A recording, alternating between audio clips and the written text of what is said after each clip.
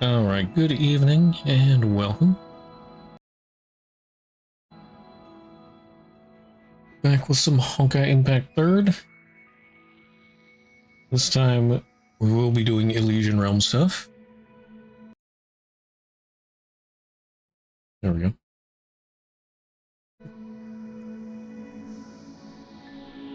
Let's see.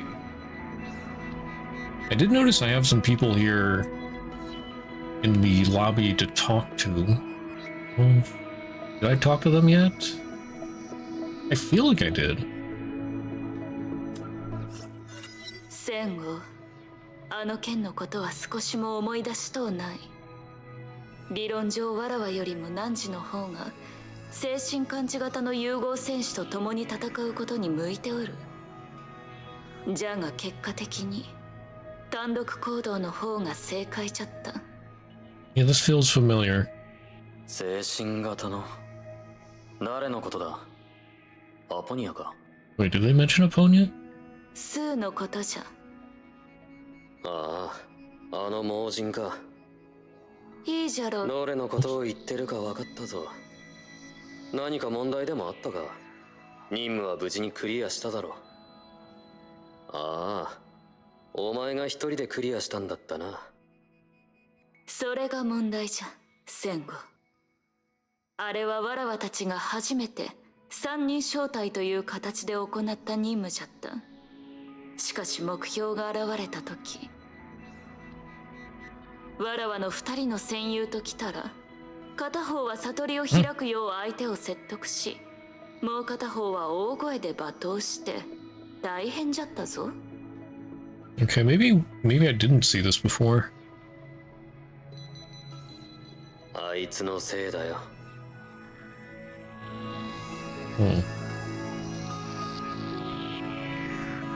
About Hua? 未来から来たラットさん、あなたとフアはもともと知り合いだったの？何が言いたいの？まあそんなに警戒しないで。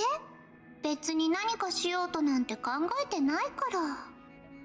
彼女はケビンと同じで新世代にたどり着いた先行者よ。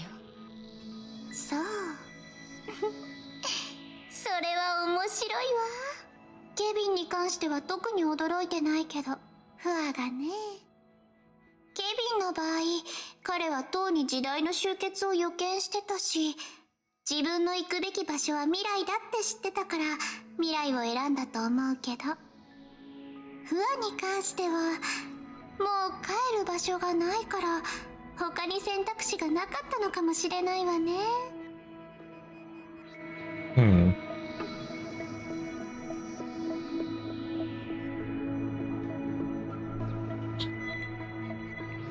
About Elysian Realm? フワ、ここには13人の英傑がいるとエリシアに聞きましたが、私が見た英傑の数はそれよりも下回っています。一種の楽園の保護措置だと思ってください。設計当初は13人の記憶を同じ人へと同時に注げるか試そうとしましたが、演算の結果それはひどい結末となりました。あなたは他の人よりも特殊ですが、順を追い同時に多くの未知の領域に踏み入れないことをお勧めします。それができたとしても軽率に試さない方がいいです。Huh? I guess I'll go in order. Why is passing all the memories to one person a bad idea? 刻印の伝承は古の楽園を通して完成するものですが、この伝承は不具合の出やすい技術です。13人の融合戦士の力を同時に受け継ぐと、それは普通の人が負担できる限界をはるかに超えます。数十回の演算の中でデータによってシミュレーションされた後継者は全員恐ろしい怪物になりました。Oh, 全員 yikes. です。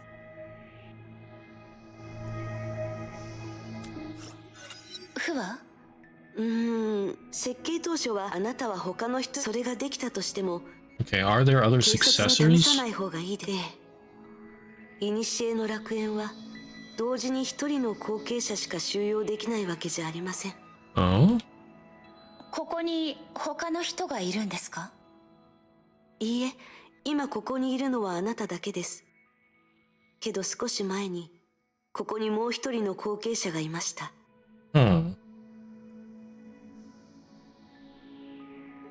私は彼女に会ったことありませんが、さくらの話によると彼女は自分で去ることを選びました。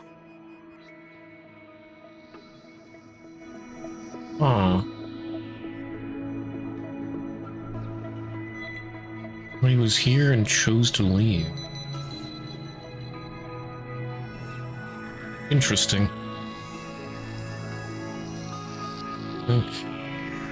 I mentioned the other day that I looked at the guide again and it said, at least when I got to the chapter 2 section, it said to read through all of the remembrances as soon as you get them. So we'll do that. Maybe do a little bit of chapter 2 story in between. It's not just all reading.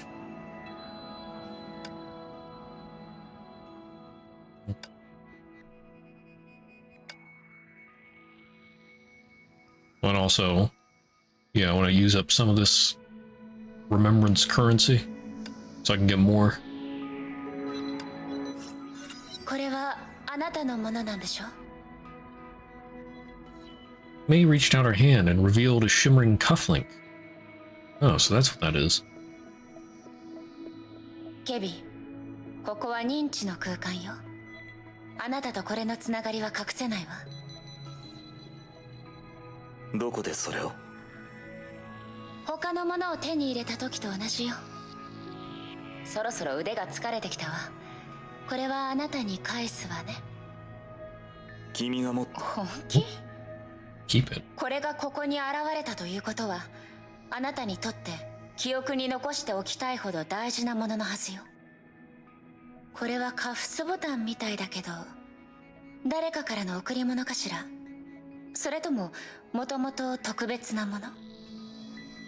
確かに僕は隠し事などしないと言ったが、そこにプライベートは含まれていないはずだ。このことに時間を費やしたくない。そういったことは本物の僕に聞くべきだ。彼なら興味を持つかもしれない。I wonder if the real him would say anything. I doubt it. それはないわ、ケビン。私から見て彼は氷みたいな人よ。執念や沈黙が彼の骨には刻まれてるみたい。今彼の記憶体を作り直したとしたら、このカフスボタンがこの空間に現れるかどうかさえ怪しいわ。なら彼は僕と何の違いもないはずだ。どうしてあなたは自分の話をしようとしないの？あなたに一体何があったの？ Why indeed. A metamorphosis. Look who we have here. Kevin. I assume this is your first visit. The girl put down a test tube and turned to face the uninvited guest. Tell me, busybody, what brings you here today? The frigid air drew closer.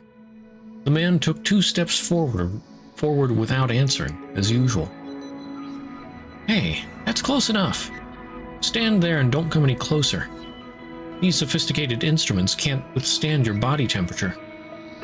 Just talk to me from there. I read the accident report, Mobius.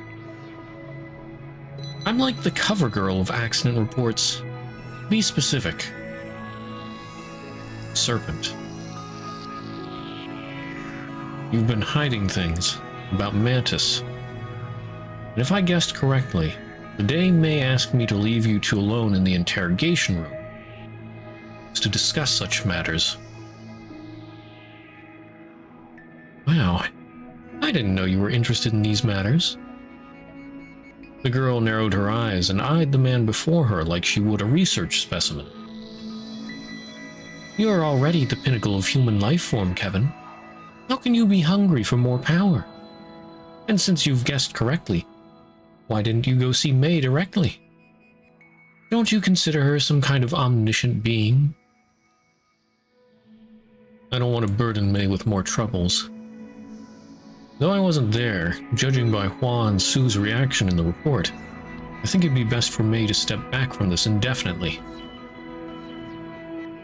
Even the mention of her name smartens you up. But is this really necessary for you? It might come in handy one day. Better safe than sorry. Fine. If this is what you want, then come with me. To be honest, I'm quite curious about whether the strongest human can be made even stronger. Almost forgot. The locker on your left contains an insulated hazmat suit. Don't enter unless you're wearing one your size. The preparations were almost complete. The girl studied the man lying on the operating table and frowned. Say, Kevin, does this remind you of the first time you became a mantis? I remember I was watching you by the operating table, just like now. Oh, May was there as well. He was even more nervous than you. I don't recall the past. Well, of course you don't. You've been living in the past, so there's no point in recalling it. Fine, fine. Let us begin, Kevin. This may take a long time. A pity that anesthetic hardly works on you anymore. You must bear the pain using sheer willpower. But I promise it'll be worth it. After enduring all the pain and suffering, I assure you that, like me, you'll feel reborn. So he already had his powers, but then she upgraded him?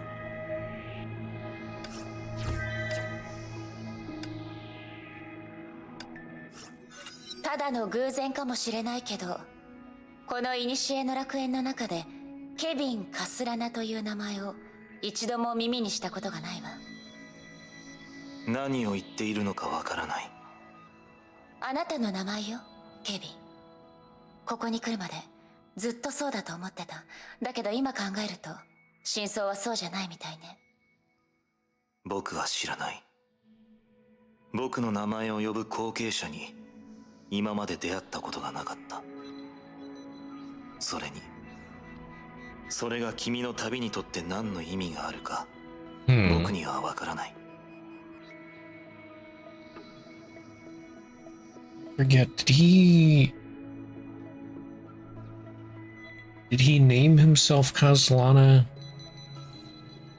at the end when he received the test tube baby of his and May's genes?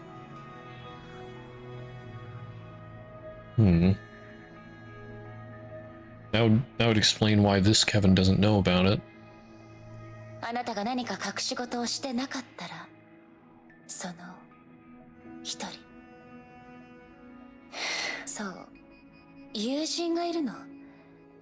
あなたと同じ名字を持ってるから、何かつながりがあるんじゃないかと思って。名字。その言葉に何の意味があるか、僕にはわからない。もしそれが君の言うカスラナであれば、それはあの時代で存在したことがない。Yeah, that must be it.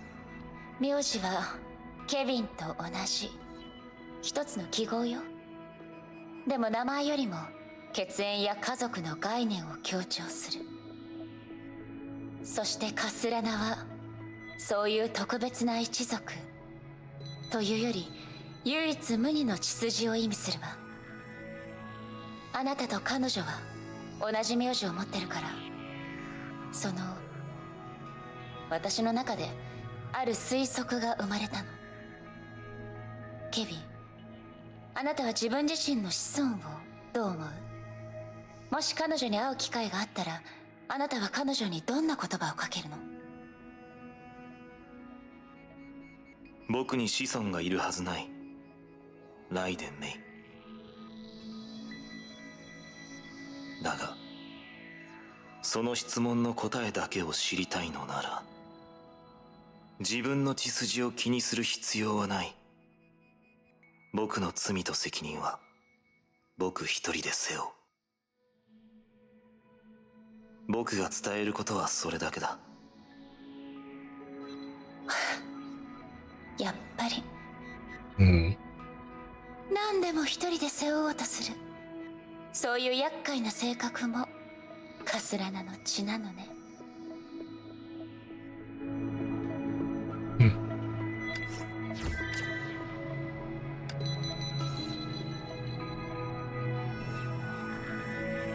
Counterattack. Is anyone still standing? The man walking fast in the passage had to doubt that. He'd covered quite a distance, but everyone he saw was in a deep slumber.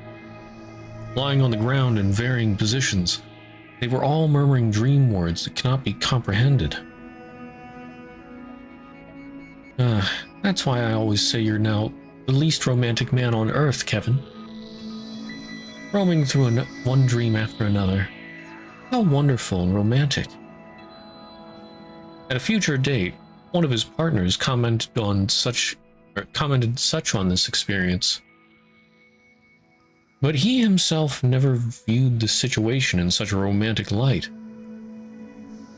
Those who had fallen were drowned in an everlasting false dream that led them to death, and those who were sober fell victim to another endless nightmare.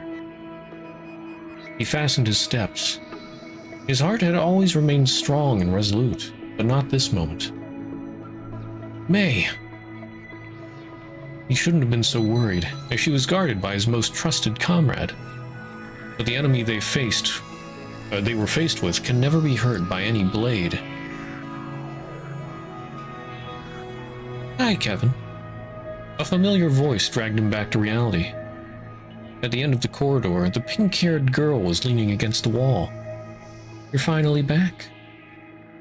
Elysia, why are you here? How's May? Relax. She's safe in the lab. But I can't say the same for Sakura. Did she fall for the 8th Hersher's trick? Yeah, fortunately she only fell asleep. Good thing I arrived on time, or what? Anyway, I've taken care of things on this side. Sakura and May are both fine. But Kevin, how are things looking on your side? I've always felt you're the one who'd be most likely trapped in dreams.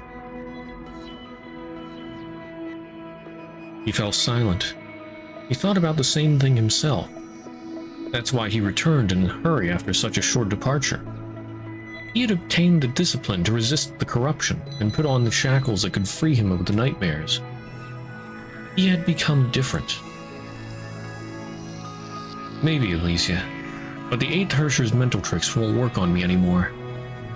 Time to strike back. Kevin, you know what?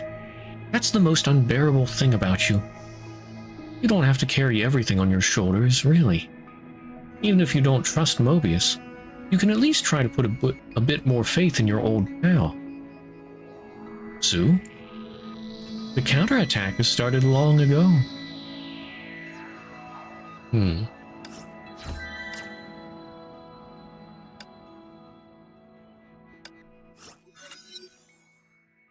あなたって本当に自分から挨拶する習慣がないみたいね。後継者を手助けすると言ってたけれど、黙っているのがあなたのやり方なのかしら？ライデン・メイ。軽率な発言は人を岐路に向かわせるだけだ。僕の考えではそれを助けとは言わない。何でもかんでも話すことが助けになるかどうかは私にもわからないけど、でもあなたの今の態度は妨害しているようなもの、それだけは間違いないわ。一体何を聞きたい？いくつかあるの。あなた以外に答えを出せる人はいないかもしれない。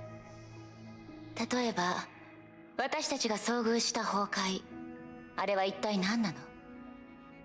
全文明はあらゆる面で私がいる時代よりもはるかに進んでいた。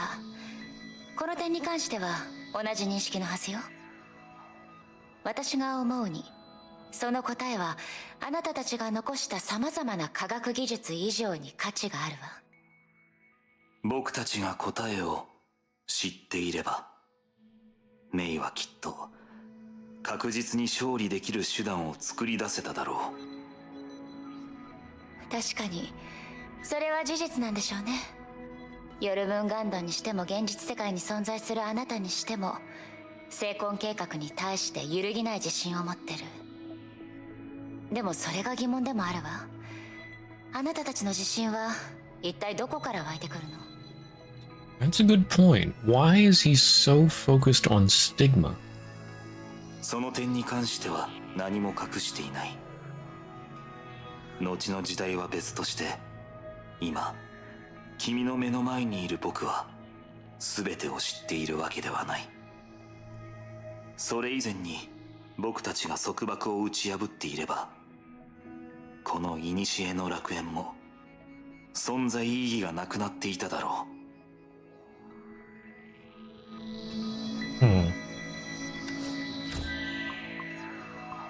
Is 11 the last one?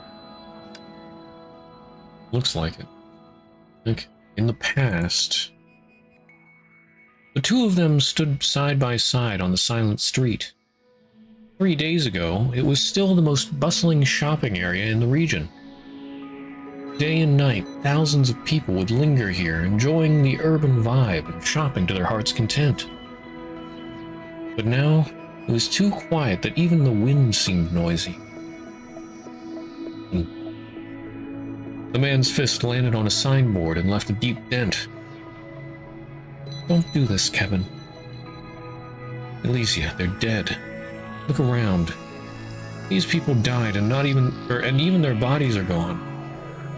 This is all my fault. Kevin, you misunderstood. I just wanted to remind you you'd have to pay for the damage. And don't say that. It's as much your fault as mine. No one could have known that 6th Hersher still had human emotions.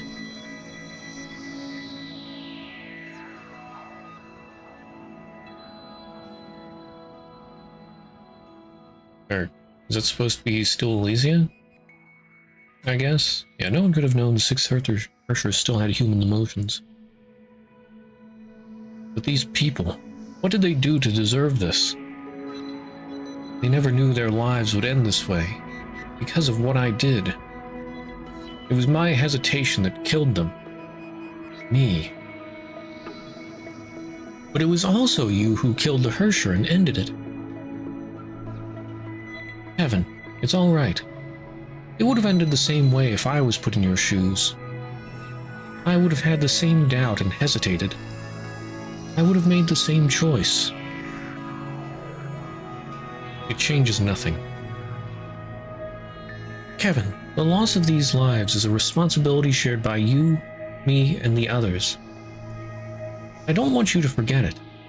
On the contrary, I want you to remember it.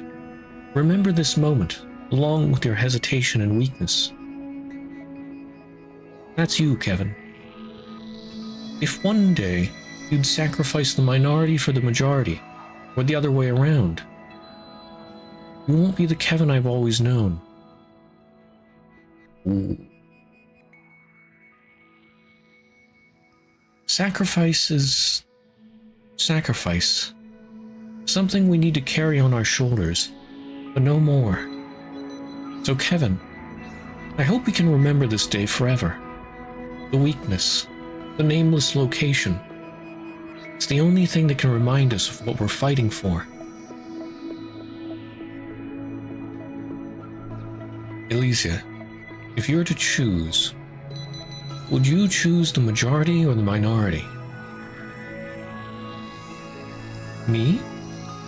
Elysia smiled and walked ahead of Kevin, leaving him only her back. Kevin, you should know there's a difference between minority and minority. In everyone's heart, there has to be a minority that's more important than the majority, or even all of it. So, my answer is probably the same as the one you'd give me right now. She turned around to face Kevin and lifted his hand to put it against her forehead. If one day you can simply pull the trigger like this to save the majority, what would you do? Hey there, Tavia. Good morning.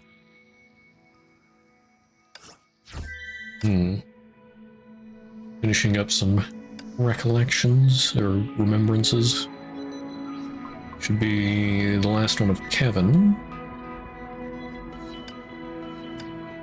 Oh, okay. Unlock Into the Deep 5 in Flame Chaser's Trial, Chapter 3. So I can't know that yet. Okay. Interesting.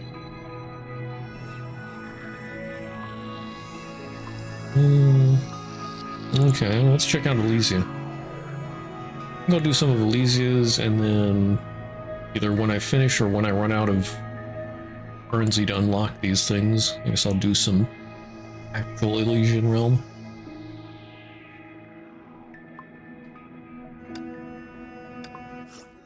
Hi, Mei. 待ってたわよ。ずっと聞きたかったことがあるの。あなたの使っている武器ってどんな由来があるの？なんだかすごそうだけど。True. そんなことないわ。私の故郷では刀と呼ばれるものよ。ごく普通の武器ね。確かさくらが使っている武器も同じタイプだったと思うけど。もちろんそれは知ってるわよ。私が言いたいのは、あなたみたいな万能で可愛い女の子なら神の鍵を武器にするべきでしょ？私に合う神の鍵は知っている限りだとほとんどないわ。それに武器は戦闘で一番重要な部分ってわけではないもの。それはあなたも同じでしょ？それとも私との戦いでは本当の自分の武器を使わなかったの？ Oh, snap. 本当の武器？それって私の美貌と魅力のことかしら？それには理由があるのよ。メイの言う通り、私に合う神の鍵も少ないの。いえ、ないと言った方が正確ね。Oh, got distracted. Well, hello again. Yeah, just say good morning. Yeah. How's it going? Going pretty well. Had a nice productive day today. Now I'm just chilling here with some story time. Nice and relaxing. How you doing? We got some juicy info already, I feel. Not many divine keys suit Elysia, none actually. Past allergy season? I'm not sure. Like, I've been using a mask and it seems to help. So I haven't really been showing signs of allergies, but at the same time, I don't think I've been noticing much pollen anywhere. So I think right now it's like between pollen seasons. I think how it usually goes is at the start of summer, I get pollen allergies, there's pollen everywhere, and then at the end of summer. So this is the eye of the storm. しかも、そのほとんどを使ったことがあるから、初めて見るものに対して興味津々になっちゃうの。Oh, and you're doing good? Good, good. Find most of them. 初めて見る。あなたが見たことのない神の鍵なんて存在するの？ Good question. Because all the divine keys were made in the past civilization, weren't they? Unless there's some new ones from this civilization. Good lurk, have a good replay. Alright. You have a good lurk. Popping in. もちろんよ。神の鍵は同時に作られたわけではないし、私たちの時代が終わるまで登場しなかったものもあるはずよ。多分だけどね。あ、そうだ。そういえばあなたに合う神の鍵だけど、 Oh? 私の美的感覚からしてまだ一つだけ選択肢があるわよ。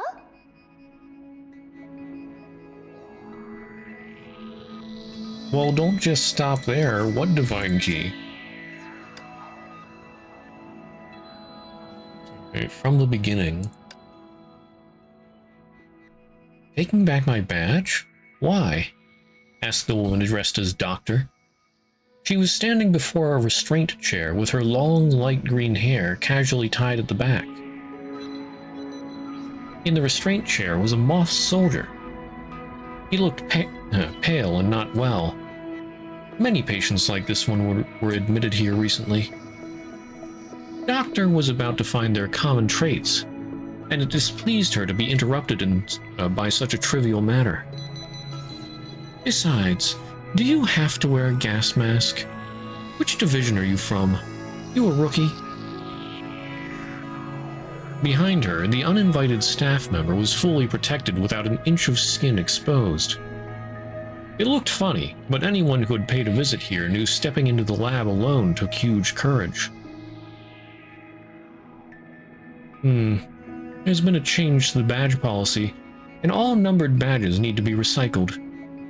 From now on, the badges won't carry any numbers. As for the mask, safety goes first, Doctor. Doctor sized up the stranger, but couldn't tell anything wrong. Fine. She didn't ask more questions. She walked to her desk and searched through one drawer after another for the badge. After 19 disciplinary notices, she finally got to the badge with the number 1 on the back and handed it over. Thanks for your cooperation, Dr. Mobius. The new badge will arrive within a week. Wait. Before the staff member turned around, Doctor stopped her. Don't take me for a fool. I'm not sure what you mean. I know you all try to keep things from me. You come up with all the excuses in the world to keep me in the lab. But I don't necessarily see something to know it, or don't have to necessarily see something to know it. The second Honkai eruption. How is it now? Oh, so you went to ask about this. Things aren't looking good, but it's only temporary. Huh? As far as I know, an adorable and powerful girl has just joined the Moths as a fighter, and I believe she'll be the key to solving the crisis. Where is she now? I have to think about this. She is applying for her own badge right now. Yes, a unique badge. After all, she has to dress up for her debut mission. Don't worry, she'll be at the front line in no time. I promise. I think that must be Elysia.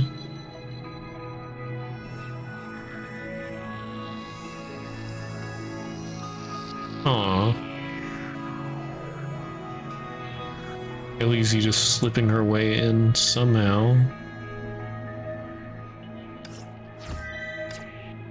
Well, I mean, it is one of Elysia's stories, so wouldn't make sense to not have her in it. Yeah. So she took the badge from Mobius. Just joined the Moths as a fighter. Believe she'll be the key to solving the crisis. Yeah. But there was that one thing from May in somebody's recollection about when did you all know Elysia from? She just sort of appeared someday. メイはずっと私のそばにいるようになったわね。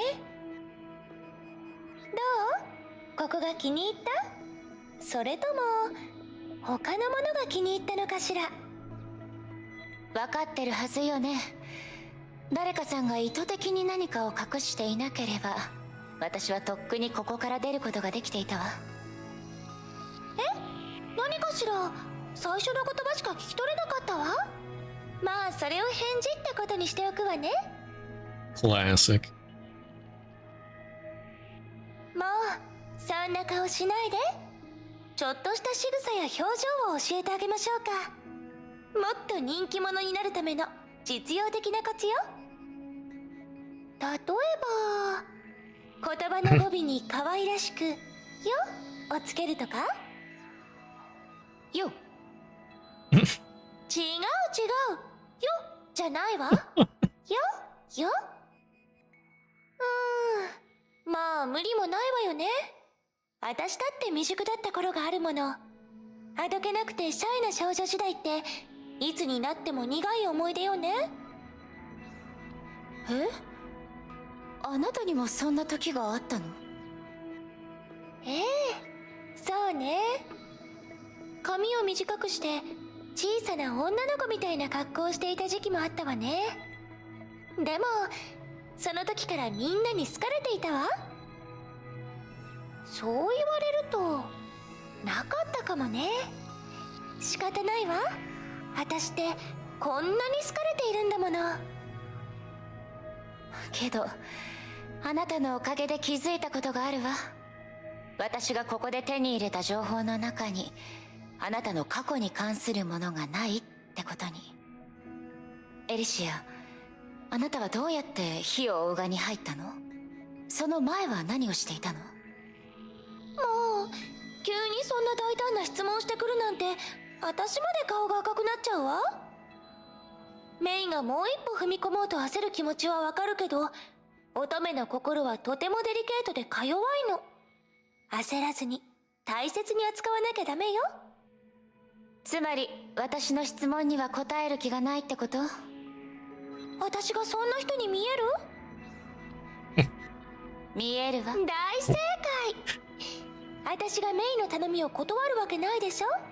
ただ一朝一夕ではできないこともあるの。時間をかけてお互いのことを知っていきましょうね。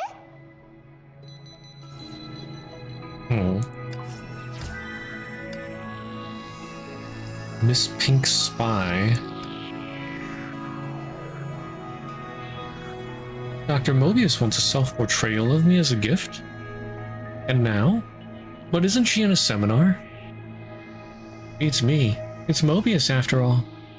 Only a handful can understand her wild ideas, right? But... Fine, I'll go now. After a moment of hesitation, Klein dropped the report and left the lab. Mobius had thrown no small number of strange requests at her, and she had gotten used to it. Only this time...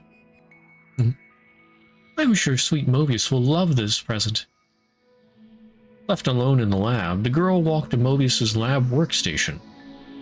After all, it's a lie with goodwill to bring them closer together. Alright, now's the time to satisfy my burning curiosity. Elysia tapped at the bench with her fingers and looked to the password box on the screen. Let me guess, sweet Mobius, what your password is. I'll try Elysia first. Wrong? That broke my heart.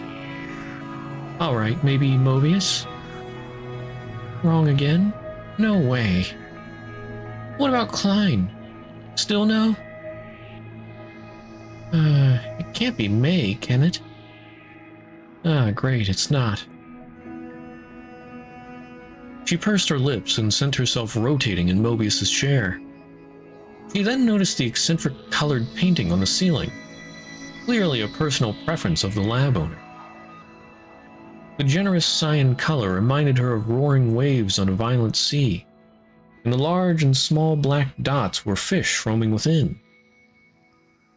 Her eyes moved to the walls, where all sorts of plant and animal samples were hung. Some she had seen, and some she had not. Something seemed to come to her mind. A rough idea was formed in her head. From the sea to the land, and from cells to life. Mobius. She knew what the password was. Password confirmed. Ah, I'm so smart. Her voice was filled with joy. I love everyone, and of course we know how each other thinks. Let me see. Search record. Oh, found it. Her big eyes reflected the large paragraphs on the screen. She touched her chin and her smile became mysterious. Ah, sweet Mobius. Of course you're investigating me. Enthusiastic to everyone.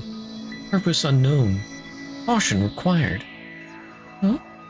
How can you say this? I'm always sincere. Lost to Kevin, but from her later performances she seems to be holding herself back. Oh no, I'm not. I'm no match for Kevin, really. At least for now. Adjusts her leg ring position based on the day of the week. Whoa, I'm so glad she noticed this. Changes her hairstyle slightly every day, possibly based on her mood. You got it wrong. It actually changes according to the weather of the day. I'll put a note here. Talks in a seductive way. Can be taken for reference. Maybe this is why more people are willing to take her experiments recently. Did I ask you for tuition fees? Never mind. You're my bestie after all. Claimed to have taken the metamorph surgery after Kevin and before me. I have memories to support this, but no relevant details can be found in the records. Suspicion remains.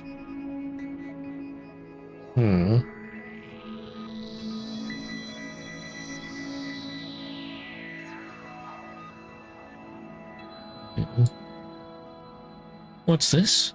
It looks different from any other file. Wow, it's really something. Before she could turn to the second page, she was interrupted by a familiar cough sound. She looked to the door wearing her iconic naughty smile. Hi, sweet Mobius, you're back. I happen to have a question for you about something called Project Stigma.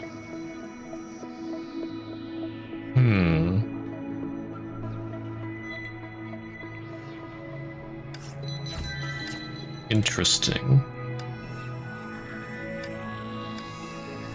Oh, okay, I can't read any more there for now. Alright. There's still a bunch left for her. Well, 4. Alright, how about we do a little bit of Chapter 2. Oh, that advanced the chapter progress. Okay.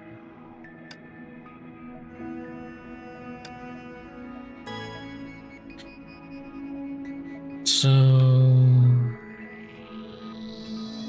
here, we'll do the secondaries first. About Elysia 2. Wait a minute. Raven? Was she the other one? Or the other, successor possibility? そういえば、最近フードを外す頻度が高くなったわね。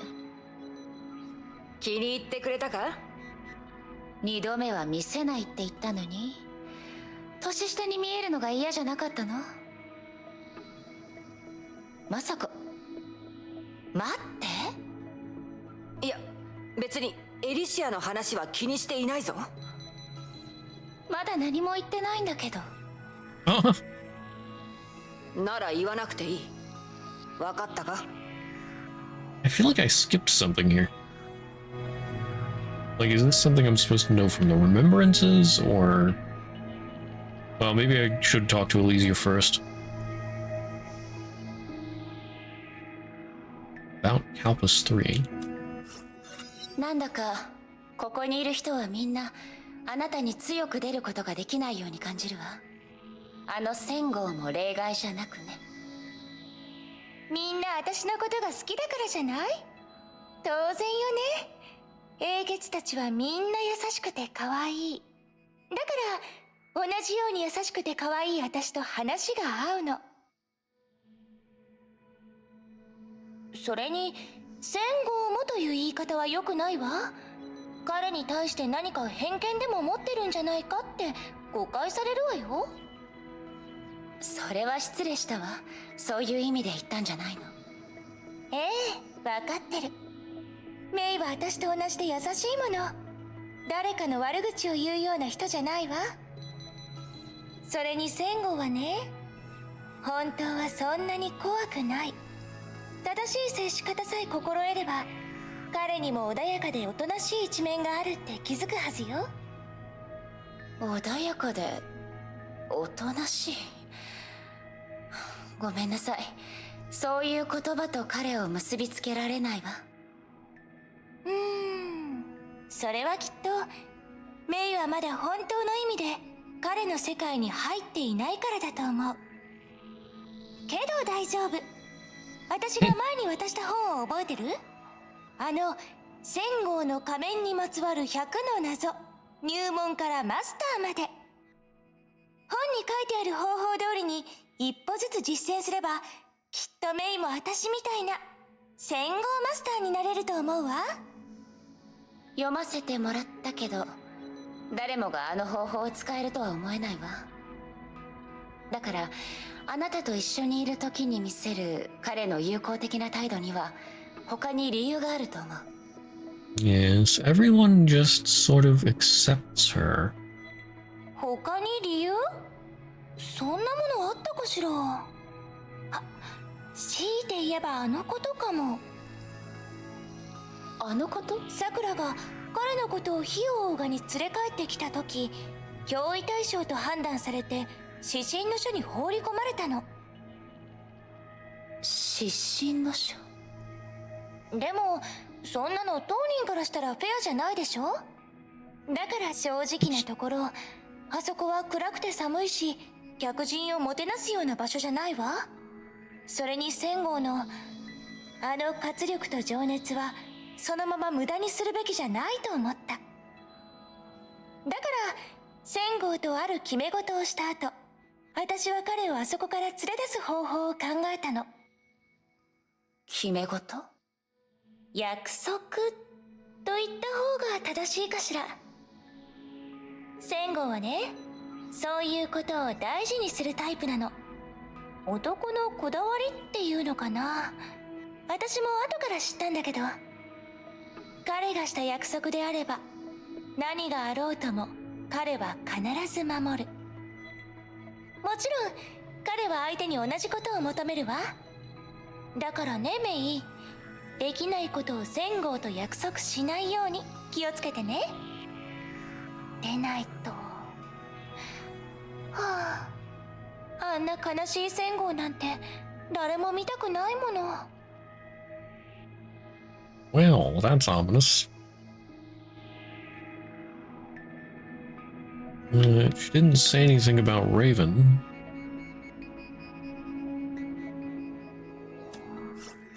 やあ、来訪者。久しぶりっす。あなたはあまりここに来ない気がするわ。ここに存在する僕は典型の一瞬の虚像に過ぎない。虚像である以上、ここに姿を現し君の決断の邪魔をする必要はないだろう。けどあなたの仲間はそう思ってないみたいね。一部からは高い攻撃性すら感じたわ。許してあげてほしい。それが彼らが人であった証でもあるんだから。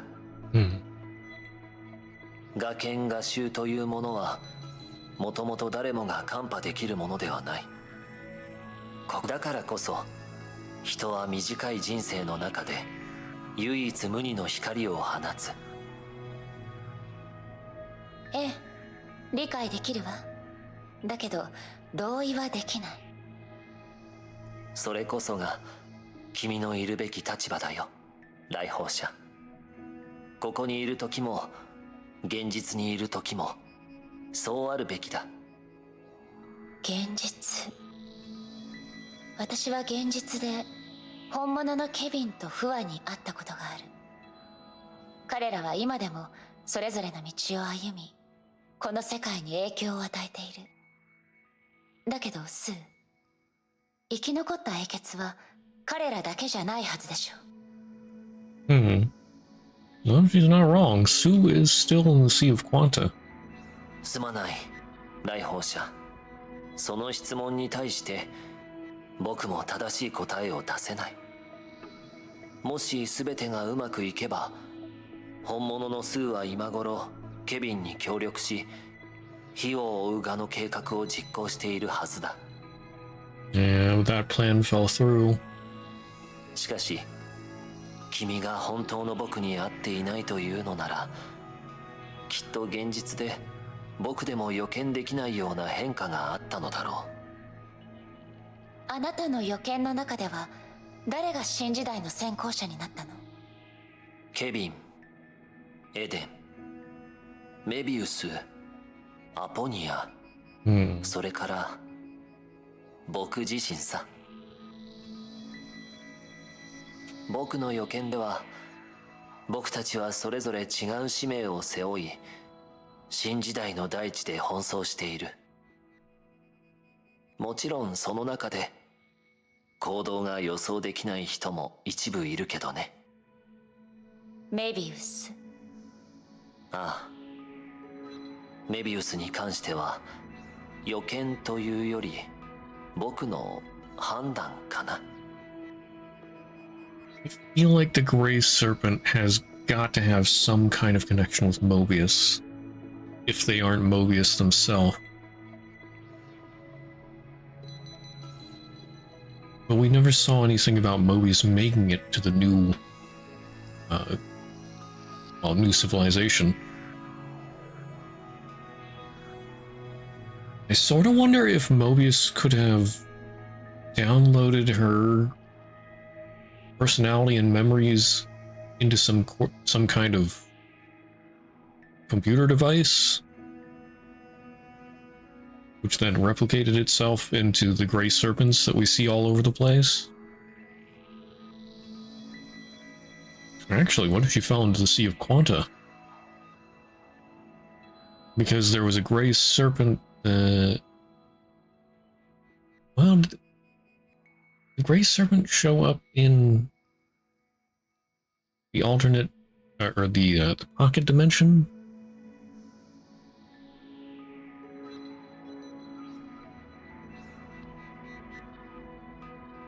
No, I don't think they did. The Gray Serpent, I think, gave some stuff to some of the people that went into the pocket dimension in Durandal. But I don't think the Gray Serpent actually went there themselves.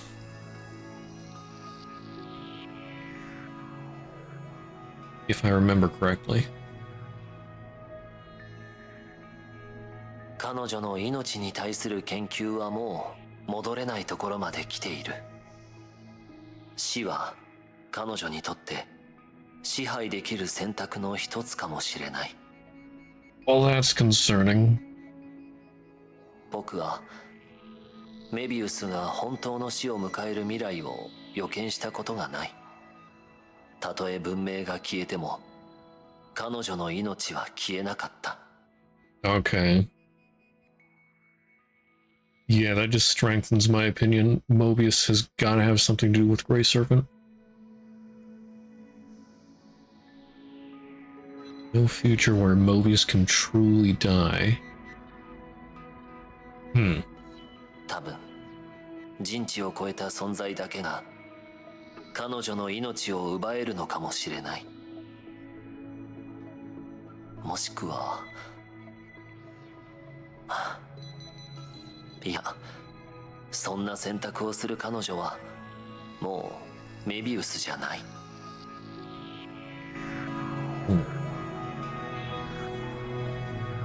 Okay, but there's still nothing about Raven, so why is she here? And apparently have something to do with Elysia. Calpus, about the past 4. 支配の鍵か。どうやって手に入れた？前にフワからもらった剣のことかしら。フワにもらったんだけど、どうかしたの？他に支配の鍵を持ってる奴がいるのか。フワ、メイ、また嘘。まだあの時のことを気にしてるのね。なんだ、あの時の俺を理解してるのか。理解まではいかないけど、あなたが支配の鍵を使って何をしたかは知ってるわ。ずいぶん前にあなたは支配の鍵に接触することを火を追うがに禁じられた。そうよね。お前は死に急いでるのか。なぜそれを俺に聞くんだ。なんでもない。噂が本当かどうか検証してみただけよ。何せ100本以上の支配の鍵を壊すのも簡単なことじゃないもの。残念ながらその中に俺の本当に壊したい支配の鍵はなかった。うん。どんな意図があってそんなことをしたのかしら。律者としてあの海で死んだことはエイマーにとって一番屈辱的な終わり方だった。あいつだけが本気で俺を殺そうとした。だから俺がこの手であいつを殺すのが筋ってもんだろう。神の鍵になるべきじゃない。俺以外誰もあいつを使う資格はないんだ。その後に起きたことを考えたらあなたは。巡り合わせだ。人生というのはそういうもんだろう。まさかお前のその姿も運命だというのか、律者。それでいいんだ。少なくとも俺が融合戦士になった後、エイマーに最も純粋な結末を与えられた。あいつには似合わないが広大な結末だ。お前の持つその剣が全てを見届けた。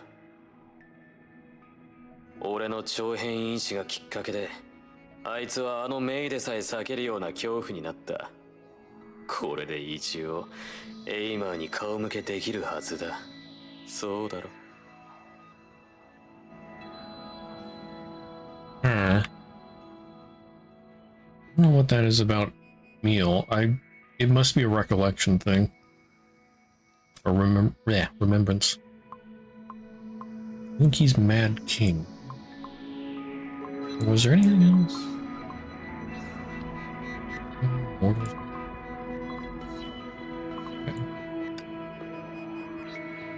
Reflection.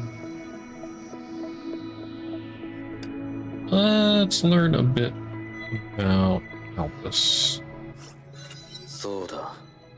飛天。かつて俺をそう呼んだ人間もいた。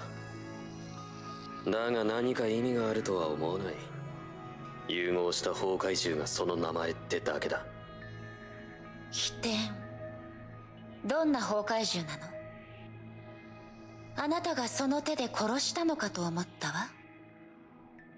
だとしたらそいつは何も残らなかっただろうな。そしてあの狂人の手でこの身に突っ込まれることもなかった。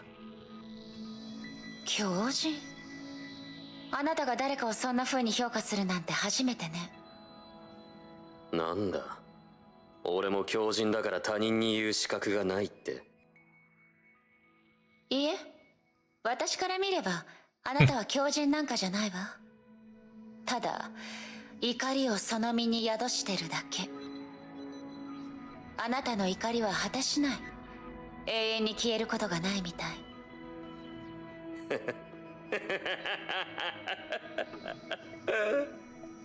そうだ、怒り。全てを殺し尽くさなければこの怒りは決して消えない。戦闘の意味はとっくになくなった。怒りさえも消えたら、俺にとってあいつらにとって、それは裏切りと何の違いがあるというんだ。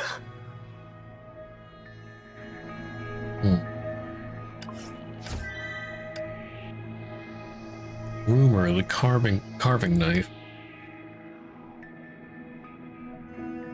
Ah, yes. I do know quite a few things about him. But it's all just stuff I've heard. Promise me you won't tell anyone else. He wouldn't stop attacking even after defeating his enemies? Come on, this kind of thing is no longer a secret. Everybody knows his fighting style. So you want something juicy. Okay, what else? Oh, right. You know, a while ago he was temporarily transferred to another base, and a friend of mine was assigned to help him move? And guess what? Half of his luggage was filled with all kinds of stuffed animals. Can you believe that? I mean, that man is like a brutal beast. Who'd have thought... Hey, don't say that. There's nothing wrong with boys playing with stuffed animals. But, Elvin, are you sure this is true? I think I've heard another version of this story. Oh, you mean the one about the wooden figures, right? Someone found a lot of small figures carved out of wooden blocks in his room, and the faces of the figures were kind of messy. Guess sculpting isn't really his thing. Which makes sense, though. For someone who spent most of his time on the battlefield killing, it's normal to be this bad, or to be bad at this kind of thing. So, this version of the story also came from you? Which one is true? Well, both are true. It's normal for people to change hobbies, right? Here, check this out. This carving knife is evidence. My friend found it when he was helping him move.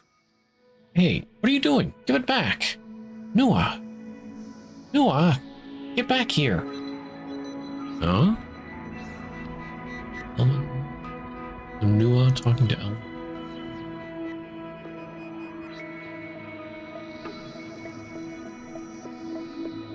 Oh.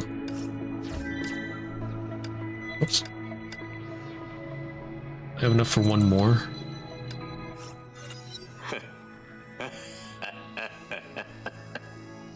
機嫌が良さそうね。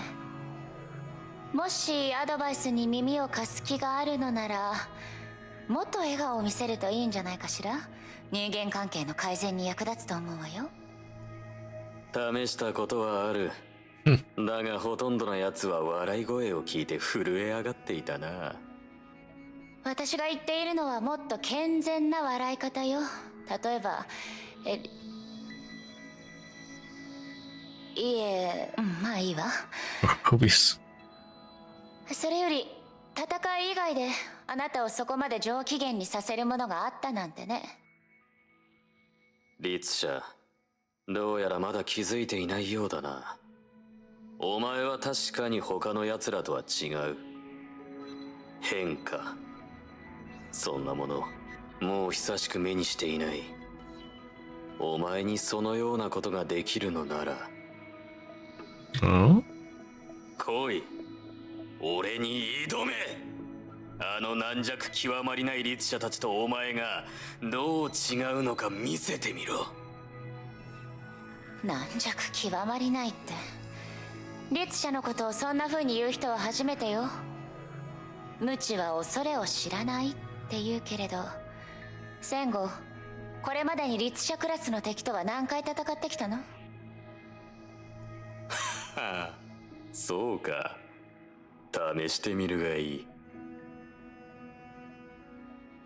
Kalpus started to count with his fingers.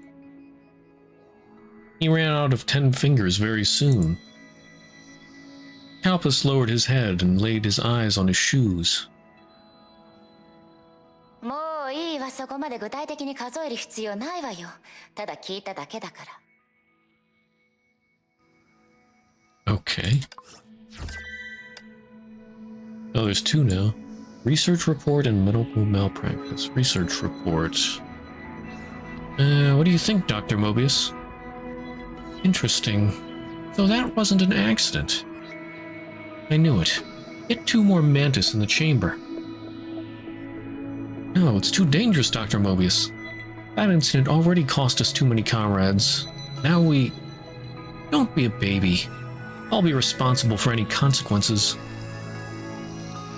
That's what you said last time, and the one who ended up being demoted was... Get off my back. Fine, I'll do it myself. Doctor? I don't believe for a second that anyone would inherently possess such unimaginable power. But even I can't find any traces of modification. Who exactly did this? Get to the bottom of this. I'll find you. Wait, would it be... Dr. May, my dear friend, do you have some secrets that you kept from me?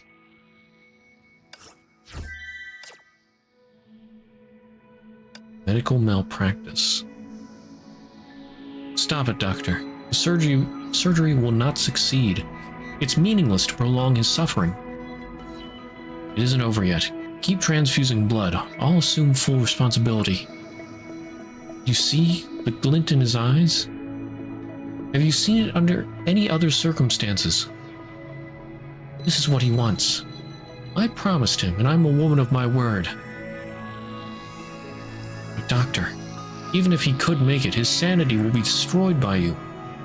Have you forgotten what he had done? You're creating a Herrscher-level monster. The security here doesn't stand a chance against him. We'll all die. Don't fret. Don't fret. Continue. A man in the shadows spoke, his voice a chilling sleet. An outlandish greatsword rested on his lap. Only one will die today. Dr. Mobius, perhaps you perceived the glint in his eyes wrongly. But it's too late. I'm so confused. Outlandish greatsword. Would that be Kevin? Not wanting to lose another? Perhaps you perceived the glint in his eyes wrongly. Too late.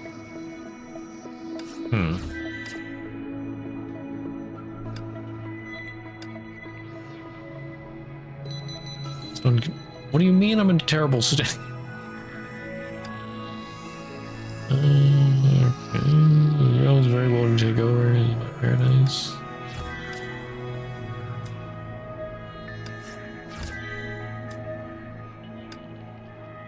Okay. Yeah, the chapter progress is different. Right, so what if I switch back to chapter 1?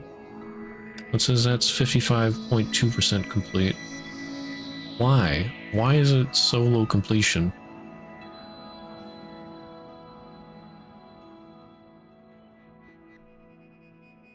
And why did this completion not count for that?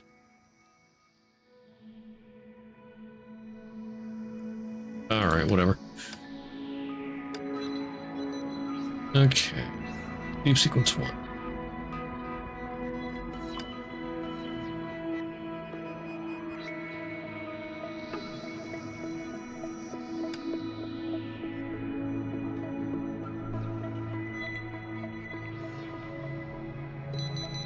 Variable arms. Oh, that's right, they added variable arms, yeah. Let's put it down to 2.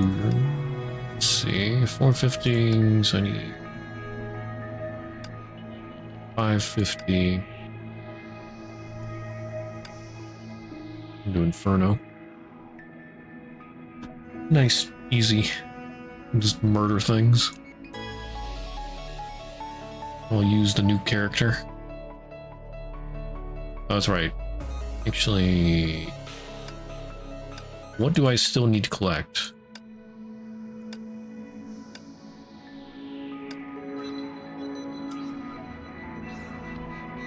Oh, there's Mobius. I don't really want to get Mobius though.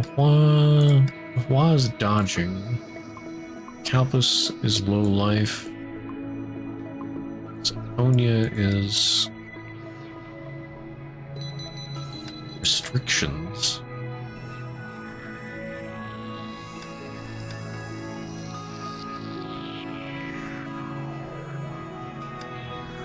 Maybe I should work on Aponia? Oh yeah, using weapon skills reduce. Eh. Oh, there's Partaphilus. He dreams, self-set, and joy.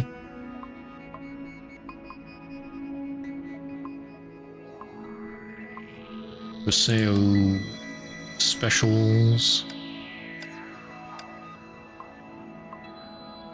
Work on Partaphilus. That's a good one.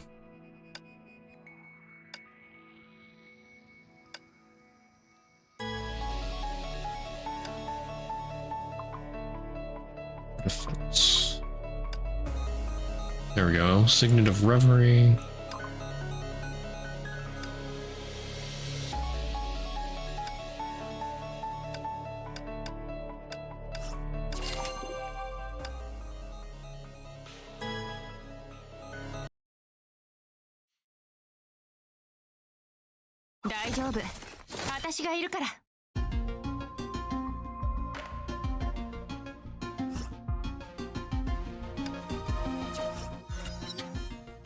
Let's see. During charging, Ultimate does more damage. Oh wait, no.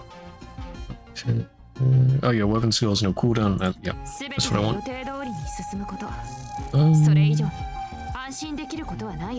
I don't even have this new Helia's weapon.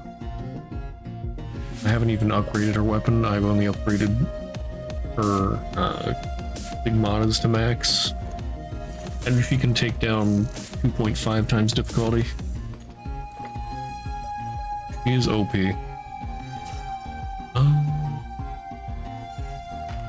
Shouldn't have used a reroll.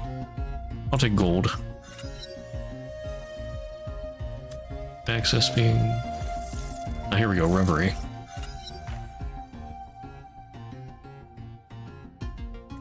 Grow the number of shiny silvers owned. Start that early.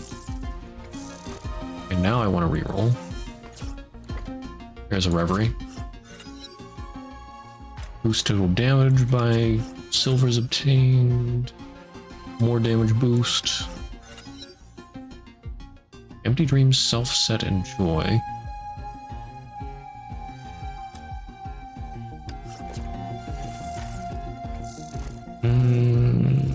Get some helix.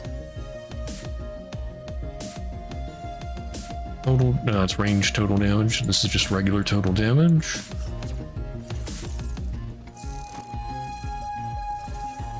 Gold.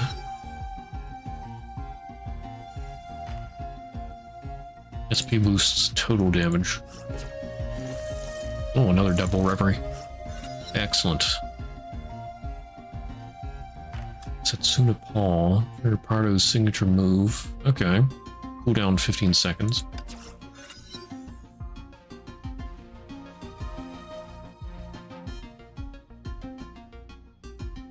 Kills grant bonus shiny silvers. Take it. Best to get that earlier. And now, me smash.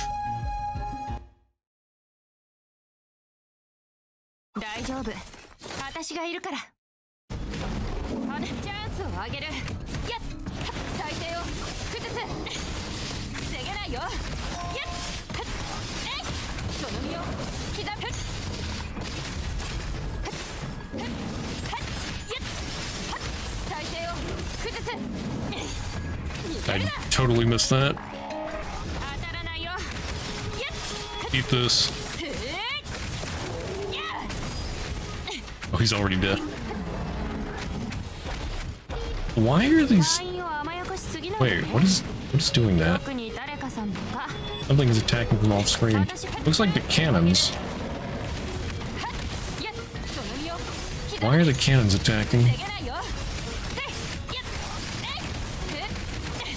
I thought you had to, like, buy them first.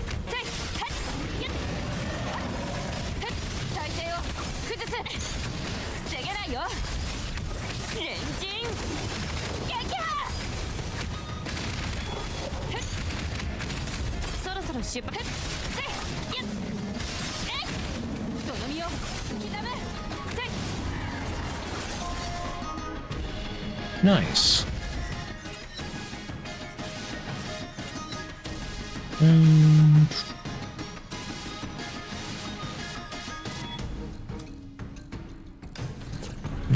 Okay.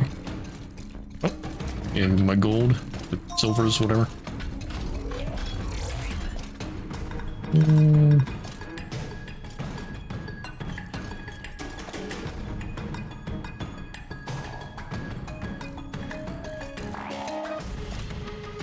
Let me helix, because I think I just need one more.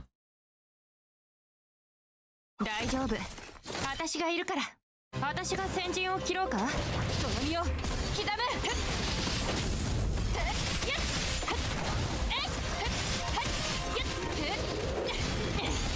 逃げるな。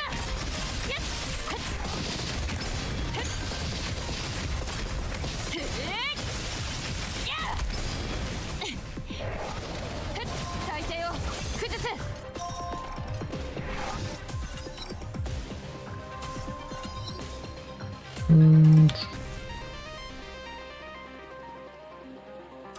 Who's going elemental damage from charged? And holistic helix.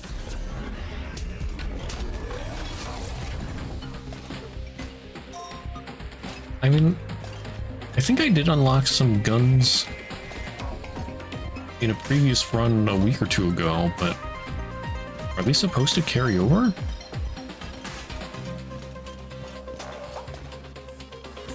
Yeah, I want the special buffs. I can get the right one. That should really boost power.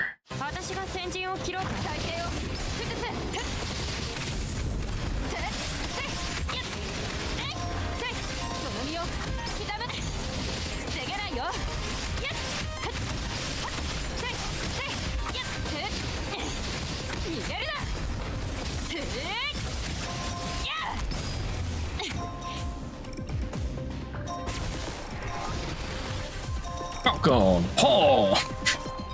こんな風にしてるけど、本当は私も忙しいの。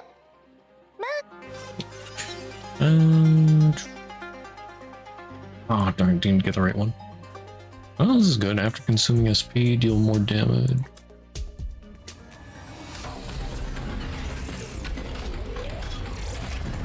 Oh, I can get another one. I'm gonna be so OP. It should be guaranteed, I think.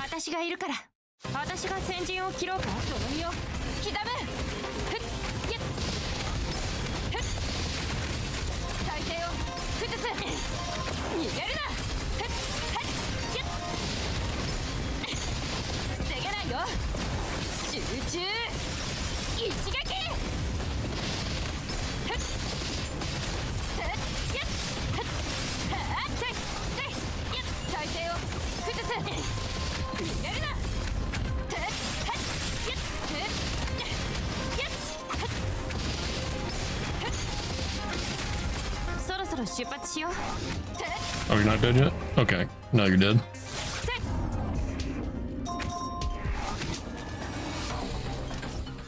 あなたの戦う姿は綺麗で舞い落ちる花みたい。There we go, Astral Ring charging.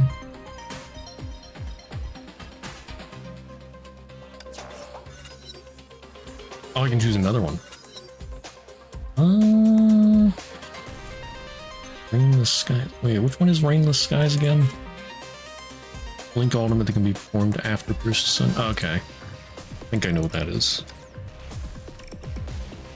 Yeah, I want that. Backstepped firing. Okay, but I need to work on Artifelis, but she's not here. ESP. 大丈夫。私がいるから。そろそろ出発しよう。体勢を崩す。防げないよ。はい。やっ。はい。その身を刻む。せい。やっ。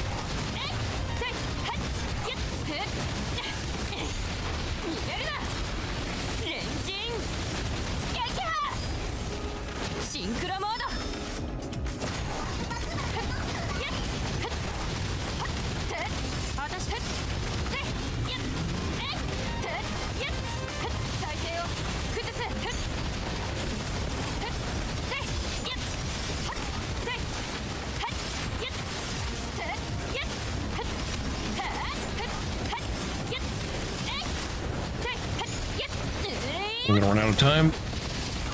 Won't be able to do my super attack. No! Darn it. Though for not being an astral, whatever that is, state.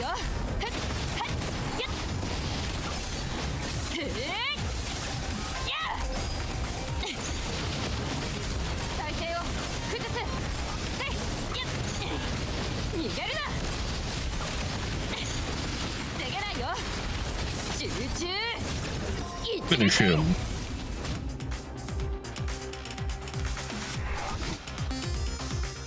昔のオペラにマイクはなく、役者の歌声だけで会場に響かせてた。そういう役者たちのことを尊敬してるし、自分の力を頼りに答えを求めるあなたのことも尊敬してるわ。I'm not sure if it's just because I haven't read these in a while or because I've started chapter 2, but it feels like they're saying different things now.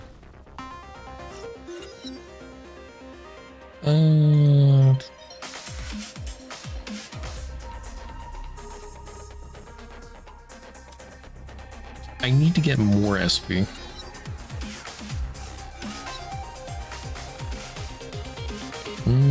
Oh, this is a really good Aria of Gold. Restore a lot of SP.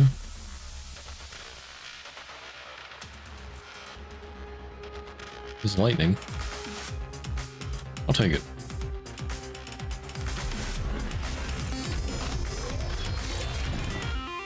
Oh, that's Reverie, isn't it? Yeah.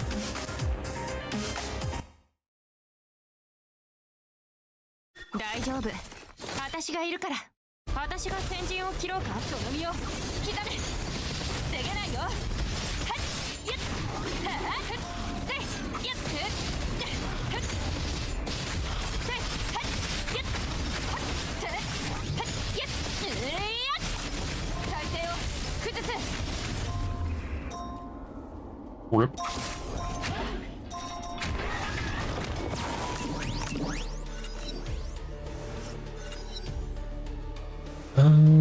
Okay, boost max SP, I think.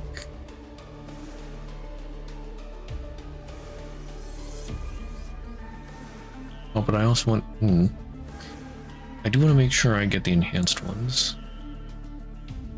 I don't remember which ones exactly I need. This is not where we die.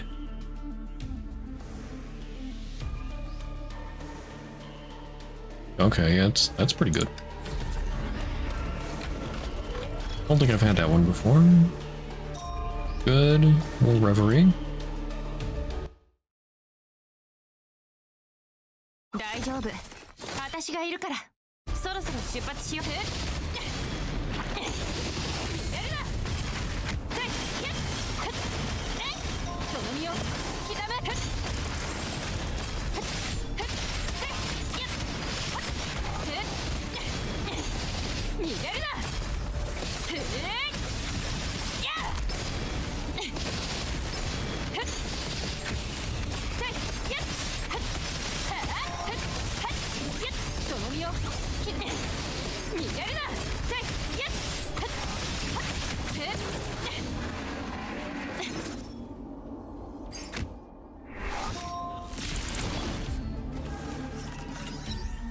Slice and dice go burr.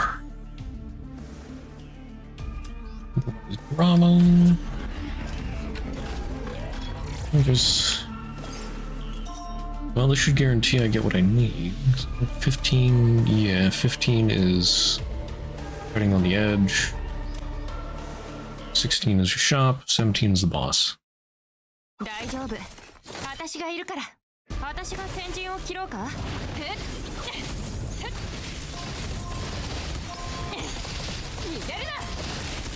I just need to kill as many of these as quickly as possible.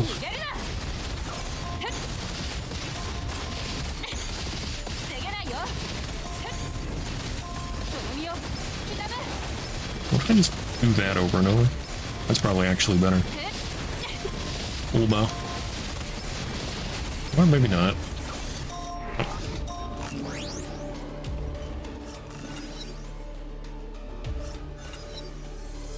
Yeah, I guess I have everything. Boost max and... I don't know what that means, restore... Oh, I guess per second. Yeah. Man, that should build up to be a lot.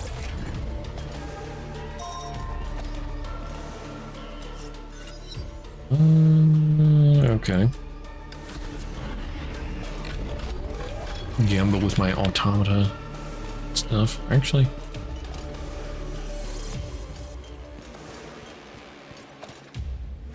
Oh. Yeah, at one point I bought those weapons and I guess they just carry over between weeks.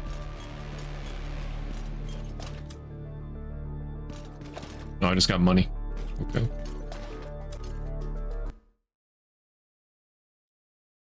Shopkeeper, give me your entire stock. 私がいるから私が先陣を切ろうか。久しぶり。新しく入荷したものを見てみる？割引中だよ。 Restore SP per second. Boost total damage on alt. Honestly, I could just probably buy everything. Bonus SP regen.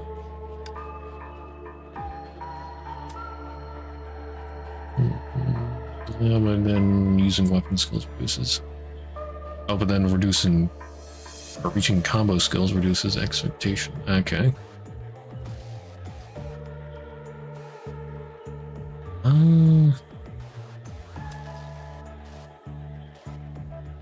Okay, I'll take that. I'll get that anyway. May come to nothing, but whatever. I have money. Alt inflicts rend. You know what, just buy it all. I can buy the entire shop.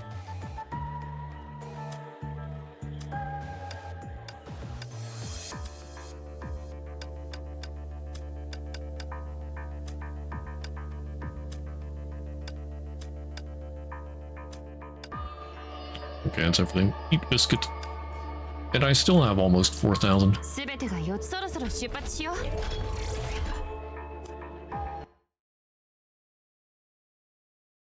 大丈夫。私がいるから。そろそろ出発しよう。チャンスをあげる。やっ。Okay, now I should actually be able to do this.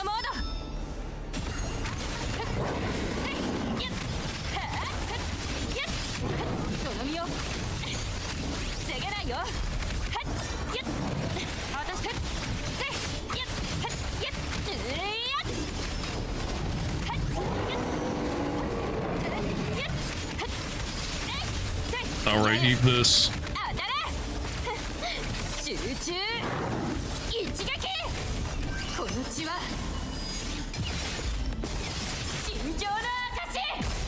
Hell yeah. Although that didn't do much damage.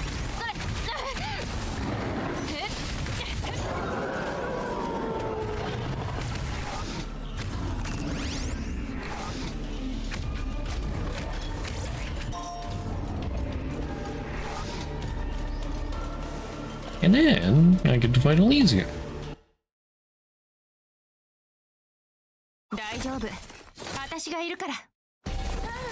Hi, Elysian.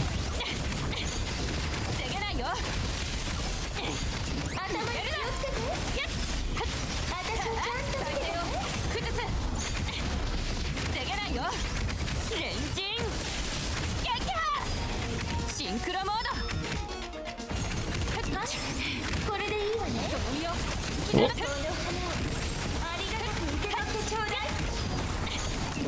Bye, Elysian. ヘリアのやり方で未来を切り開く。I love the new battle suit.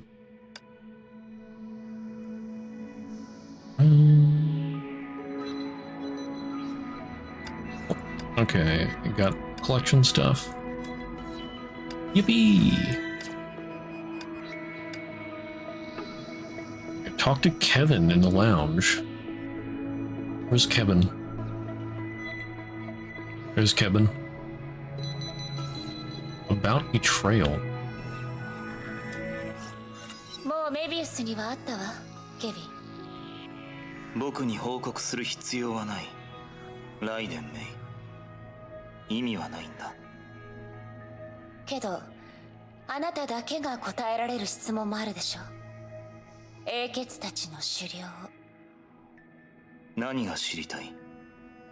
メビウス。彼女が見せた狂気と悪意は、彼女も英傑の一員であることを疑うほどのものだっ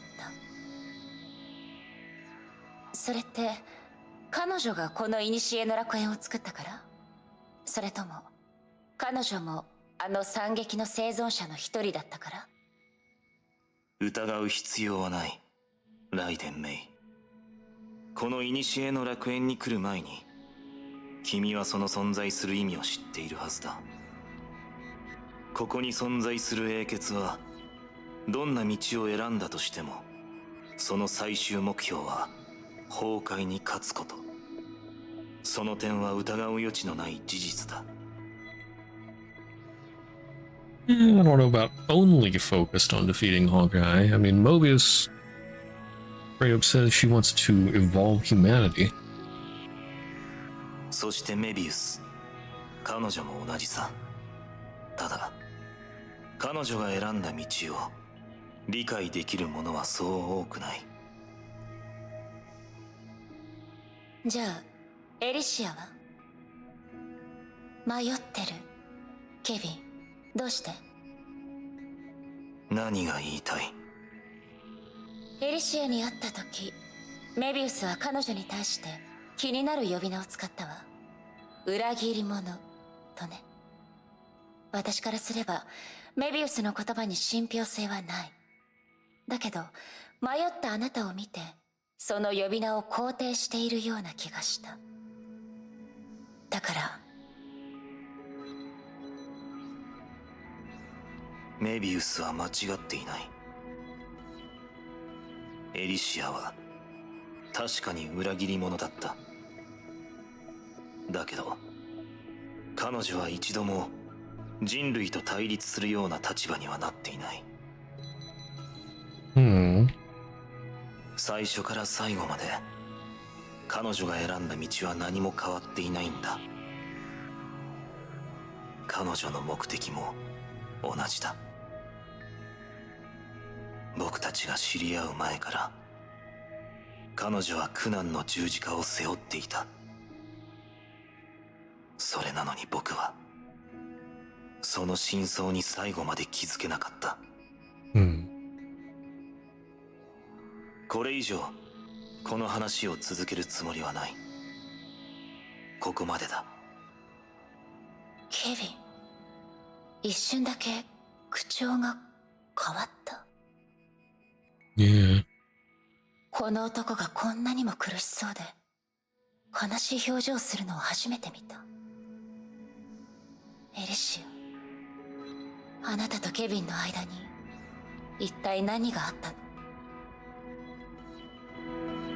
の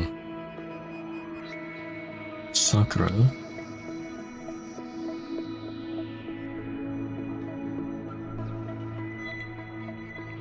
About the deep end. エリシアから聞いたんだけど、サクラがセンゴを火を追うがに連れ帰ったのね。ああ、しかしそれはわらわの意志ではない。わらわはある任務の途中で彼と出会った。その時わらわたちの間には少しばかしいざこざがあった。その時のセンゴはまだ融合戦士になってないはずだと思うけど。ああ、しかしあの時あれはすでに融合戦士のわらわと戦う実力があった。そしてそれは火を追うがの上層部が彼を基地へ連れ帰らせ指針の書に閉じ込めた理由でもあるのじゃ。指針の書。エリシアもその名を口にしたけど、一体どんな場所なの？すまぬメイ殿、わらわはあの場所に行ったことがないゆえ正しい答えを教えられぬ。他の人より毒用メンバーのあなたなら詳しいと思ってたわ。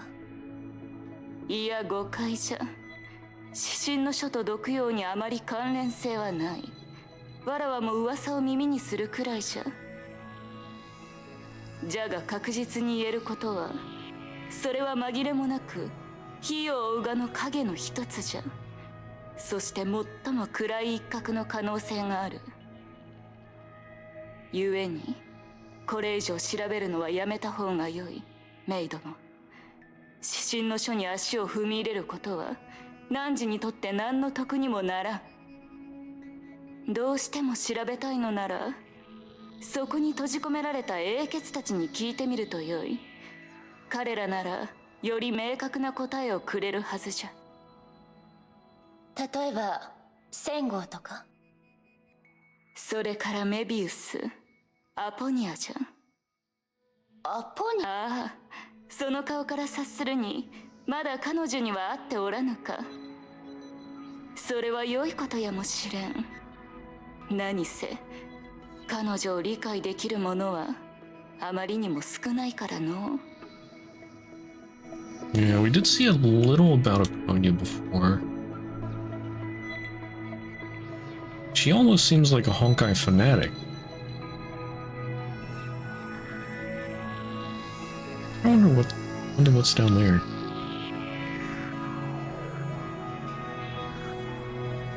Optimobius.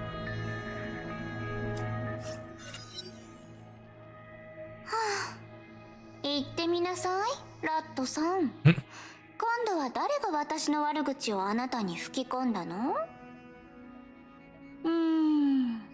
言いたくないの？いいわ、当ててみるから。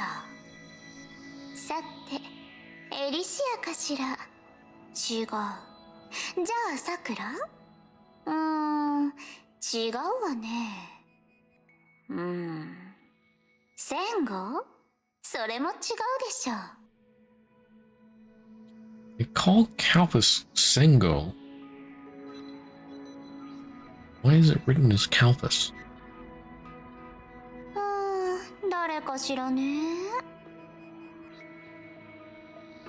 The snake-like chair slowly levitated and closed the distance between May and her. They were so close that May could see her reflection in her snake-like eyes. She couldn't help but take a step back. あら、どうして避けるの？私がうっかり転んだら責任を取ることになるわよ。いい加減にしてメビウス。おままごとに付き合うような気分じゃないの。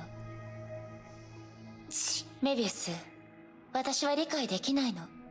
どうしてあなたは後継者を変えることにそんなに積極的なのかしら。時にこんな錯覚すらも覚えるわ。ここに存在するあなたの目的は最初から伝承なんかじゃなく変えることにあるんじゃないかって。Yeah. でもそういうことは記憶体のあなたたちにとって意味はないはず。一つの可能性を除いて。Unless... メビウス、ここにいるあなたは本当にただの過去の記憶なの？ライデンメイ、賢いラットさんね。ますます興味が湧いてきたわ。Mobius reached out her hand to May. Even in the warm light of the garden, her arm seemed pale and translucent. A mistake by the creator. This thought suddenly came into May's mind. その通り。ここには最初からメビウスの記憶体なんて存在しない。今あなたの目の前にいるのは、唯一の本当の私。本物のメビウスよ。信じられないのなら私と握手してみる？それは何の証明にもならないわ、メビウス。具体的な原理はわからないけど、楽園の中では記憶体との触れ合いが可能なはず。あら、私の言葉に驚いてないのね。ラットさん、偉いわ。Mobius took back her hand and feigned applause. Something metallic flashed between her fingers for a moment. Was she gonna like try and draw her blood or something? どうやらあなたと一緒にいるときは少しも油断できないよね。律者のお姉ちゃん、何言ってるの？ That or inject her with something. よくわからない。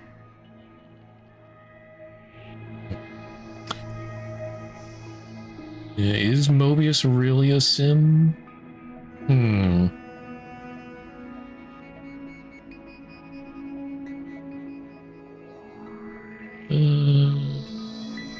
Yeah, how many remembrance thingies do I have? Quite a few now. Wait, am I able to level this up? Yeah, okay. こうして考えてみると、英傑たちには純粋な戦士であること以上にもっと重要な役割があるよね。Yeah, I want to know more about Calpus. むしろあなたみたいになんだ Rare type among them. 俺だけは戦いしか脳がないとでも言いたいのか。あなたがどうしてもそう思いたいのなら仕方ないけど、でもそれで頂点まで上り詰めるなんて容易なことじゃないわ。私の時代ではあなたのように他人を踏みにじることに熱心な人を見たことがない。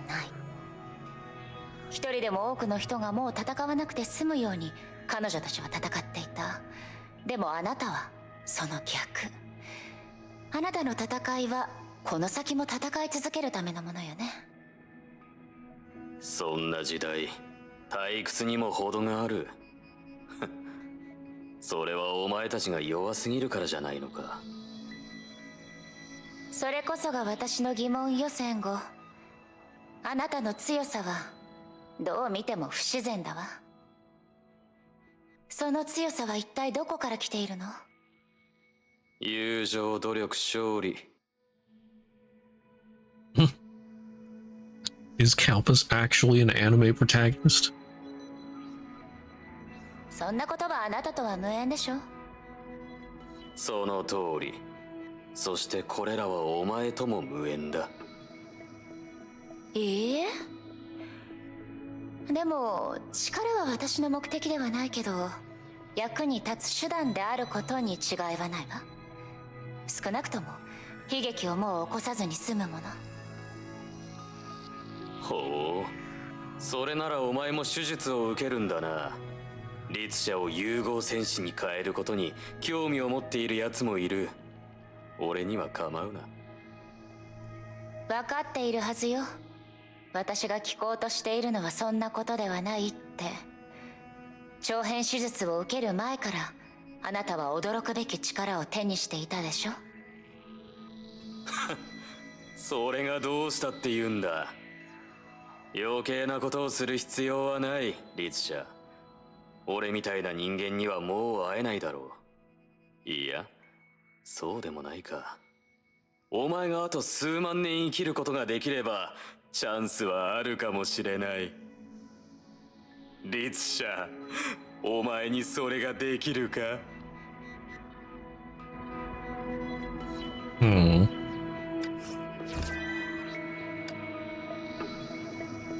？Heartsbane.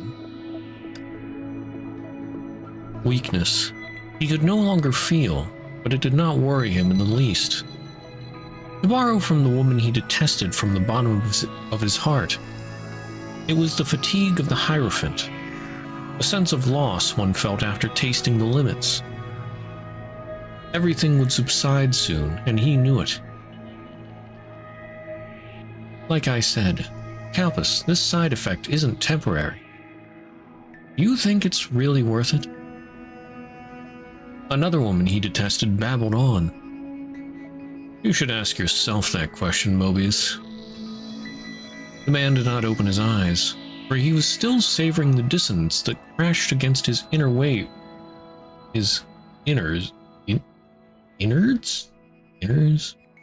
Wave after wave. Even when he had just become a mantis, his body had not undergone a change so drastic that alienated himself like now. Mobius, what have you done to me? A few steps away from the improvised operating table, the green-haired girl continued with the task at hand. Unfortunately, no matter how hard she tried, the elf made defunct by the Herrscher of Binding still remained lifeless. What did I do? Wasn't this your own request? Odd one out? No wonder you're unlike Hua and the others. Merely touching the Herrscher of Binding's barrier made you collapse. You're the laugh of the base, Kalpus. You want to die? All right. You know you can't kill me, so don't waste your breath. The surgery I performed on you was the exact opposite of the metamorph surgery, in the sense that I took something from you. Shut up. The same as always, dropping the facade once you get what you want. Anyway, since your body was structured differently, now you've finally become a mantis as a real human.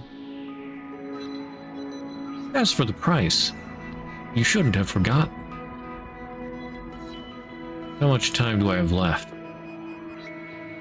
What are you talking about? The time for you to reach the battlefield before it's all over? Or to live your life with a sane mind? Seems you want to learn both. Fine by me. If you keep behaving this way, you won't have to worry about either. Before you could degenerate into a beast that threatens humanity, I'm certain you've already burned yourself away in Honkai. However, Kalpus, you're the first person to continue shedding blood at any cost. You are an ugly sight. The man fell silent. It was enough. He sat up and covered his face with the mask again. Wait, one more thing. You set me up in our previous deal, so it's about time I stop pretending it's your hometown that interests me. The secrets of your body, it should be much more efficient to research them rather than to investigate them. Kalpus, before you leave, you must give me that unique heart of yours.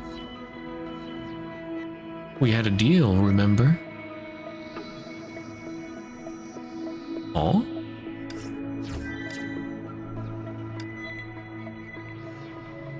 It's heart. Oh.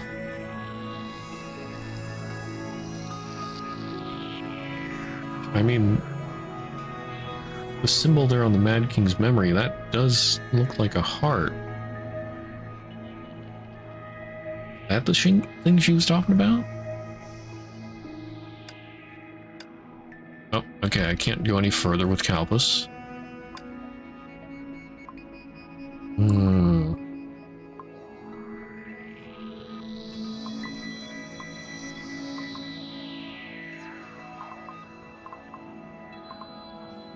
How about Mobius?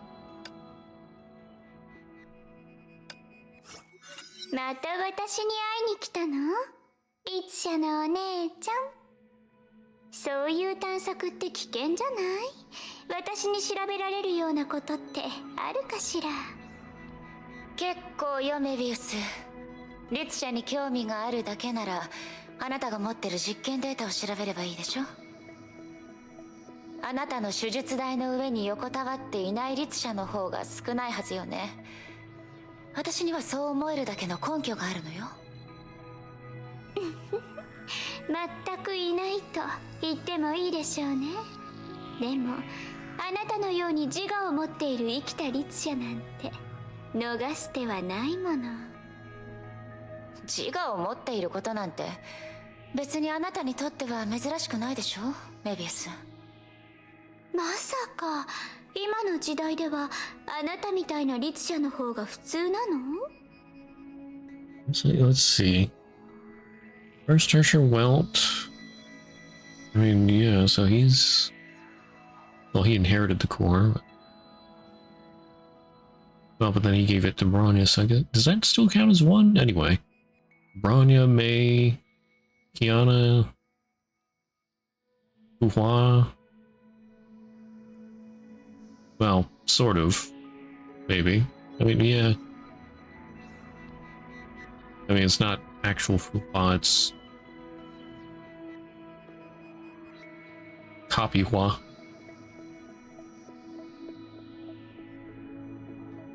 Hersher Hua. Let's see. Is the Hersher of Dominance?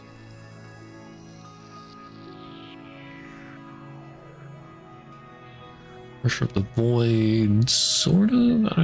But anyway. I mean, how many Hershers weren't or don't have their own personality remaining at this point? Is that it? For sure, the Void Siren and the Hershers of Domination. So those are the only Hershers that have not retained their humanity. Hmm.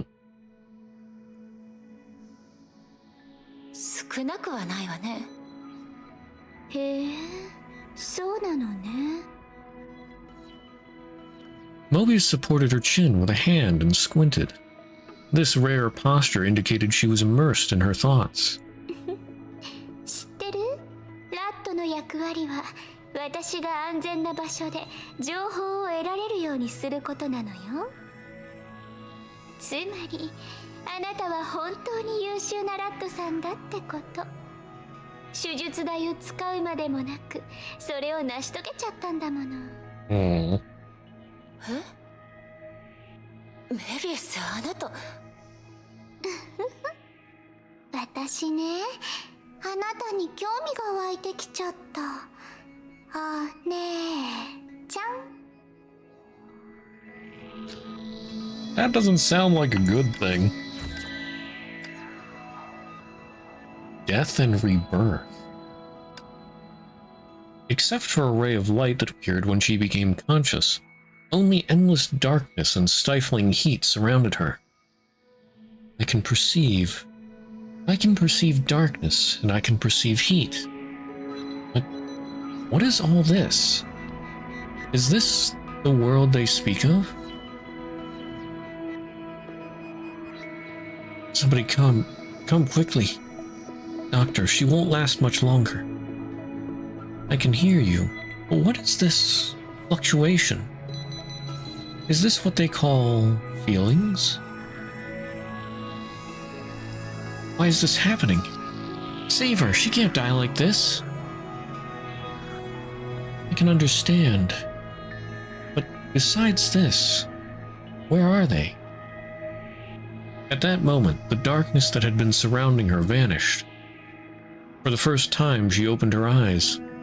For the first time, she saw colors besides black. For the first time, she saw this colorful, chaotic world with unlimited possibilities. The world was an assault on her senses, yet she felt joyful. I know that this is the real world. I know that there is more here than primordial chaos. Then, the place I just was, where's that? She did not get any response. A pair of strong hands lifted her up and brought her to a frail woman. When she saw that woman's face, her green hair, her delicate features, and her forced smile, she knew that this was a human at the brink of death. She knew this human had been pregnant for 10 months and had given her life. She knew this human was her mother. She's not crying. What a tough kid. What a shame that I won't get to see her grow up. Trembling, the woman removed the earrings she always wore and gave them to the new life in front of her. Yes, just like I said before. I'll call her Mobius.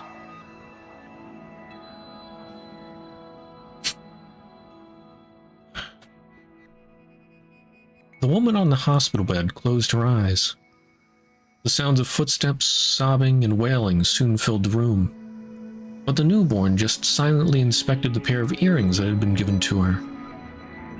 But then a tiny, strange sound could be heard.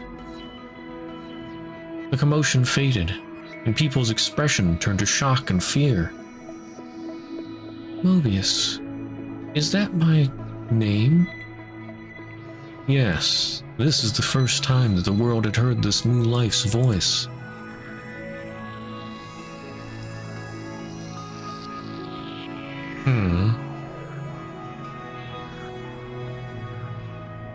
Interesting.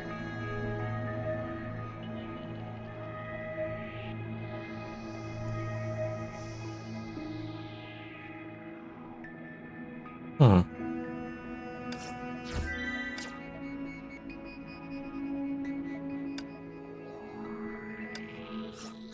それで、あなたの体には他にも不思議な副作用があるのかしら？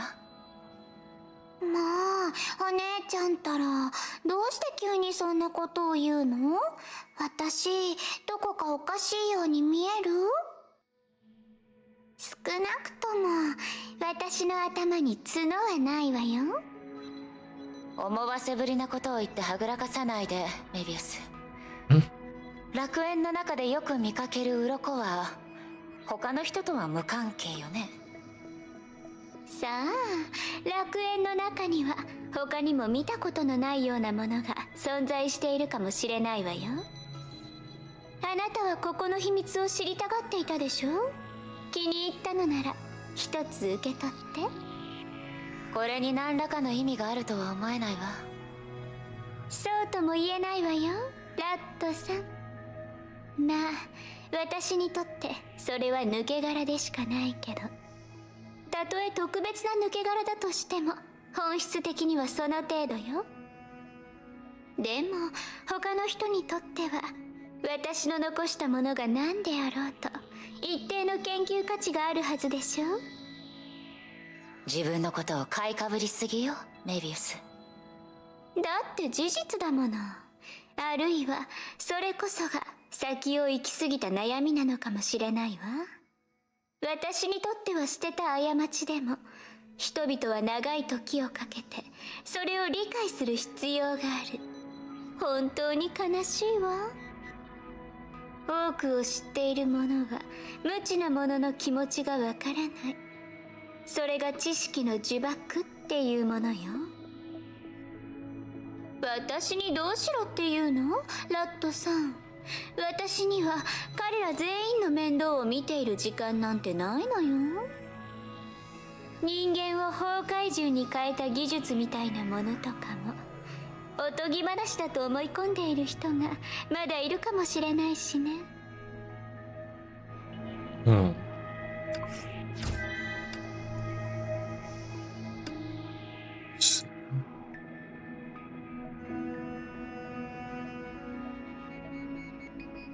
Pair of earrings.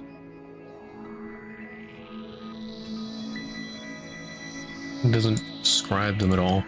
I sort of wondered if the earrings are the same ones that she got from her mother, but... The gunshot at last. Everyone has the opportunity to see the world as it is, and to bear that weight. This is the sacrifice we speak of. Well said. May, your little assistant, has he come to this realization? On the other side of the one-way mirror, the man she spoke of stood alone, head lowered to inspect the gun in his hand. He was oblivious to what was happening in the lab. If a gun makes an appearance in a story, at some point it will go off. Mobius forgot where she first heard this, but at this moment she felt that such logic applied to reality as well. But May, I'm wondering about whether he arrived at this realization on his own, or if it came from you. And what about you, May? How do you view sacrifice? Dr. Mobius, there's not much time. Please focus on your work. Dr. May had not picked up on Mobius's sarcasm. She did not want to answer the question, nor did she have time. We still have time. Still have an opportunity to get back everything. If my weaknesses are severe enough for you to discover them, then how can you say we still have a chance? Chances are hard to come by, and the situation now is quite promising. Let's talk about it some more, May. What do you say? I think it's time for this experiment to come to an end. May didn't answer and kept working with the scalpel she held in her hand.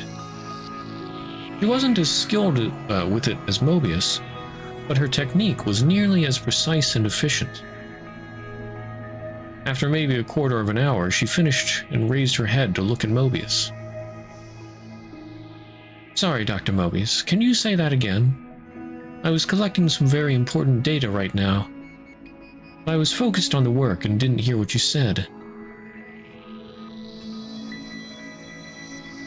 May, I knew you didn't care about saving him.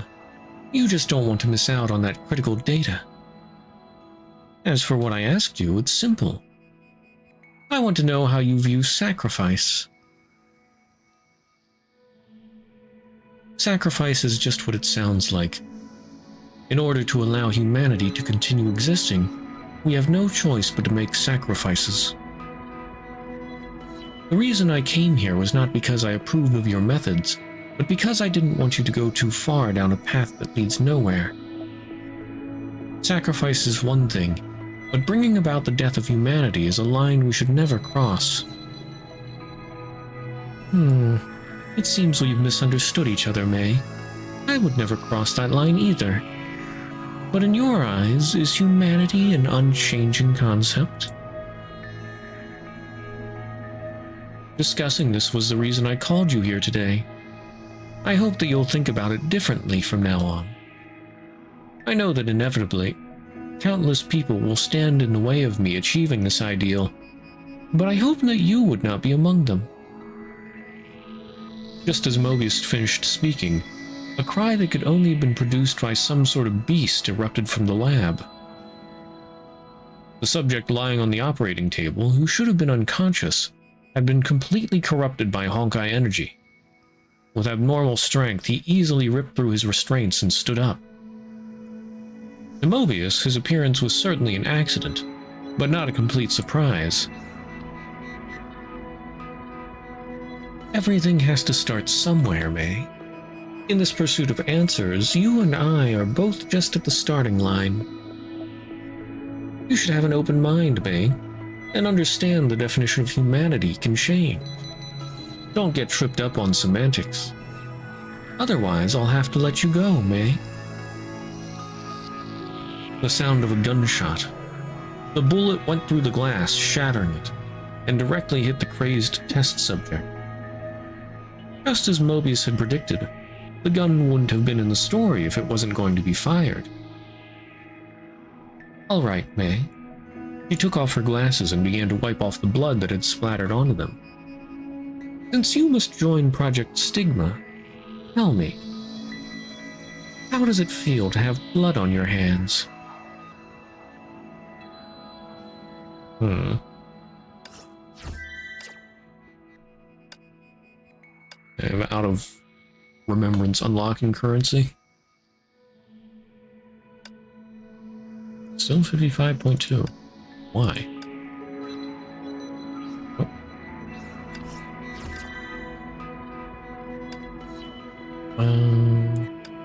Story mission. Wait. Ephemerals? Story mission? Here we go. Floor once. I have 10 of these things. I'll skip. Alright, talk to Calpus.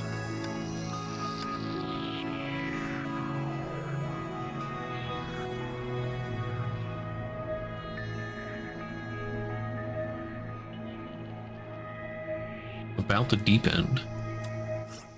私の推測が間違っていなければ、戦後指針の書、それこそがあなたの言った火を追うがの本当の暗部につながっているんでしょう。それともそれ自体が暗部なの？なんだリツシャ、メビウスに頭を開けられたいのか。忠告したはずだ、それを探ろうとするなと。信じないかもしれないけど、私が自ら探したわけじゃなくて向こうからやってきたの。へエリシアよ。彼女は無意識のうちにあなたというより指針の書に関することを教えてくれたわ。エリシア、またあいつか。何を言われた？彼女があなたを指針の書から連れ出したと。あなたたちの間には何かの約束もしくは取引があったみたいね。取引か。確かにそれは間違ってない。エリシア、メビウス、メイ、火を追うガの奴らは取引が好きだからな。何をもって何と交換する。奴らはそれが大の得意だった。死ぬまでな。それでエリシアはどんな代価を払ってあなたの自由を手に入れたの？自由？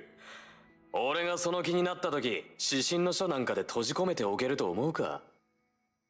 それにむしろあそこから離れた後に俺は自由を失ったんだ。エリシア、あいつが俺にくれたのは永遠に終わらない戦争。それから別の女から借りた枷だ。つまりエリシアが欲しいのはあなたの力だけだったの？いいえ、違う。そんなの彼女らしくない。誰もあの女が何を考えてるかなんて知らないだろ。俺が知ってるのは、最後まであの女は俺に取引の報酬を求めなかったことだ。報酬？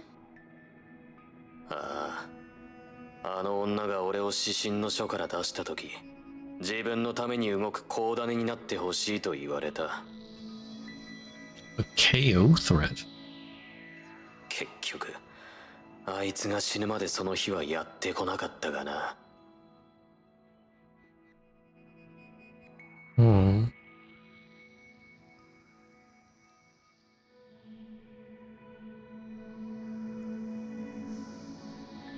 Elysian Kevin about betrayal too. それでメイに何て言ったの？彼女は何も得られない。実は聞こえてたの。これ以上この話を続けるつもりはない。ここまでだ。私の話になった時、随分と悲しい顔してたわね。やっぱりそれがあなたの本音？どう？私のことをもう信用しないって言われた時、私はすごーく悲しかったわよ。それでどう償ってくれるの？その2つのことは特に衝突していない。君の最後の選択に何の意味があるのか僕は知っているし、尊重する。素直じゃないわね、ケビン。けどいいわ。もうその答えを知れたから。機会があったら外にいるあなたに会ってみたいわね。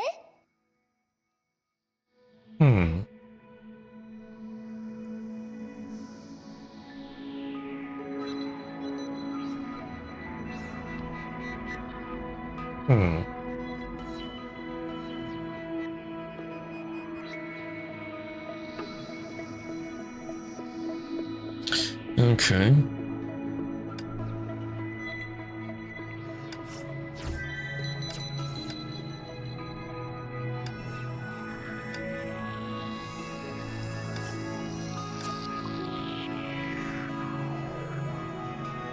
Helping Mobius and Kalpas.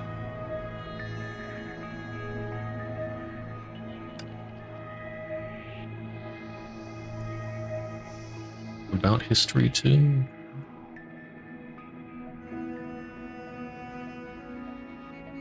Mobius and Kalpas together. About Klein.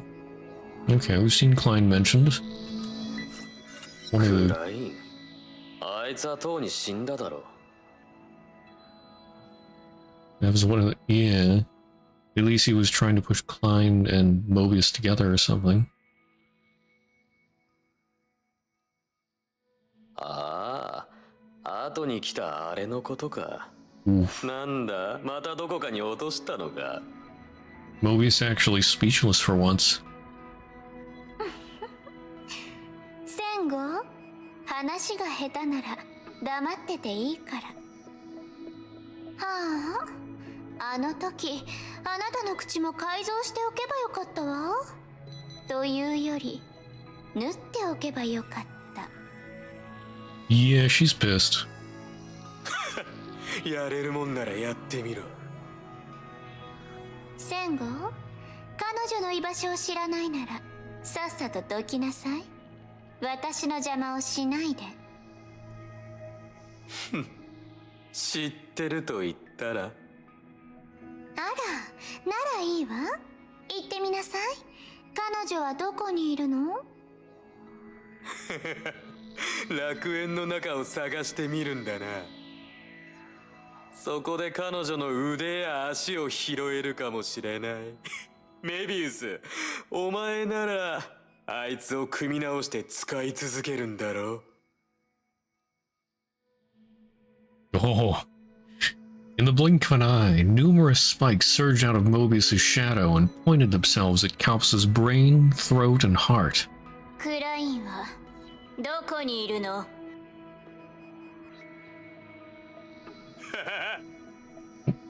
Kalpas grabbed one of the spear-like spikes and took one step forward.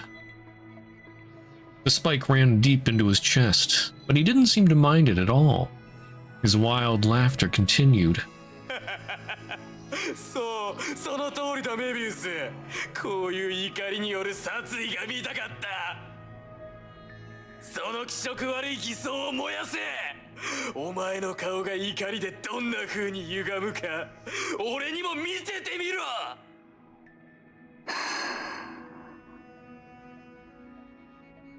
After a few deep breaths, she loosened her clenched hands and the spikes retracted. 役立たず。いい加減力の無駄遣いはやめなさい。引っかかるほど私はバカじゃないわ。それにそういう執念はあなたを弱く見せるだけよ、センゴ。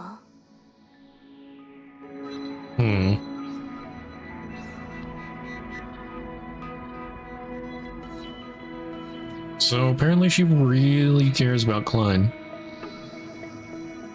Although, second Klein, the first one died.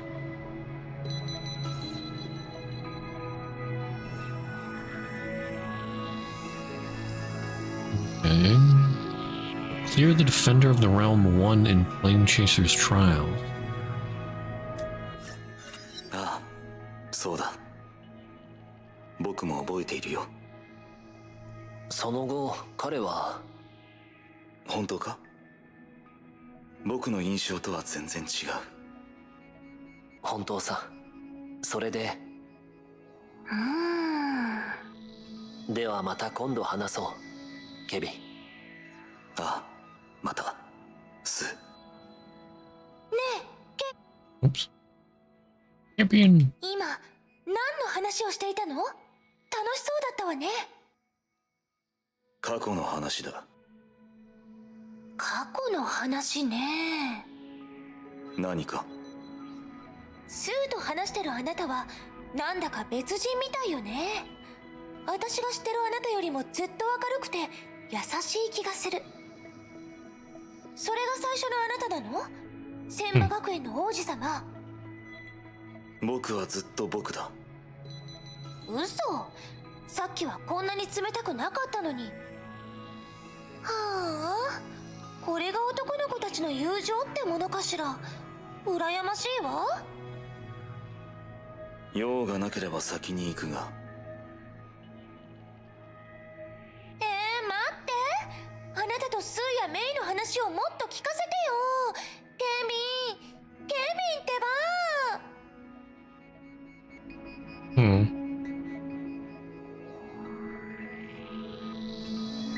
Okay, Defender of the Realm 1.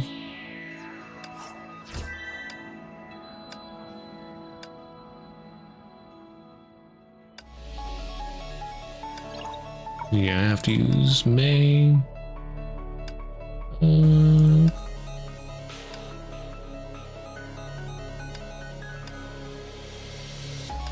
do I normally use? Yeah, okay, lightning. Who do I want to use for this?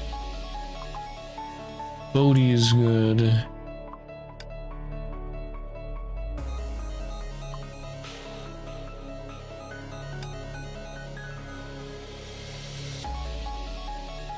Mars, maybe. Probably go with Bodhi. Let's see which one.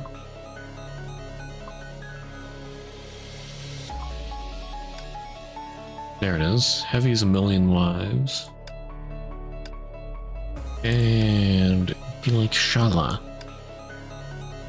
That is the right one. Yeah, yes, you can do Bodhi. Oh. I guess I unselected it by mistake.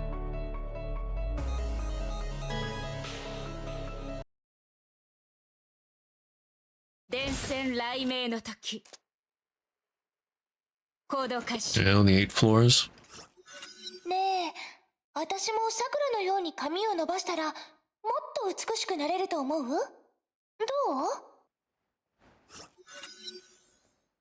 う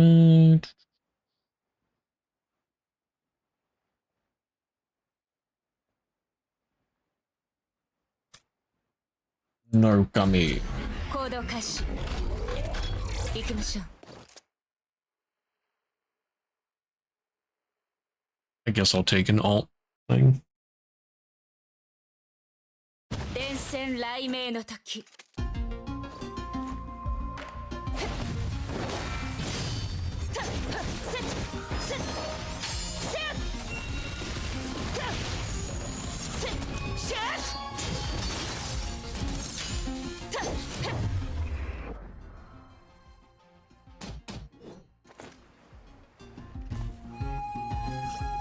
その小道を覗いた時に諦めることを選ぶ人はたくさんいた。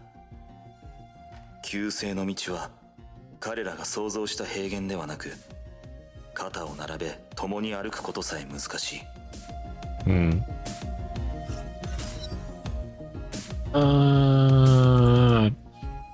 Guess I'll take SP restoration. It sort of sucks, but I don't do physical damage, so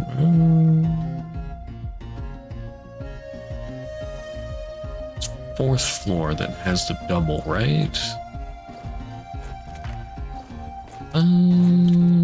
I'll take another alt one though. 電線雷鳴の時。行きましょう。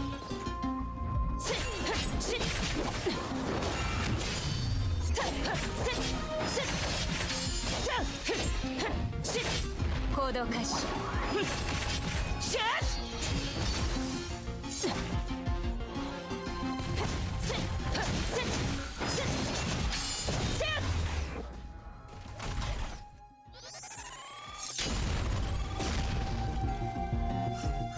神から力を奪ったのは神を引きずり下ろすためだ。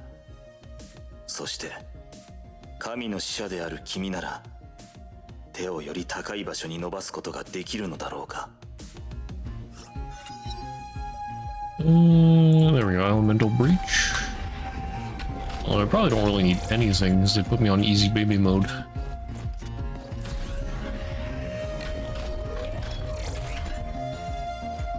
Okay, Bodhi.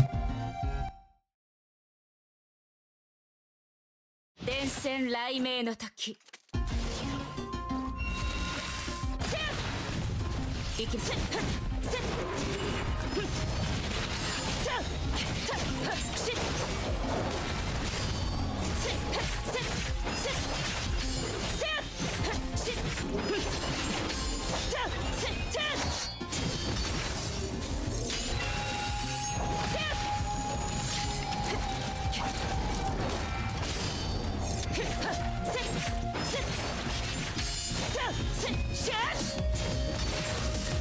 強風よ、私に服従しなさい。一刀両断。 And just like that, they're dead. 葉が落ちて根に帰る。僕たちは自分の帰る場所を見つけただけさ。Boost total damage.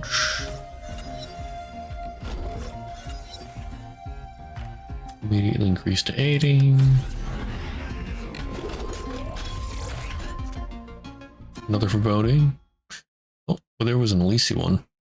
電線雷鳴の時 Oh, what's this? Oh, what the heck? There's a glitch in the matrix. これは今まで楽園にいてこういった状況にはならなかったのに他の絵いえ、古の楽園に問題が発生した。 Yeah, that's not Mobius. Is that Klein? 誰？時間がないから説明してる暇はない。とにかくあなたのいるエリアを構築する記憶に不具合があった。同時にあなたの意識と自己認識も一定の影響を受けた。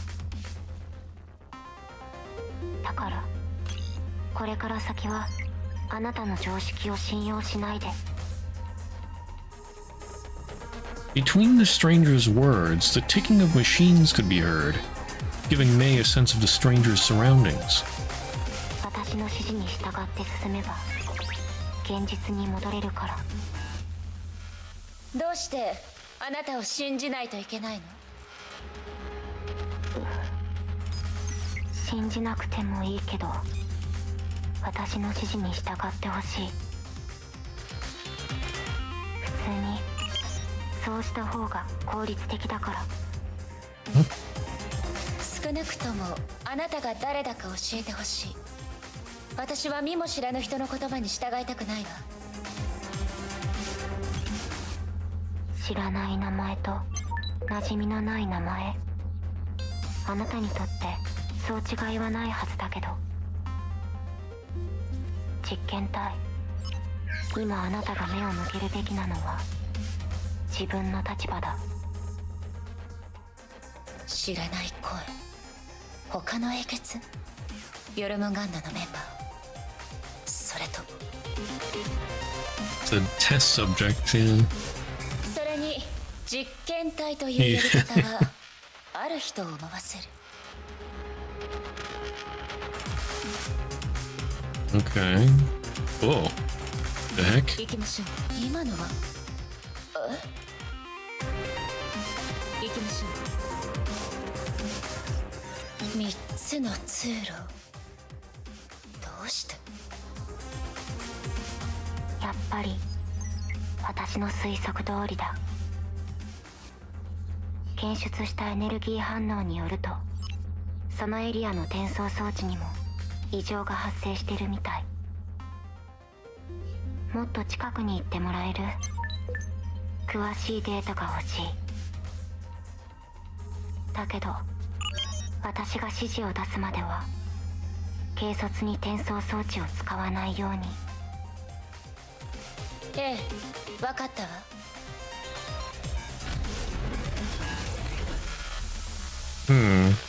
行動開始。行きましょう。Yeah, I can't even activate them if I wanted to. 行動。それ以上転送装置に近づかないで。どうして？言ったはずだ。もう自分の常識を信用するなと。機能に変化はないけど転送される目的地はかなり混戦してる。つまりそこで異常に強い敵に遭遇する可能性がある。おすすめしない。けど転送装置の標識を見た感じ、これが一番安全なはず。 What did they just say about not trusting common sense? 急に現れて私を現実に連れ戻すといった相手を本当に信用できるの？やっぱり他の転送装置も観察してみましょう。行きましょう。ここの記憶の構 This 造 should を be 見たとこ fine. ろ、この転送装置の先は典型の場所らしい。典型数、ありえない。これは彼の刻印じゃない。 Yeah, it's a signet of gold. それにこの転送装置、嫌な予感がする。やっぱり他の転送装置も観察してみましょう。 Wonder if I'll get a choice. 行動開始。そこだ。データによるとそれだけが正常なエリアにつながってる。本当に？私からするとこれが一番問題のある転送装置に見えるけど。 I forgot to take a good look at the signet. それはあなたの常識がすでに通用しなくなり始めているからだ。実験体。データの測定結果は絶対的だ。早くそのエリアから離れて。そうしないと何が起きるか誰にもわからない。この人のこと本当に信じていいの？やっぱり他の転送装置も観察してみましょう。 Oh yeah, decimation compass. 行きましょう。行動開 So 始。 do I. Okay, I can investigate again, but 殺意が空気から伝わってくる。 let's go with this one. え、 Wait, what? どうして？博士、どうしてここに？行動開始。 Huh? Investigate. すぐに片付けます。必要な方にあげ。彼女の言葉は正しかった。けど彼女は一体何者なの？この典型の刻印が君に進むべき方向を教えられることを願っている。 Wait, I thought the one that was the signet of gold was supposed to lead to Sue's place.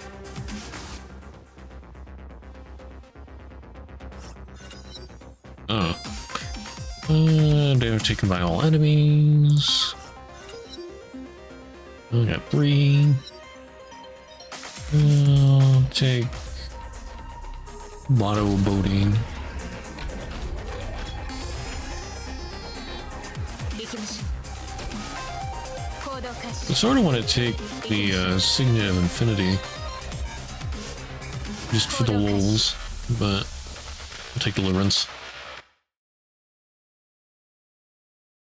電線雷鳴の時。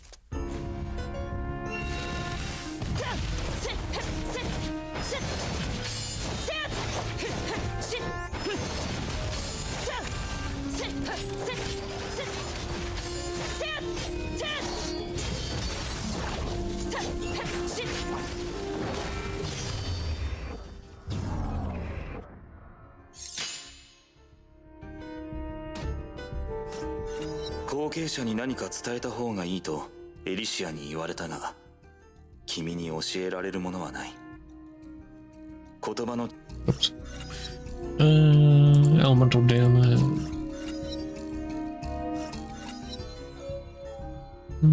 Final battle. Well, let's go visit Mobius, because why not? 電線雷鳴の時。行きましょう。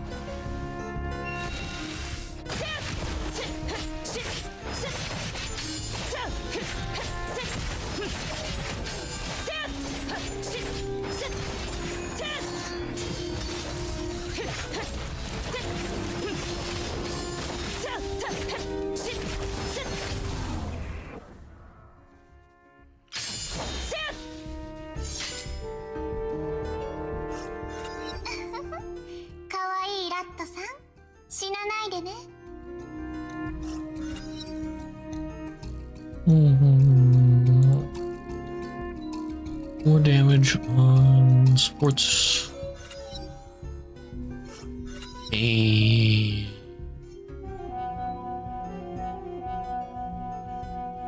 Enemies take more damage.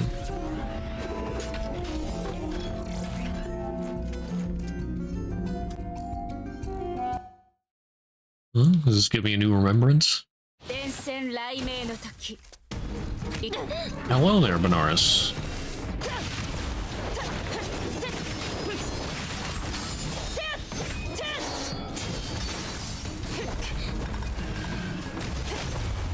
Goodbye, Benares.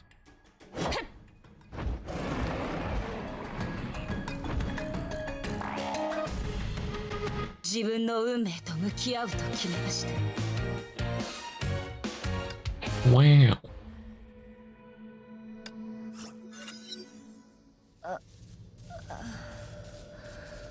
血圧、体温、心拍。 Yeah, that doesn't look like it's functioning correctly. I don't バイタ know. ルサイン正常。観測を終了する。 Huh? こんにちは、実験体。現実にお帰りなさい。この声、あなたがさっきの。ごめんなさい。あなたの姿は少しユニークだから気づかなかったわ。 Klein. あなたは私の言う通りにした。どうして？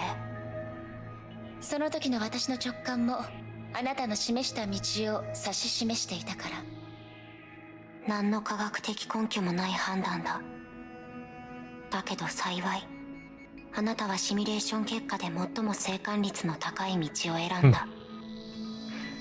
それでも 34.7% だけだったけど。 34.7%。 私にとってはすでに高い確率だけど、他の2つの生還率はどれくらいなの？高くても 30%。 分かってる。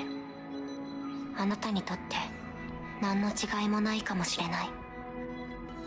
だけどあれは確かにより安全な道だということをあなたは否定できない。ええ、あなたの意見には同意するわ。だけど見知らぬ人の指示よりも大多数の人は自身の判断を信じると思うわ。だから人類はいつも後悔する。ファーガソン脳域に作用するある反応の影響で、確かに個体それぞれは感性的で愚かな。いい、どうせ説明したってわからない。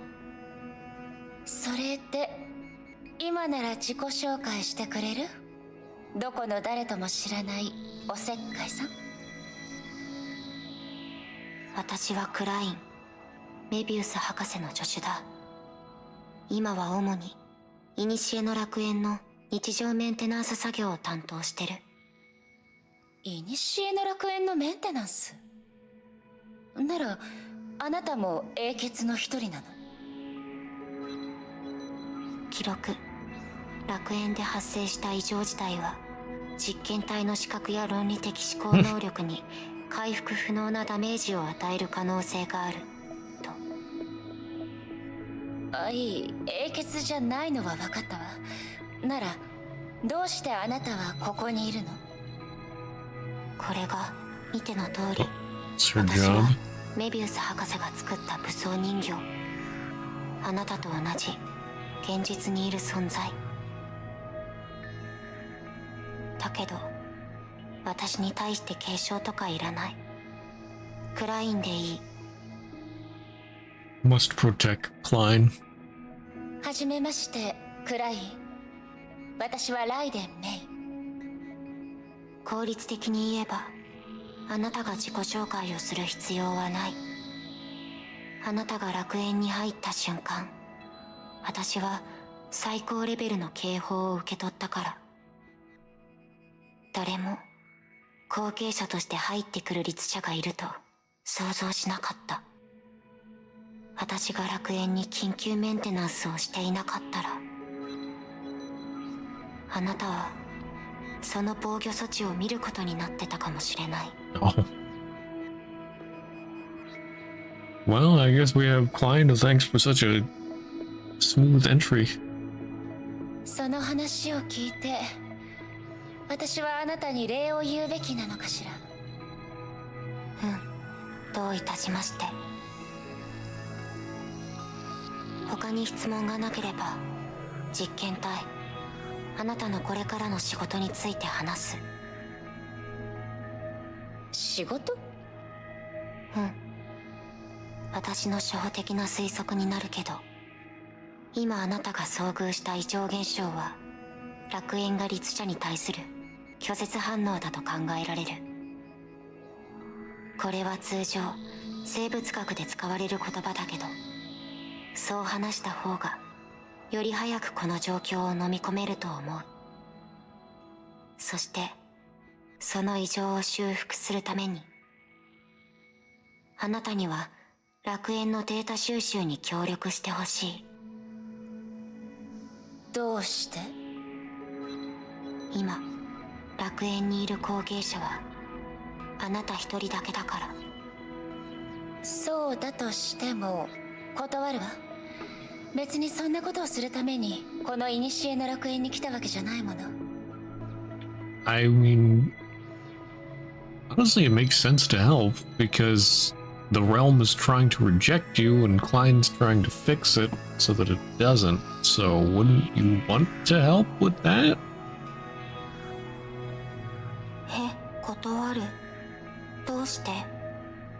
なぜあなたは他人の要求を断ることができるの？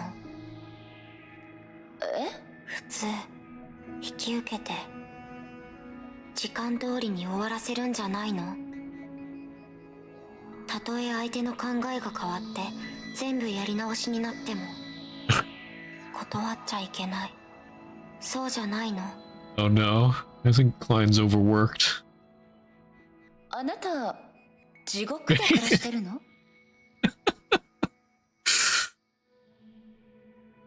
とにかくそれらの異常は大した妨げにはならないし、あなたを助ける筋合いもないわ。もしあなたの探索が今までのエリアだけにとどまるならそうなるけど。分かった、大丈夫。自分で何とかしてみる。待ってクレイ。今までのエリアって言ったわね。それって楽園にはまだ私がたどり着けてない場所があるってこと？だけど今の楽園はますますカオスになってる。異常を完全に修復するまで従来エリアの安全性を保つことで精一杯。それならクライン協力するわ。楽園の深いところに行くことがもともと私の目的の一つだから。だけど異常の修復が私にとって何の役にも立たないと気づいたとき、協力もそこまでよ。大丈夫、それで十分。ありがとう。それでどう協力すればいいの？これを。Klein reached out her hand to May, trying to attach something to May's belt. But due to their height difference, Klein attached it to May's leg instead. A blue stream of data flashed for a brief moment at the location of contact, and then dispersed. これは？大丈夫。位置は大した問題じゃない。その機能に影響はしないから。We must protect this small creature. 説明するのは少し難しい。楽園の中でのみ使用できるコンポーネントだと思って。異常が発生した時、それを使って外と通信することができる。私もなるべく早く返答する。Okay. You're Defender of the Realm 2. Nobody has anything different to say? Hey Mobius, I found Klein. Although it sounds like Mobius found Klein as well. Klein got interrupted there. He's like, Doctor, why are you here?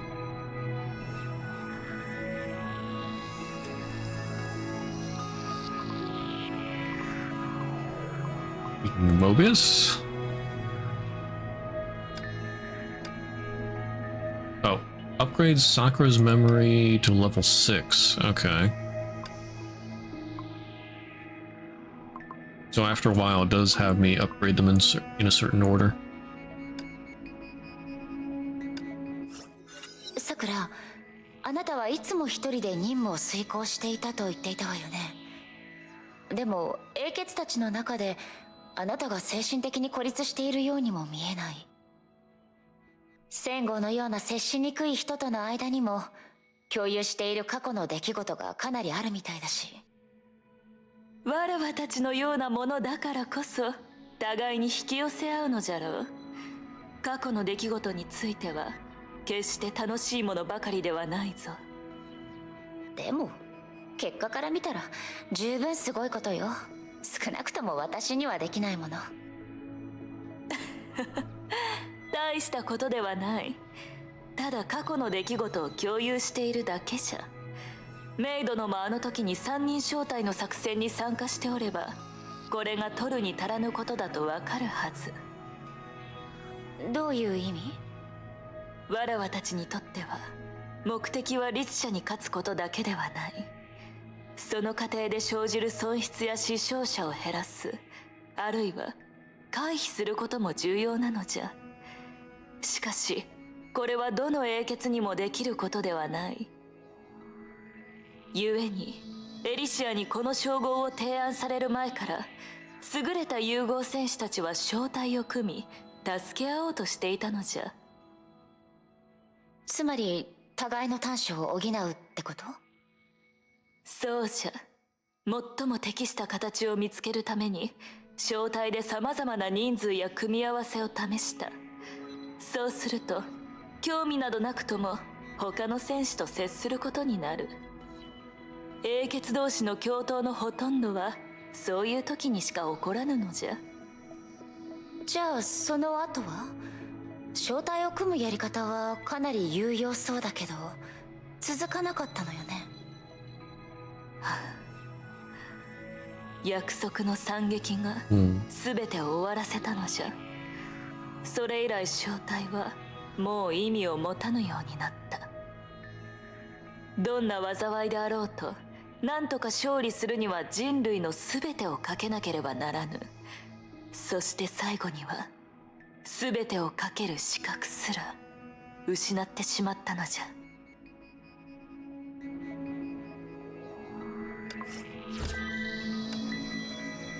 The origin. Yes, I've entered the area without any issues. No anomaly detected. What do you see there? Forget it. I shouldn't have asked you to describe it. Turn on the streaming device so I can see it. It's already on. This place is pitch black. Even I can only make out the shape of some objects. Dr. Mobius, what are my objectives? To be honest, given the current situation, I don't want to push forward blindly. We've been over this, Sakura. Your objective is to investigate the post-Honkai scene and find out why that Hersher vanished. Please tell me the truth, Dr. Mobius. When the cocoon was about to be dismissed, you initiated the protocol to command me to carry out this mission with vague objectives. It can't be just to investigate a disaster that happened so long ago. Well, Sakura, your biggest shortcoming is being too sharp for your own good. I admit I didn't tell you the whole story, but I didn't really lie either. I really just wanted you to do a simple post-disaster investigation. in Calpas's hometown. What? See, I knew this would happen. As far as I can tell from the evidence, that place was where Calpas first appeared in the world, much earlier than when you first met him. You will be infuriated, Doctor. Don't worry, he told me this himself. I don't offer my services for free, and this information served as my payment. Right, let's stop wasting time. Keep going. The emergency light was turned on, its pale light slowly revealing her surroundings. Somehow, it seemed that the light hesitated to illuminate the darkness, as if it were afraid of being swallowed. Good, good. Let's see what's hidden in this place that Dr. May went out of her way to wipe off the map. Yet what lay in sight were ruins ravaged by fire. Covering the walls stained by smoke were strange totems that retained a portion of their original glory. They were baring their fangs and claws, seemingly ready to burst forth from the walls at any minute.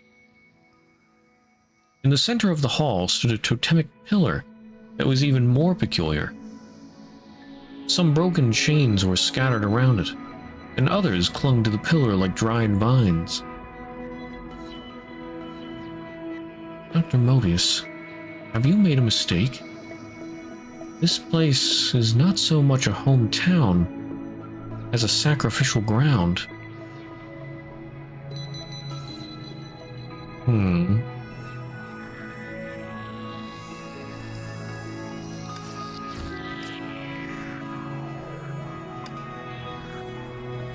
And I don't have enough remembrance currency.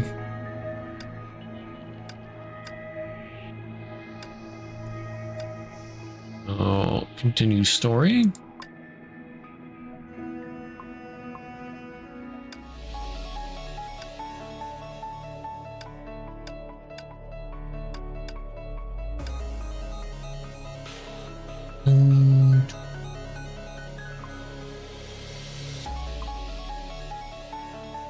You know what, maybe I'll just get Mobius stuff, because not like I really need power-ups. You can get some Infinity here much more often. And Boundless Logos.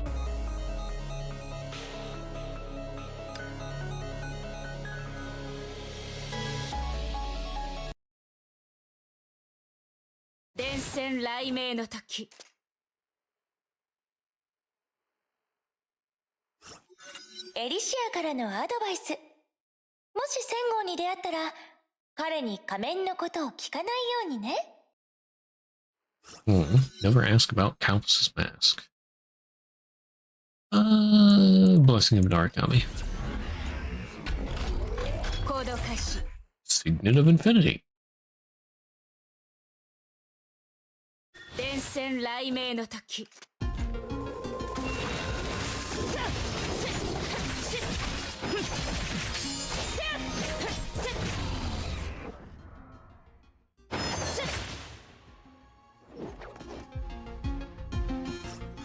律者になった瞬間からあなたは近畿の境界線を越えたわ。ならばどうしてもっと深入りしてみないの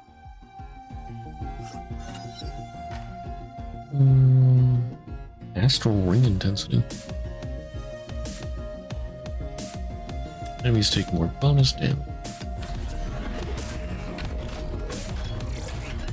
Infinity.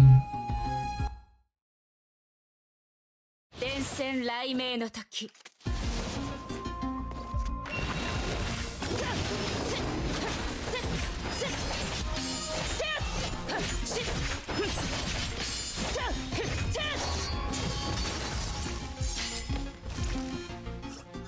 あら、私の助けが必要みたいね、律者さん。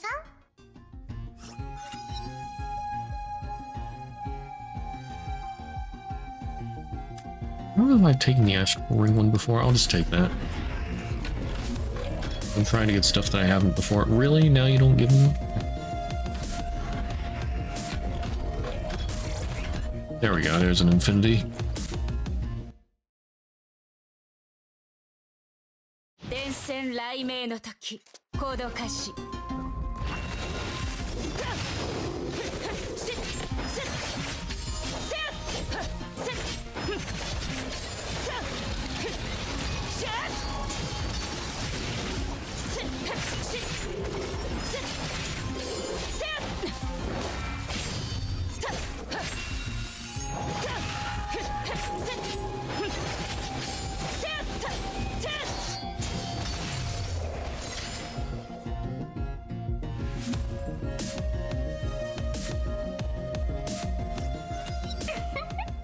面白いことをしましょう。Astral ring cooldown, even though I don't have an astral ring. I just want to get that.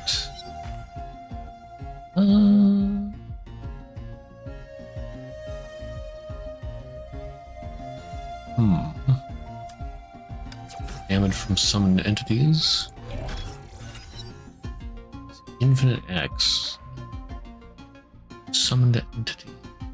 Triggers mind sync. More damage. Resets on exiting mind sync. While active, does not reset its duration. It extends it by 4 seconds. Transfer process per second. Progress. Sentient sync. What is that? 50% of all physical and elemental damage bonuses apply to it or to all active summoned entities. And is 25% second. Wow. Anyway, I'll just take the first one. Infinite X. Come on.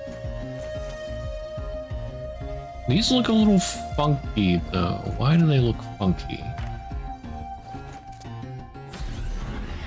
Anyway, I want Mobius. Give me Infinity. That's why I chose these.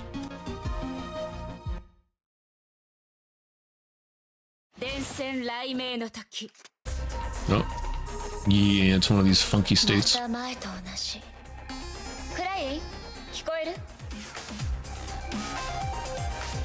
Memory simulation link broken. System deactivated. よりによってこんな時に何とかしてこの辺りを迂回しないと。 So that thing Klein gave us. Oh, I was gonna say it didn't work. このデータはとても有意義なものになる。なるべく早く修復するからもう少し耐えてほしい。あとどれくらいかかる？もし可能ならなるべく長く耐えてほしい。Okay. 暗い？うん。これで正常に戻ったはず。もう一度やってみて。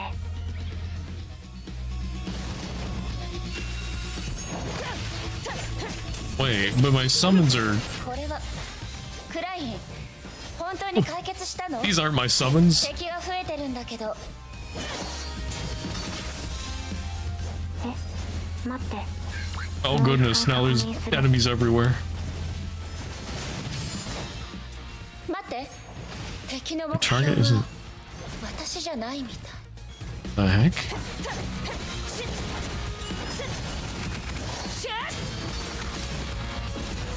Got a 3-way battle going here. さあ、この力で世界を飲み込みなさい。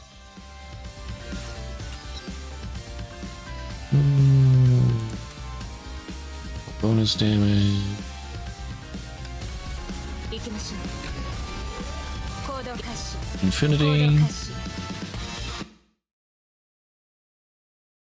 電線雷鳴の時。 Enemies falling from the collapsed area will die. Break the roots to make the unstable surface collapse.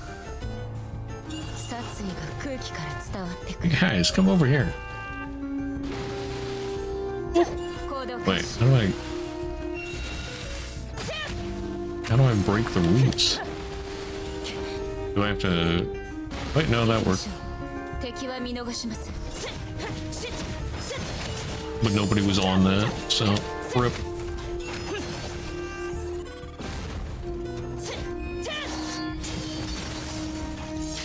行動開始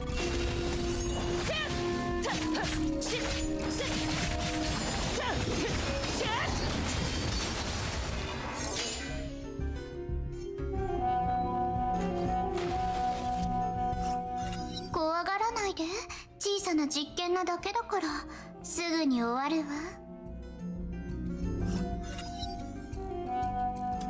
Known X plus 1.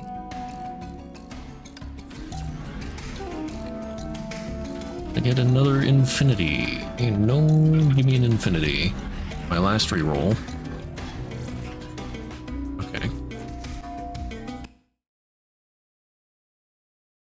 電線雷鳴の時行動開始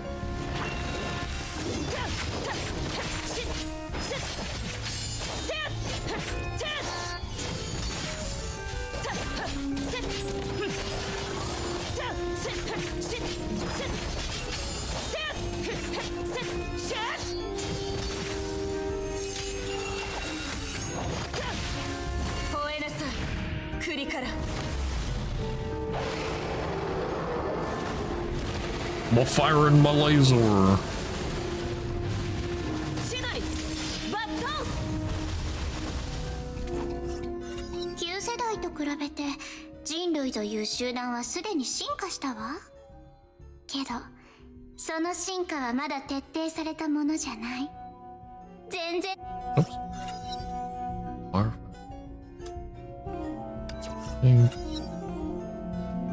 And then, okay, I should have got all those. Get that one. I feel like I wouldn't have gotten that one before.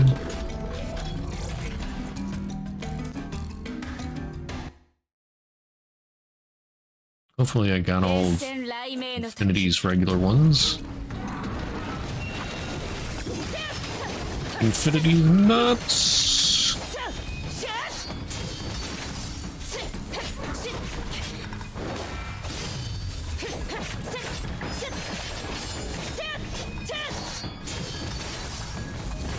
Hello, Dagron. Meet Dagron. But the better Dagron.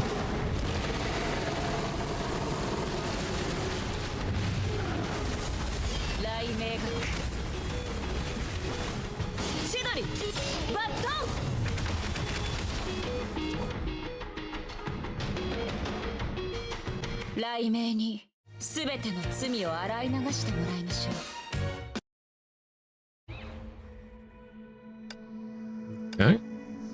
Talk to Klein in the war room. Oh good, and I did finish the collection, it looks like. For Mobius? Nice.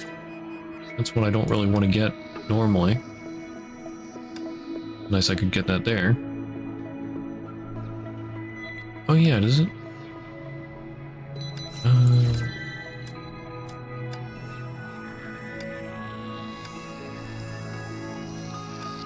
Wait. Where was that? Trials, Moth Insignia.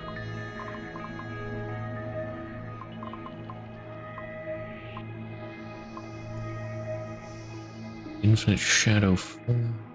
52. Chapter 1. So what if... Okay, Elysian Realm Caretaker... Which is the one that I got. Because I wondered what would happen if I chose the wrong door. So...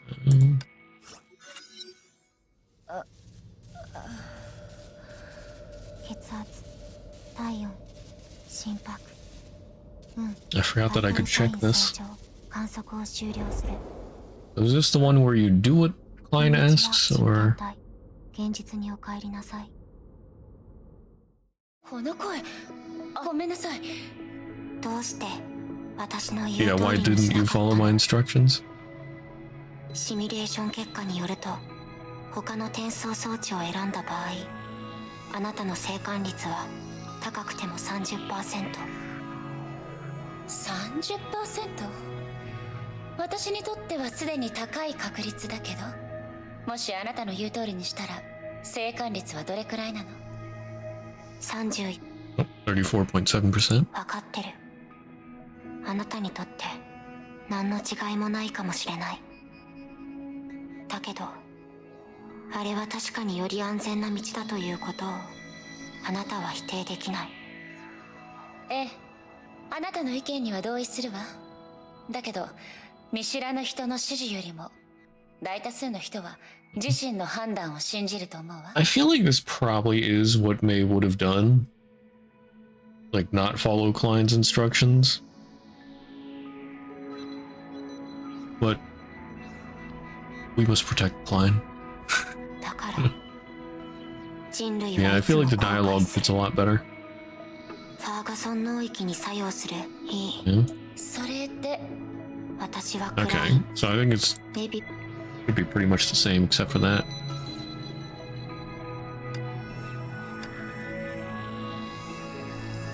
Small differences. Oh my god, so itty bitty.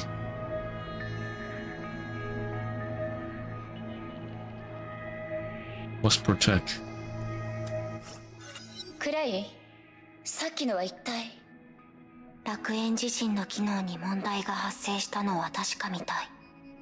その影響であなたの記憶の中にいる人物を正常に再現できなくなってる。Hmm. その原因は？まだわからない。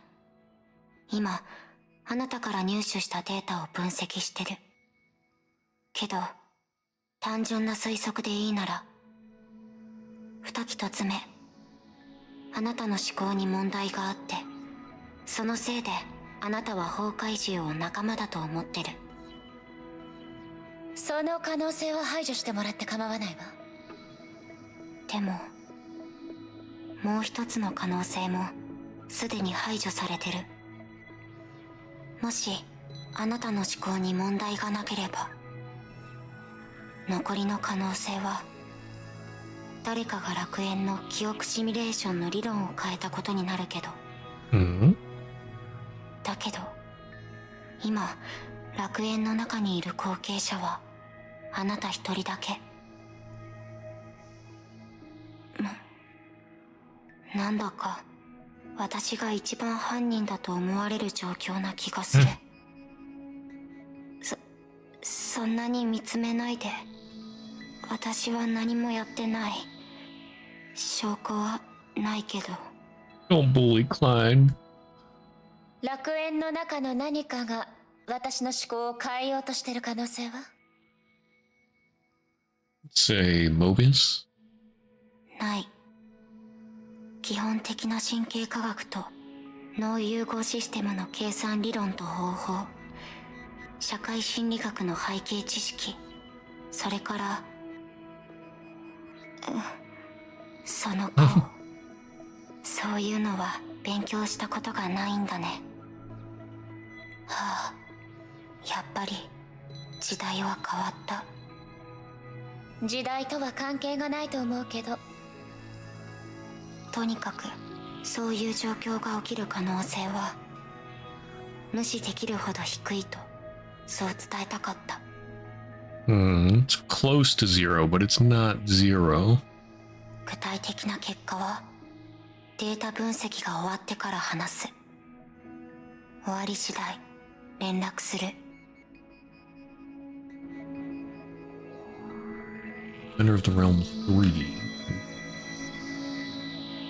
But I see there's people to talk to here. Help us. About Betrayal 1. おー、律者まだ死んでなかったか。挨拶の仕方を変えた方がいいわよ、戦後。いつまで生きるつもりだ？いいわ。少なくとも努力はしてくれたみたいだ。あなたと話がしたいんだけど、時間はある？ないと言ったらお前は消えてくれるのか？そうじゃなかったら聞く必要はないだろう。さっさと話せ。例の裏切り者に関する話がしたい。あなたとさくらは毒陽のメンバーだったから、そのことに関して他の人より詳しいと思うんだけど。俺の前でさくらを裏切り者と呼ぶな、リツシャ。お前にその資格はない。さくら？いいえ、私が言ってるのは。お前たちがどういう目で俺を見てるか知らない。だがあの時、あそこにいた連中が俺よりも人類に見えたか。だから戦後、私が言ってるのは。あいつらは無実の女の子を殺した。恐怖に負けてトリガーを引いて希少な勝利を手に入れた。歓声を上げた奴らもいたな。クズでゲスな野郎め。死んで当然だ。戦後、落ち着いて。私が聞きたいのは。これ以上何を聞くつもりだ、リツシャ。いいわ。少なくとも私も努力はした。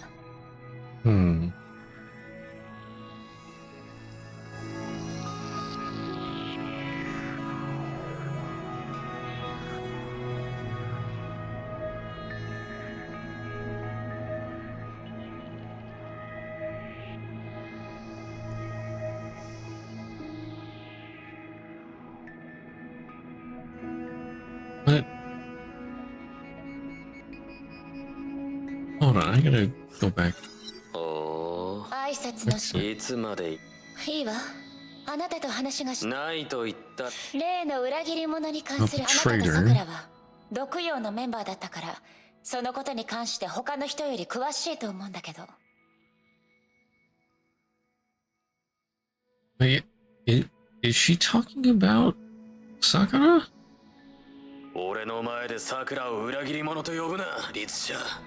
お前にその資格はない。さくら？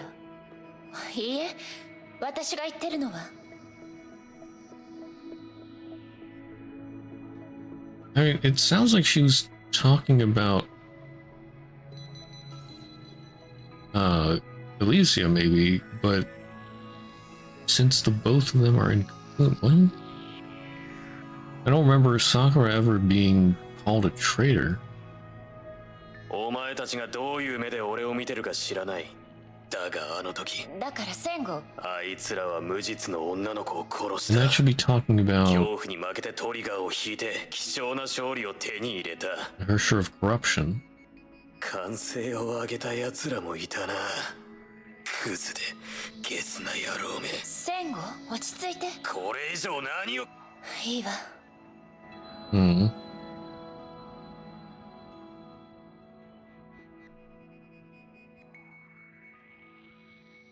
And he still has a sense of justice, I guess. About the divine keys. 神の鍵を使うもう一人の英傑にあったわ。あなたの天下制裁、不和の都政の羽、エデンのエデンの星、数の旋回一条、13の神の鍵に13人の英傑。いろいろな考えが次から次へと頭に浮かんだわ。その2つのことに直接的なつながりはない。普通の人間では神の鍵の力を簡単には使いこなせないが、融合戦士はその人選として申し分ない。たとえ僕でも長編手術を受ける前は第7の神の鍵の定格出力を解放させることはできなかった。ええ、普通の人が天下制裁を使うのにどれだけの代価を支払うのか、私も知ってるわ。私が気になってるのは、他に英傑たちが使用した神の鍵はないかということ。例えば黒煙白化とか。私の時代ではその使用者は強い戦士で、本物のあなたと戦ったこともある人よ。それが何だ。他に意味はないわ。 So what? そのかつての所有者が気になっただけよ。第6の神の鍵。その最後の所有者が誰だか僕は知らない。長い間それは2つに分けられ、それぞれ違う人が持っていた。最初それはエリシアの武器だった。Oh.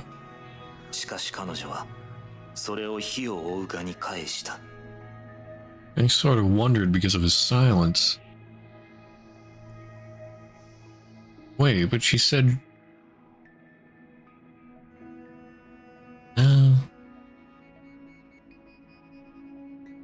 She said none of them suited her, so I mean she might have tried it out and then figured it didn't suit her. どうして？あの武器は可愛くないとか。ああ、 Correct. It wasn't cute enough. Oh my. Turning down a divine key because it's not cute enough. Classic.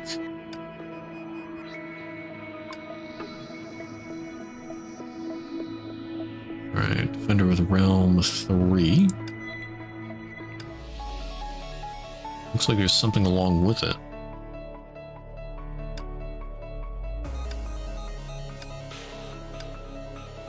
Maybe I'll do Mobius' other path.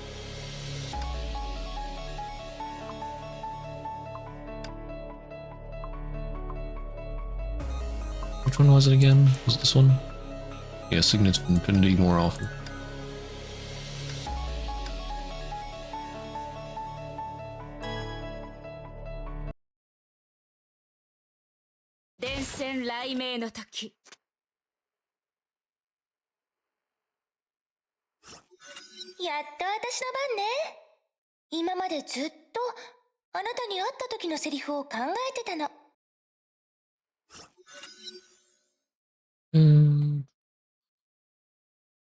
Do Hazy Moon.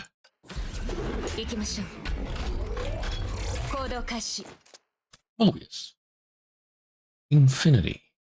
電線雷鳴の時。行動開始。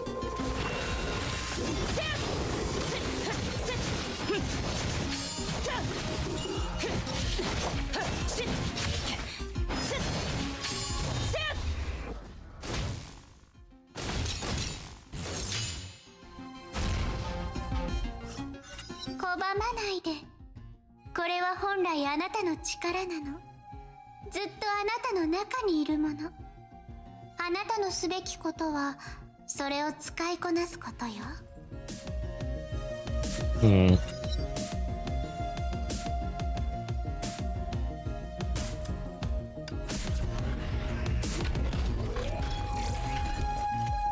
Infinity. Good, good. 電線雷鳴の時。行きましょう。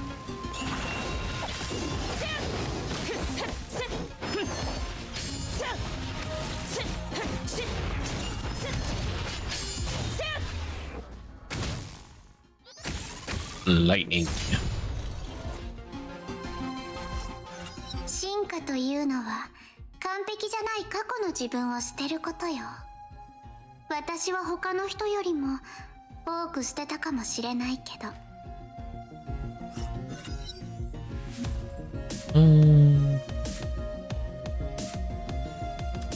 Or it's less cooldown. Sure. Nice, nice Infinity. Didn't have to reroll. 電線雷鳴の時。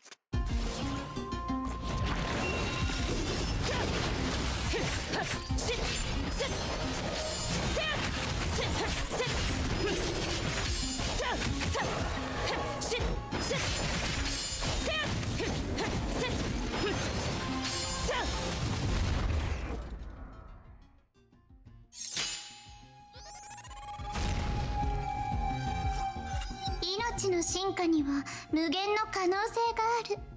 これはその中でも最も普通なものよ。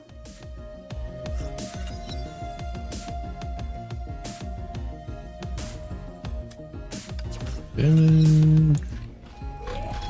Try to get a bonus one. Please take more damage. And so I took infinite X, now I want infinite M.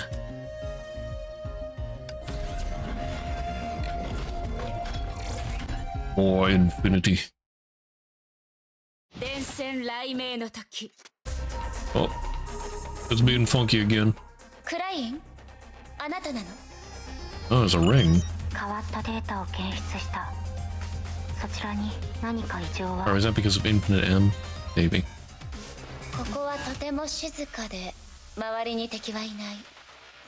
これがあなたの言う異常？ Well, now that you said something, suddenly enemies. Oh, 不足したデータによる I と can't attack. それは違う。奇遇ね。私の目もそれを補足したわ。 I go into the... Oh, it does damage to me. おかしい。そちらから急に多くの廃棄データが送られてきた。 If I go into the force field, I take damage and I 少し待 start ってて。 to lose その前に sight あの敵たちに近づかないように。 as I've approached the enemy already. 何か進展は？ここの環境、ますますおかしくなってる。いい。臨時プランで対応 Okay, する。 you guys... Oh, yeah. I want you guys to stay そ there. の付近にその光る植物が見えるはず。 Light emitting plants. 植物に明かりを灯すことでその記憶空間を安定させるデータユニットだ。植物はそこの環境に合わせるための表現形式に過ぎな Oh い。 goodness, it got even darker. 特に変化はないみたいだけど。 I hit it? What? いえ、送られてくる廃棄デ Do I need ー to タを find 検 more 証 of して them? There's another one. 引き続きお願い。 Whoa, my eyes. いい。廃棄データの受信も一時的に中断された。肉眼で判断できる内容を繰り返す必要はないわ。 Don't need to be もし rude. 今あの敵たちに近づいたら私の視野は影響を受ける？観測結果を見る限り大丈夫かと。え、待って、これは。 Oh, now what? クライン？聞こ Klein? えてる？クライン？ Klein? どこに行ったの？私と取引してみない？私が力の使い方を教えてあなたが私の実験に協力する。あら、嫌なの？ちいいわ、嫌なら別に。 That little...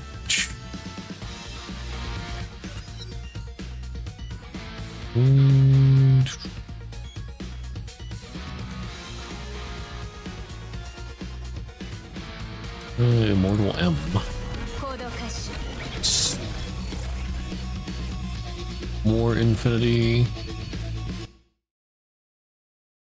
電線雷鳴の時。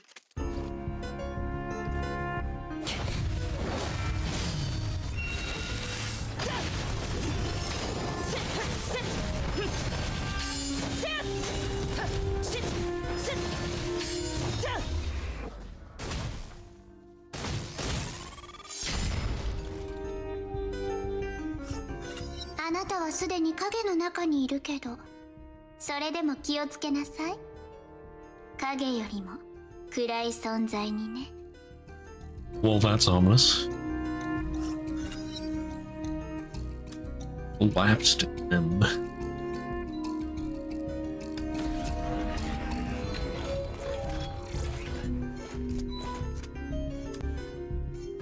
This one's... Is this one a double floor? I think this one's a double floor. 電線雷鳴の時。行動開始。 Yeah.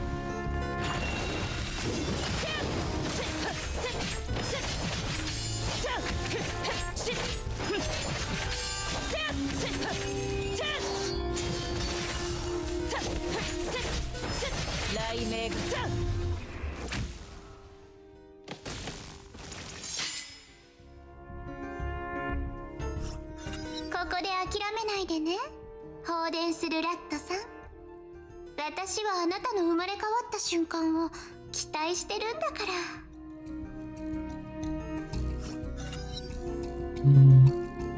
Sacrificial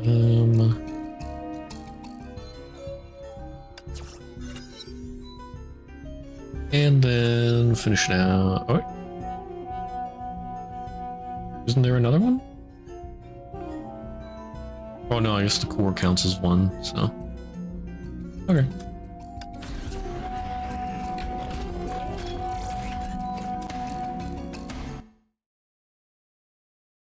That should be all of them from Mobius.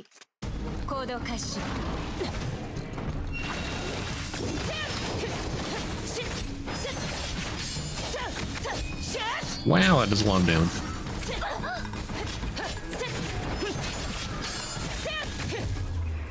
Lamau by.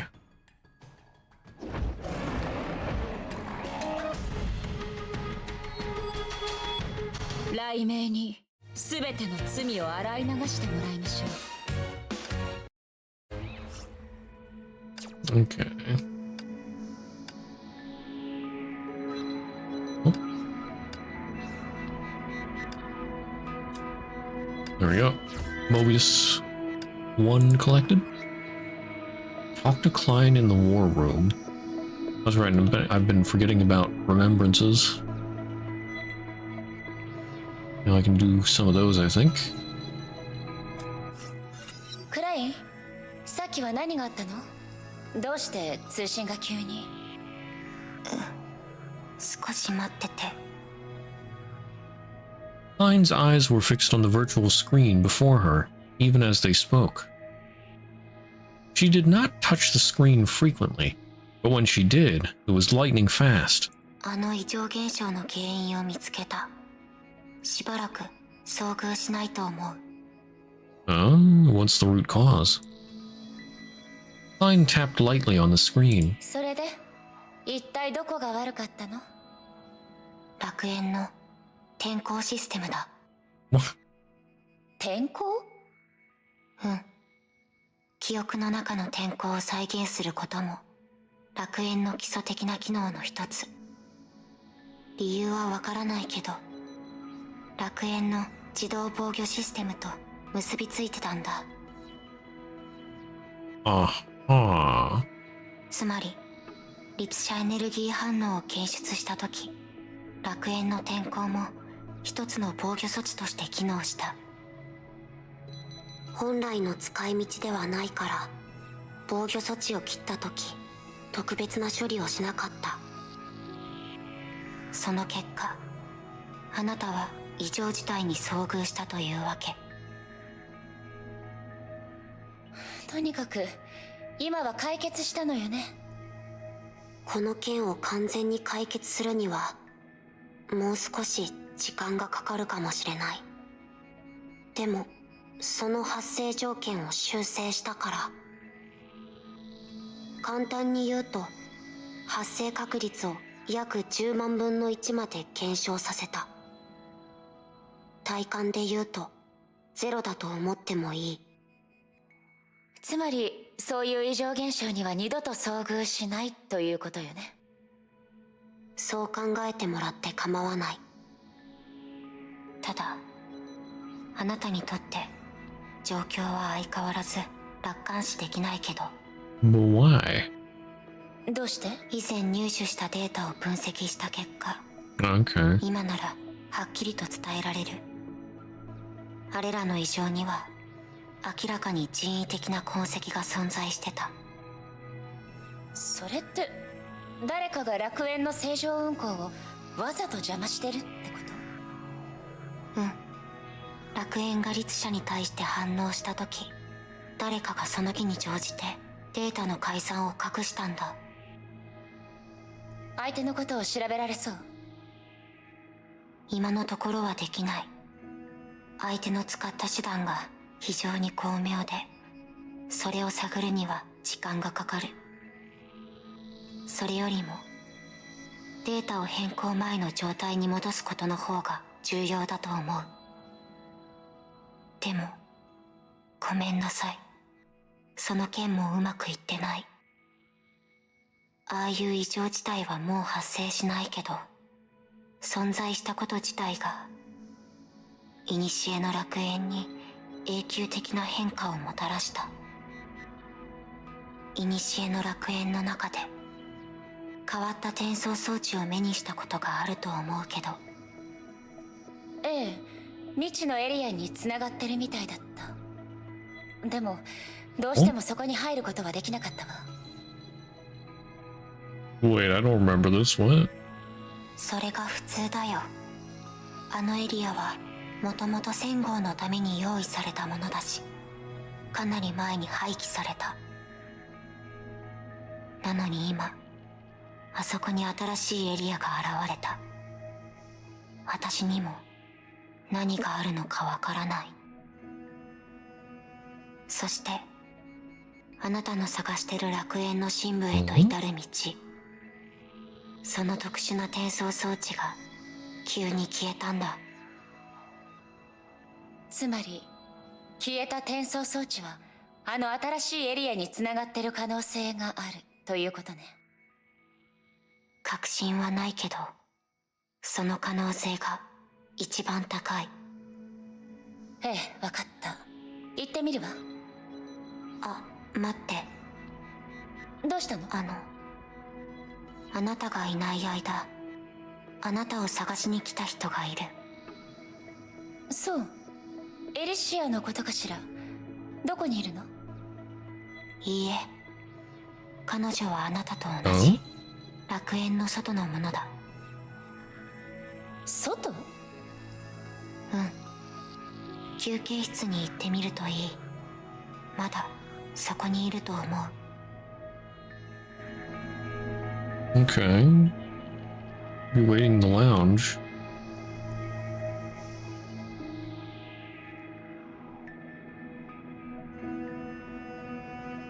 But that's not them.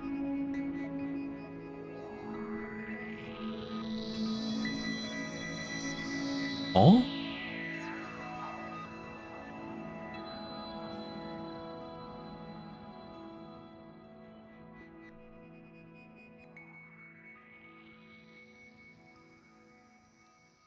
I mean, Raven was here earlier,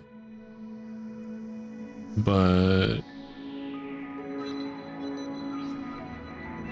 didn't have anything relevant to this to say.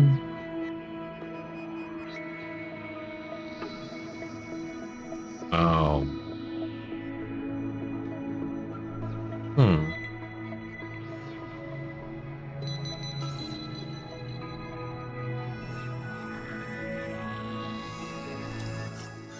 さくら、そのヘッドホンつけたところを見たことがないわね。本当に音は出るの？それとも可愛いアクセサリーみたいなもの？そういえばヘッドホンを使うときはどっちの耳につけるの？エリシア、わらわは汝とは違う。可愛いからといって持ち歩いたりせぬ。But really, it's a very important question. Which set of ears do you use? じゃあ自分で確認させてもらうわ。Elysia approached Sakura and leaned over so that her elven ears were close to Sakura's collarbone. エリシア。聞こえた。聞こえたわ。ちゃんと音は鳴るのね。Elysia didn't answer right away. She did hear something from the headset. She closed her eyes, apparently enjoying the music. But it took less than 5 seconds before she suddenly straightened her body and took a few steps back. こういうスタイルの音楽だったのね。通りでエレンとは話が合わないわ。何か問題でも？その好みは人それぞれだからね。I really want to know what music she listens to now.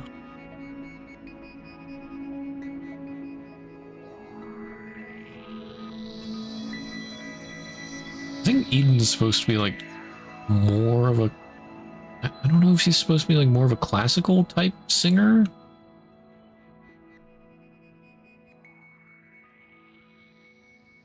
Well, more refined music, I guess. I don't know. So I sort of feel like maybe Sakura listens to like heavy metal or something.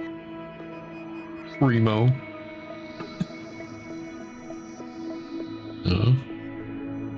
That would be funny. Okay, anyway, before I forget, remembrance vessels. Yeah, I can do another one of Mobius now, I think. 私だけじゃなく、英傑まで、いえ、火を追うがの大半の人たちがあなたの評判に警戒心を抱いている。あなたって本当に成果を上げてきたのね。その口ぶり、ラットさん、あなたってば楽園の中で悪いことを学んでしまったのかしら。毒藥のせいね。あそこに入った人はいつも偏見を持ってしまうの。そう？でもかつて毒药のメンバーだった人もあなたに対しては。ストップ。ラットさん、意味のない話を掘り下げてもいいことはないわよ。私は確かにいろいろな行為をしてきた。でも進化や変革にはある程度の損失が必要よ。あなたが耳にした状態になってしまったのは一部が愚かにも自分の意見を持ち続けたせい。私のことを理解してついてきてくれた人だって大勢いたのよ。あなたが聞いたことがないだけ。ただ全員死んじゃったけど。大したこと。No big deal. Does she feel remorse? やっぱり毒藥の話をさせてくれないかしら。研究所から出たことのないあなたが自分から毒藥が指揮する作戦への参加を申し出たのはとても珍しいことよね。Well, she might have been thinking of Klein. え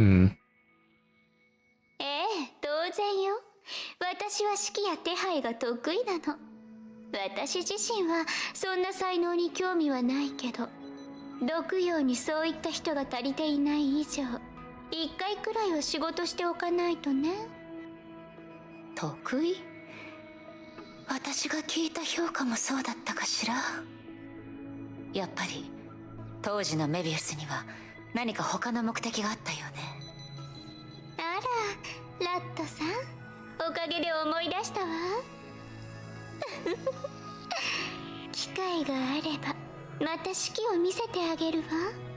でも楽園の中で何を指揮すればいいかしら。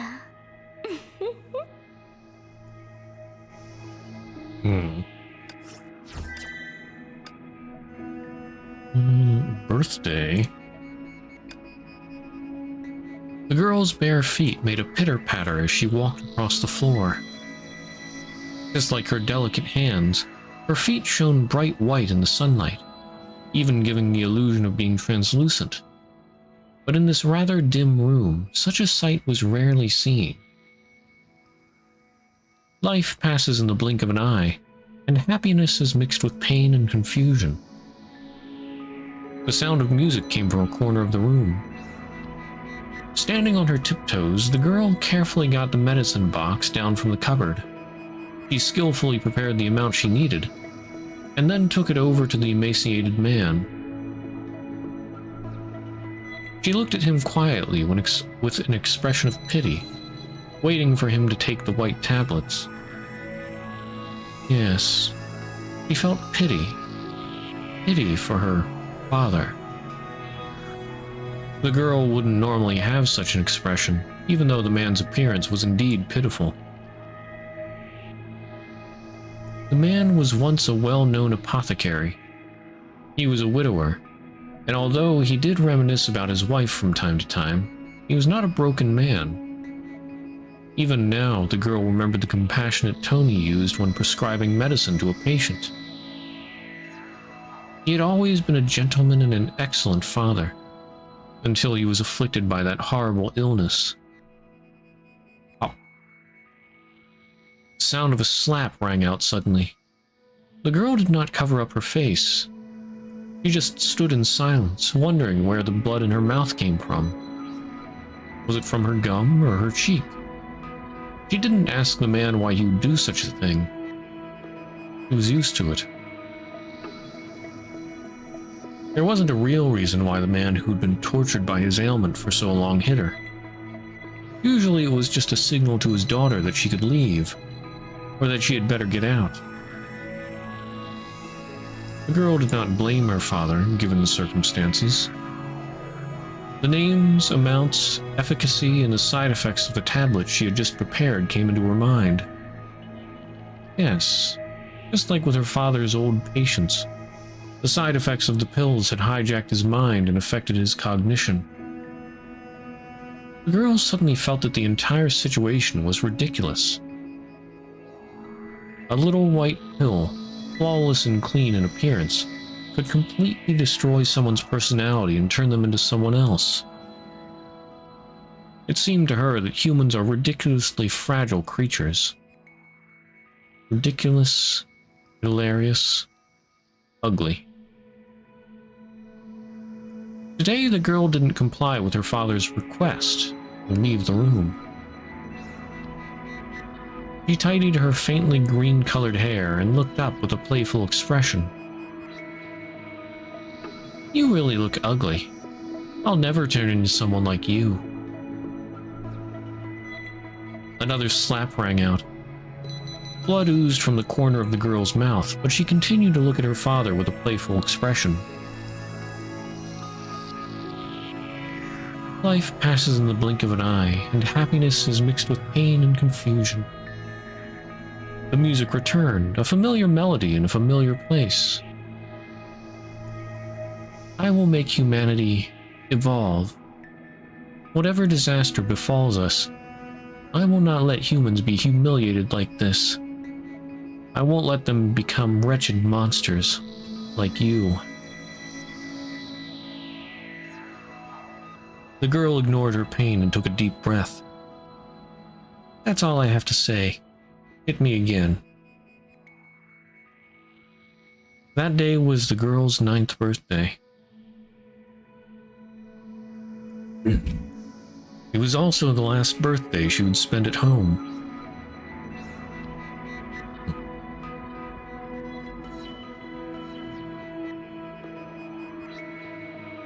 Wow.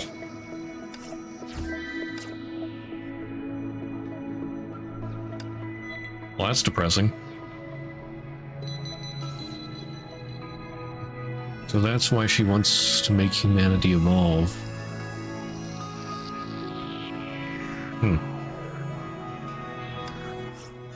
それで結局のところあなたは歩くのが嫌いなの？それともどうしてもその装置を使わないと移動できないのかしら？これがただの装置だと思っているの？これも私が作った人工生命体なの。食事と握手したいなら構わないわよ。本当に信じたわけじゃないでしょうね。あなたがそんな低レベルな冗談を言うとは思わなかっただけよ。それとも私の質問が痛いところをついたのかしら？あなたが先にこれを単なる移動用の道具だと思い込んだのよ。そんな軽率な間違いをしておきながらバカにされるのが嫌なの？これを侮らないでね。いざという時にはあなたよりも役に立つかもしれないわ。例えば。Mobius thought for a moment and tapped the side of the mobility device. 検査対象ライデン・メイ。現在の血圧124、82ミリ Hg。 Is that Klein's voice?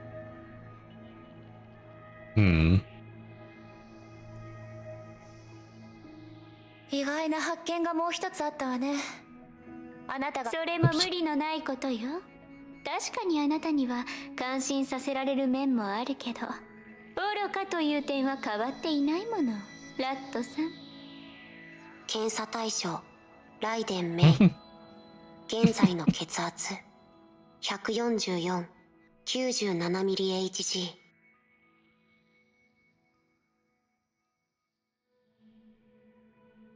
Oh my. Blood pressure rising. でも教えても構わないわ。私メカには全く興味がないの。これはただ手を借りて作った特注品よ。Mutually beneficial cooperation.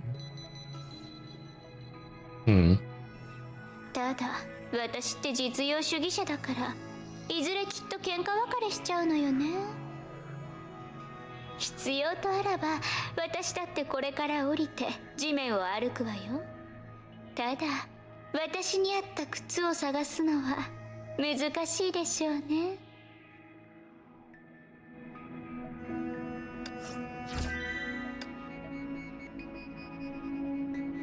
Sasa? How are you supposed to pronounce that? What is it, Hua? This is just a routine mission. There's no need to be nervous. Yeah, sorry. I'll stay focused. With some effort, the girl stood up. If her comrade hadn't pushed her aside just in time, the last attack would have at least broken several of her ribs. Although she had experienced it many times, this was still a battlefield.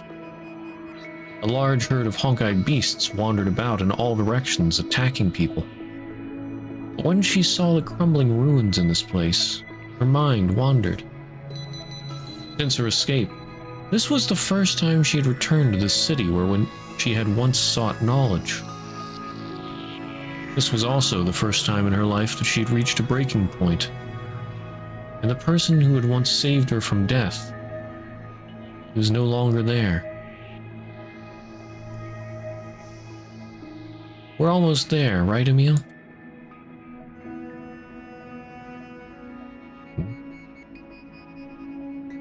Yeah, the Honkai energy reaction that showed up on our reading should be just ahead. But let's be careful.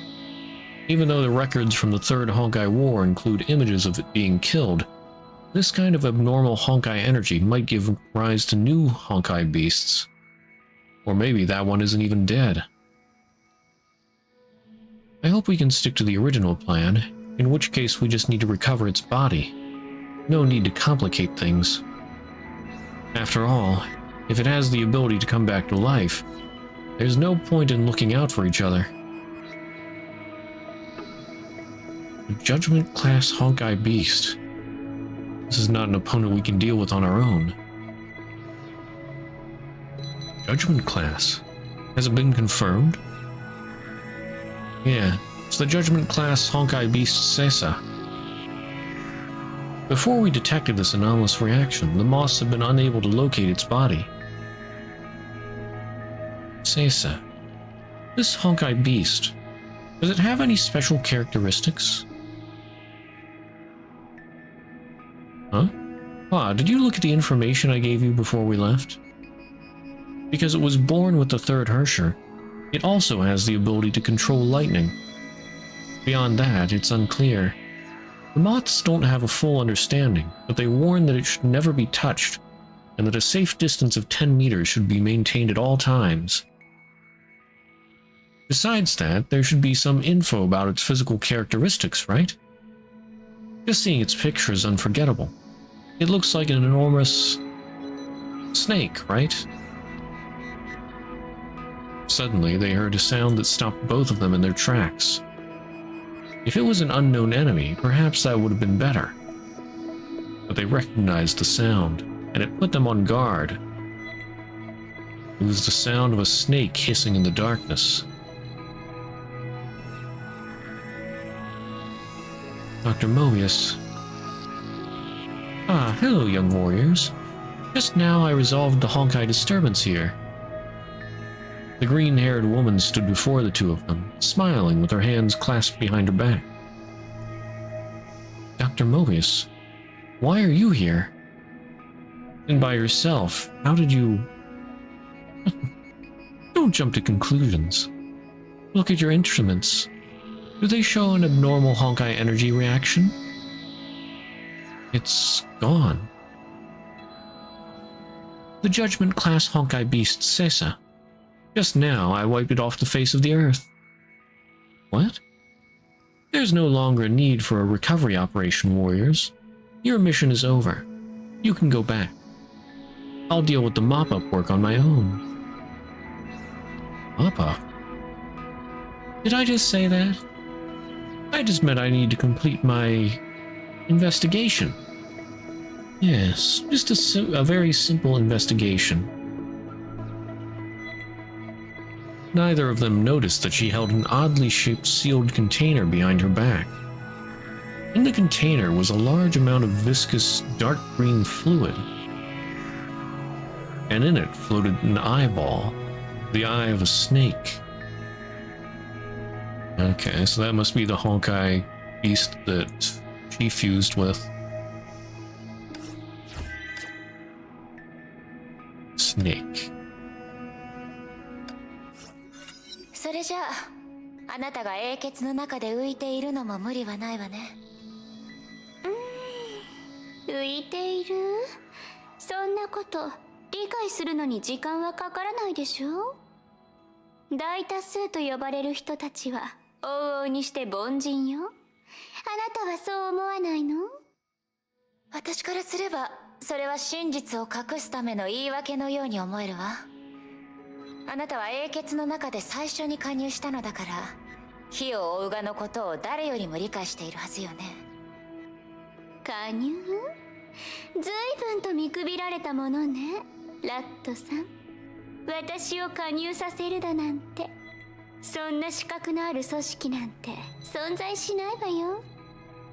まさかあなた自身が火を追うがの創設者だと言うんじゃないでしょうね。あら、もちろんそれは一人でできることじゃないわ。そうじゃなかったら、そもそもあんなに多くの人が邪魔することもなかったでしょうね。でも私を他の人と一緒にしないで。火を追う側が私を気に入ったのではなく、私が火を追う側を選んだのよ。だけどその前は、あなたの知識はどこから来たの？あなたがどんな足跡を残してきたのか、楽園にはほとんど手がかりが残っていないわ。それが重要ではないからよ。Without any warning, Mobius's mobility device pushed her violently forward. Just like an aggressive snake, she closed in with a cold smile. The sudden movement sent the earring on her right ear tinkling. ラットさん、忠告していなかったわね。ごめんなさい。私を他の人と一緒にしないでちょうだい。私は目的を達成するためなら、この殻だっていつでも捨てられるの。いわゆる過去なんてものは全く重要ではないのよ。But it has all the importance.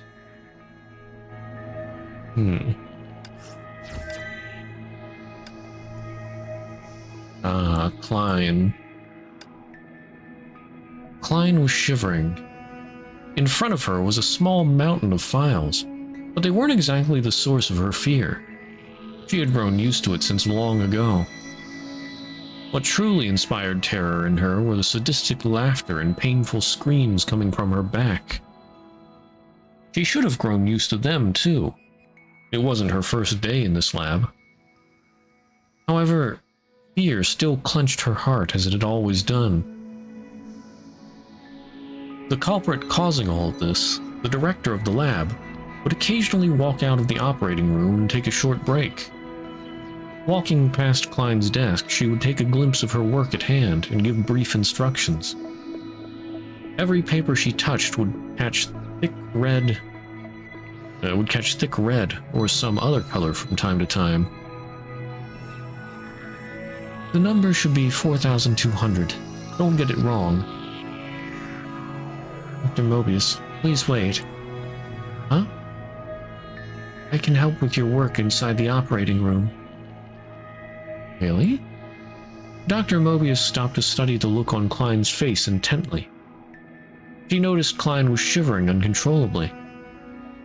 Klein, haven't I made myself clear? You don't have to stay by my side to be helpful. Nua talks too much. I know you heard something about the past from her. Klein, you don't have to be the old Klein. You don't have to be the old Klein, and what she once did might not be suitable for you. But I've thought this through. Others in Moths failed to understand you, and it's always the case with every great reformer in history. I believe... Alright, stop right there. Nua wrote this for you, right? I saw her drafting the lines for you yesterday. Klein, if you've made up your mind, I won't stop you. I said the freedom I gave you was absolute. But before it happens, I want you to ask yourself why you're doing this. Because you gave me life. So, I've created other artificial lives, but you're the only one here. Out of words? Then you should stay outside. I still have a surgery to finish. Dr. Mobius, what's your reason? Why are you doing this? Done talking? Then follow me. Huh? I don't think you can get back to your work before I show you what's inside.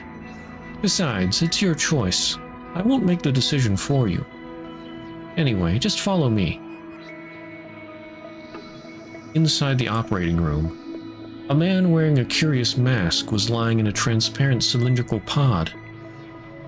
He seemed to be displeased with the two and let out a cold smile in contempt.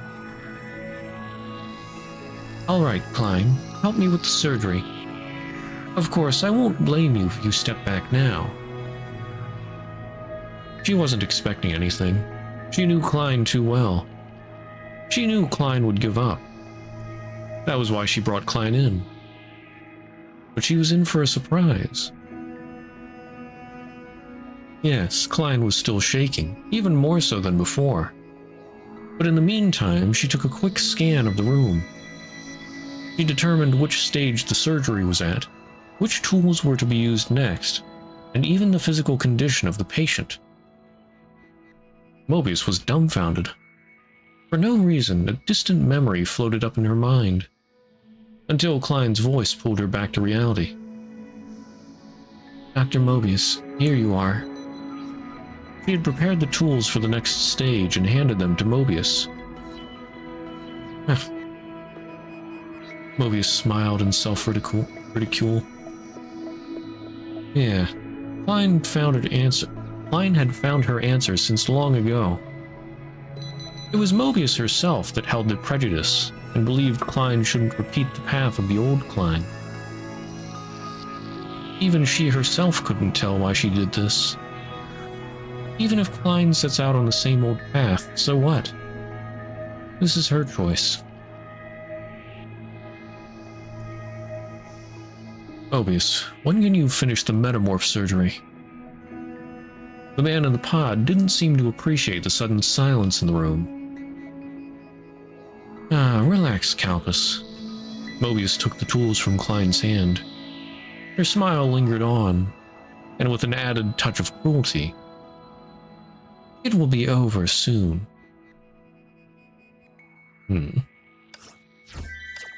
That's sort of sweet, I guess. I don't know.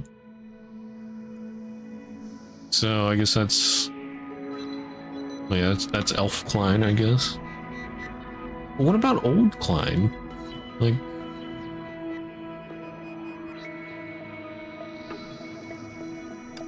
Are we gonna get to learn about old Klein, the original Klein?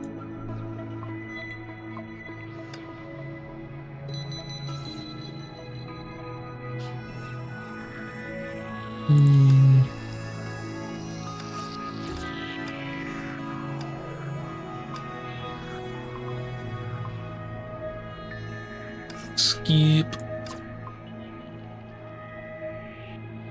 Talk to Raven. Okay. So this must be from before when Klein said somebody came to visit you or something. Yeah, visitor from the outside world 1.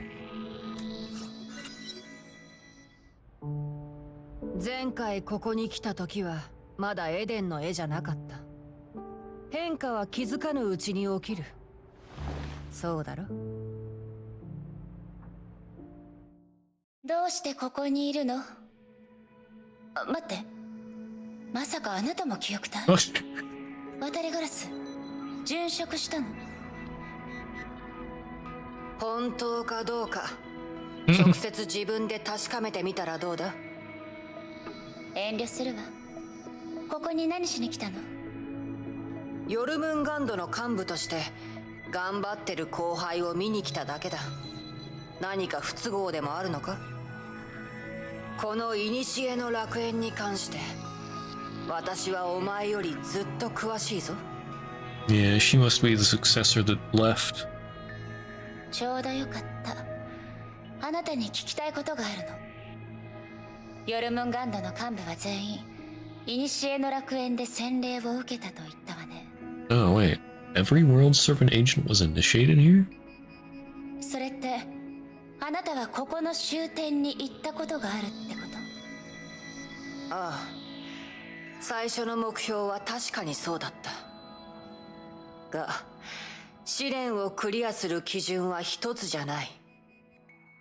他の人は知らないが私自身は少しばかり特殊な手段を使ったんだ。ヨルムンガンドは融通が利かないわけじゃない。大事なのは自分の価値を証明できるかどうかだ。とはいえあの頃の私もここに随分と長いこといたんだぞ。まあ私のことはいい。そっちはどうだ？順調かどうかは置いておいて、今のところ一部の人と知り合えただけね。融合戦士のことだな。確かに彼らは個性が強い。それで仲良くなれそうな人はいるか？外で何かあったの？別にそんな話をするためにここに来たわけじゃないでしょ。後輩に会いに来ただけだって言ったろ。雷電家のお嬢様が悪い奴らにいじめられてないか心配でな。なのにお前は私を歓迎していないようだ。いいだ。待って、もう一つ聞きたいことがある。 That was a long pause. あなたがここに閉じ込められていた時のことがこの楽園の異常事態と関係あるのかしら？異常事態？どんな？Oh? まさかお前もあの仮面をかぶった男に邪魔されたのか？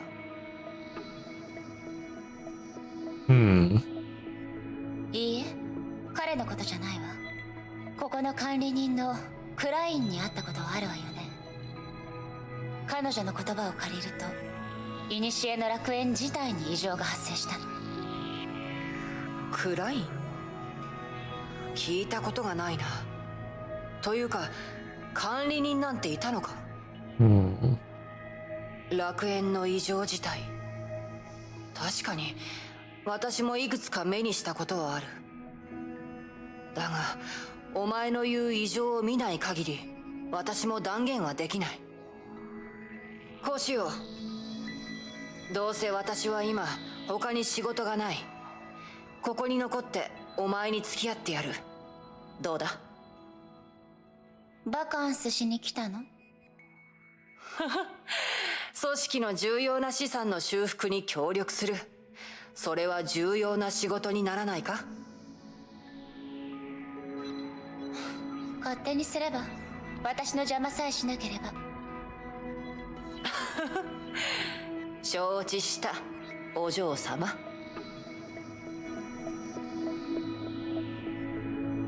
You're the visitor from the outside world in the flame-chasing trials. But first, about betrayal. はいメイ。暗い顔をしてどうしたの？私に話してみて。何に困ってるの？ Let's talk about traitor. やっぱりメイもメビウスの言い方はひどいと思うよね。まあまあ、いいの。気にしてないから。ありがとうメイ。でも私のために悲しむ必要はないわよ。私はメイの笑った顔が好きだもの。綺麗な笑顔だわ。そういう意味じゃない。もうあのことは聞かないんじゃなかったの？私はもちろん心を開いて、嫌なことや悲しいことをすべてメイに教えたいと思ってる。けど、そんな簡単に手にした答えは信用できない。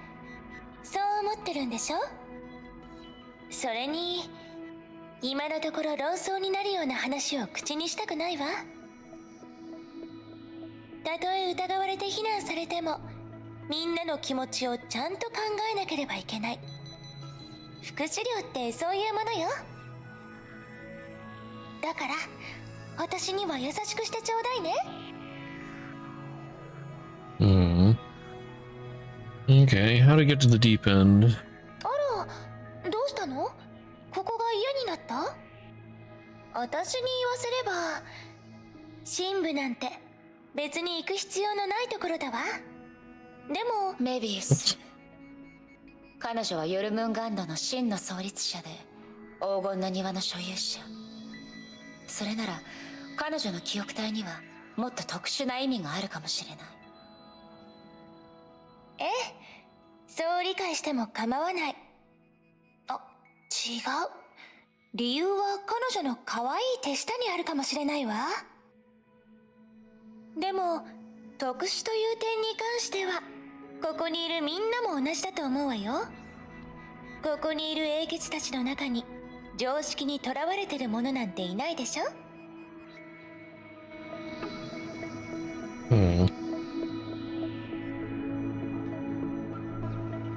What about Sakura and Kalpus?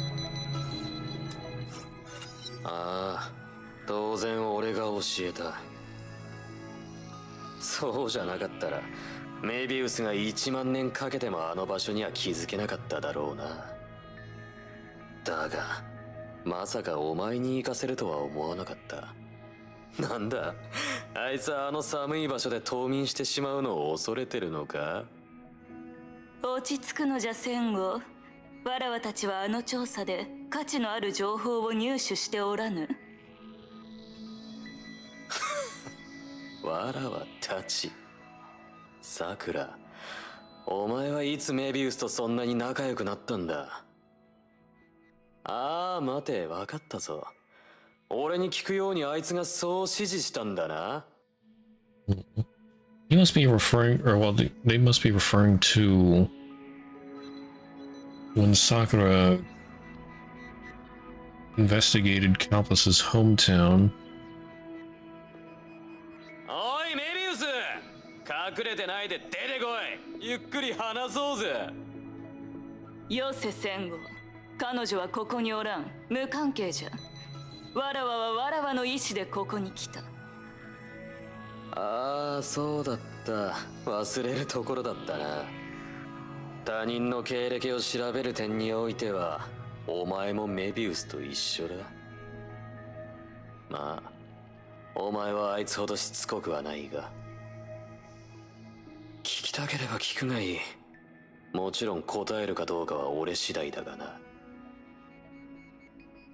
あの祭祀場みたいな場所、戦後、あれは汝にとって何を意味するのじゃ？ Yeah, his hometown was like some kind of ritual. かつての俺の家だった。檻、戦場、あらゆる苦難の根源だ。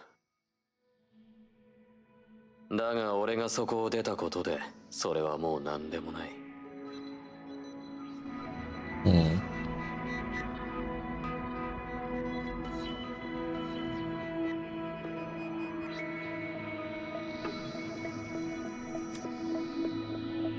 Wait, did I use up all my... yeah. Okay.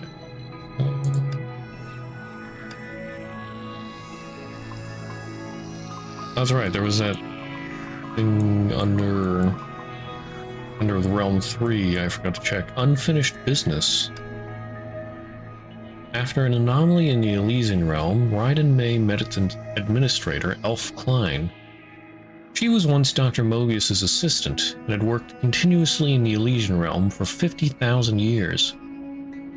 At her request, Raiden May helped her fix the anomalies the realm was experiencing. わかった。できるだけ早く原因を明らかにするよ。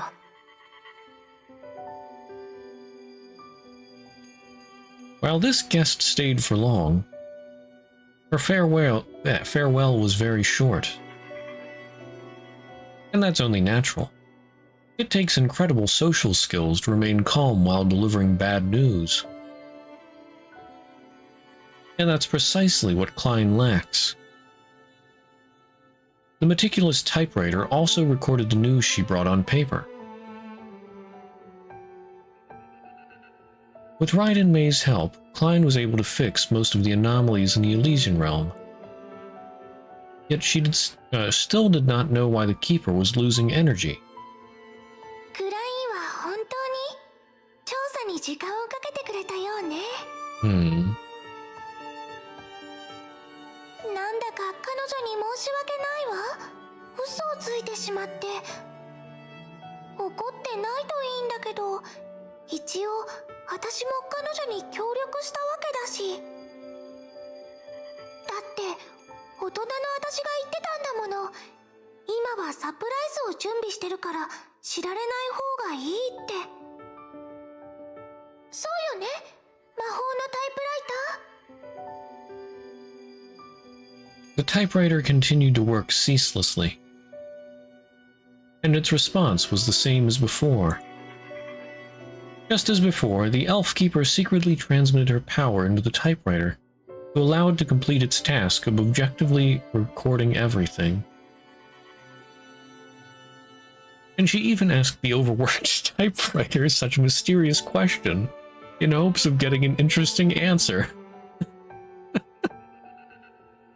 こういう時はそんなに細かく記録しなくていいの。The overworked typewriter. でもこれもある意味一つの返事ってことよね。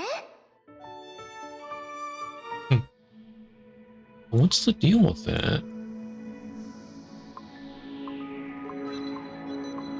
Why is there an elf Elysia? What is she doing? Okay, the visitor from the outside world.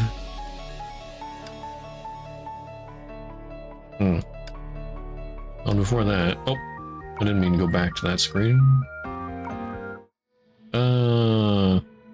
Let's see... What else can I work on? I could work on Hua. Hua involves dodging, which I don't really do a lot. Vivid vicissitude.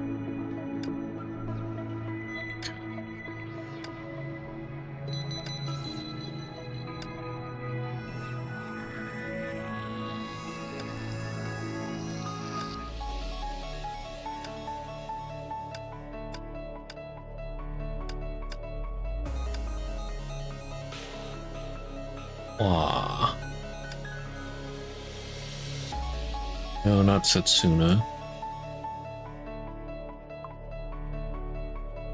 What is that? Oh, is that? Yeah, memory. Vicissitude.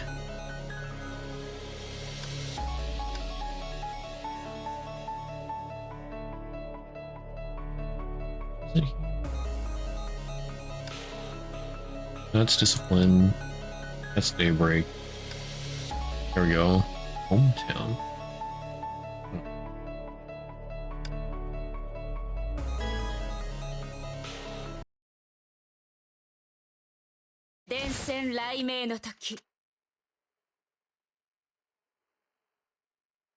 Oh, 12 floors. 数が他の人よりも多い？多いのが正解なの。私は真面目に準備してたんだから。They're getting longer. Hazy Moon's good. Vicissitude. That's right, this one's not for dodging, Setsuna's for dodging.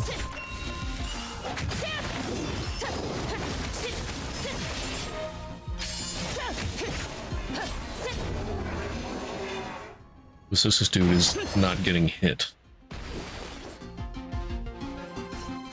心を落ち着かせるのです。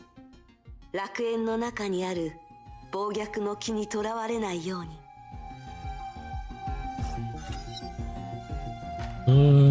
Total damage increase.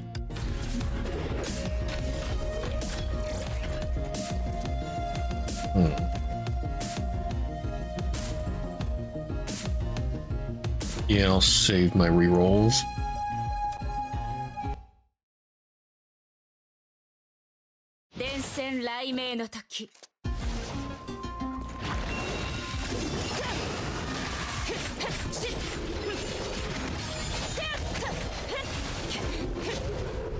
Oh, darn it.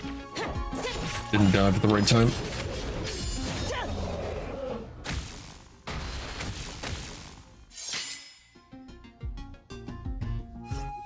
Elysia からのアドバイス。さくらと話してるとき、 Good morning あま again. り耳をじっと見つめないで。 Well, 彼 could 女は私と違って恥ずかしがり屋だから。 Don't tell her, don't stare at her ear.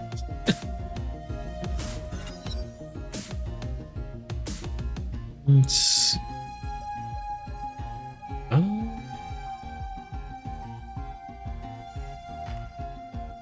I'll do the Narukami, I guess. Good progress? Yeah! Very interesting lore. And we met Klein. Klein is a small elf person who's in charge of repairing the realm.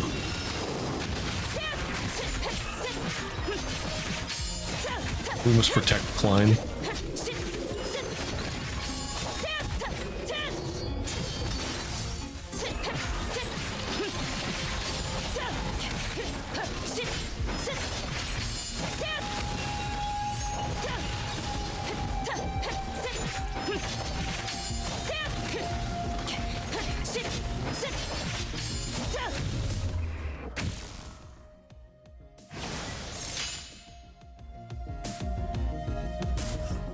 私が何でもできるようになれていたら必要な犠牲は出ませんでした。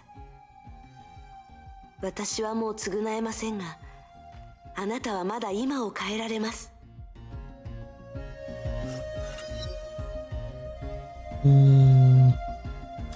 Elemental breach. And elemental damage. I want to take Vivid Vicissitude. What is Resolve?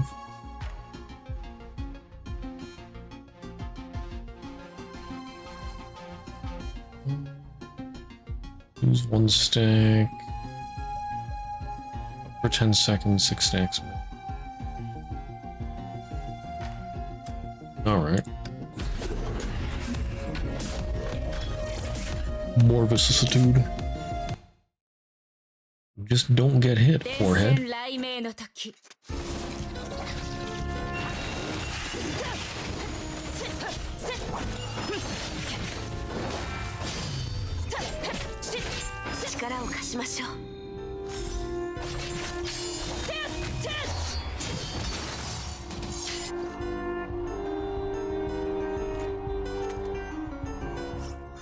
私はこの先で待っています。答えはそこにあるとは限りませんが、きっと私たちが考えたものよりも意味のあるものでしょう。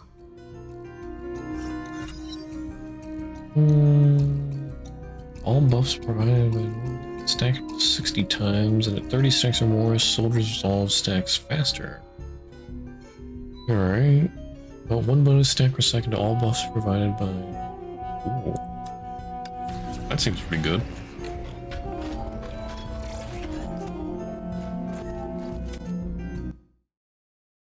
Getting all the vicissitude portals.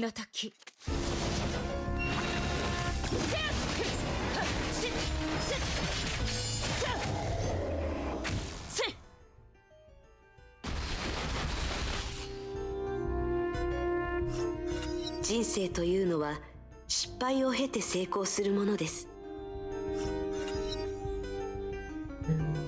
Ooh, 4 initial stacks of soldiers resolve.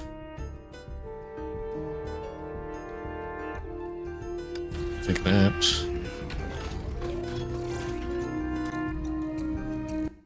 Vicissitude. 伝染雷鳴の時行きましょう。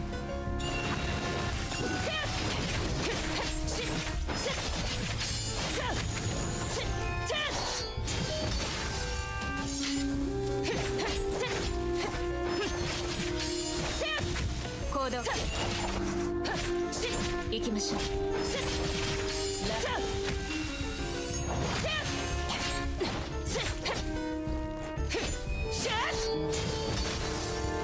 行動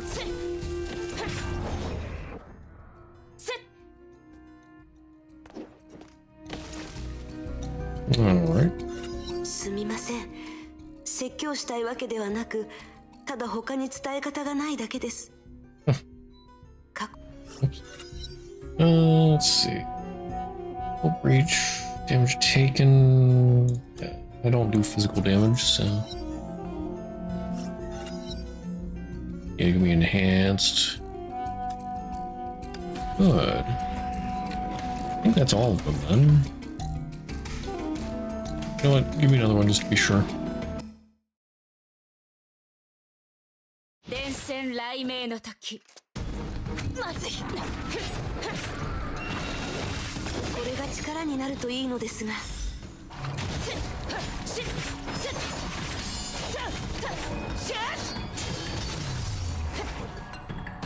Oh, it's already... Wow. Okay, it's already dead. Wow. あなたのスタートは私よりもずっと優れていました。あなたならきっとできます。 Yeah, I shouldn't need to get these. But I'll get that anyways, since I sort of got them.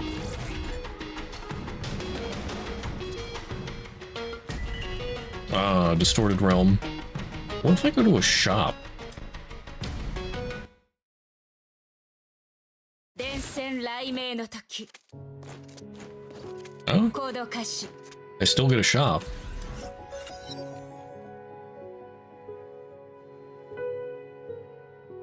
Okay.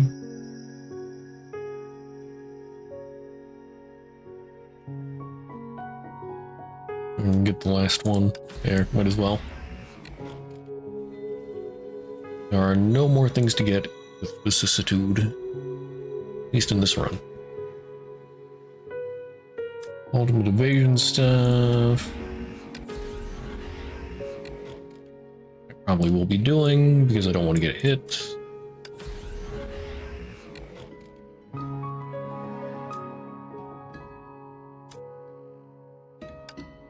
Upgrade these. Let's see. Yeah. 6 initial stacks. Excellent. Consume biscuit. 行きましょう。 So if I get a shop at the distorted place, nothing happens. 行きましょう。 Interesting. 伝染雷鳴 Oh, this is still distorted. 行動開始。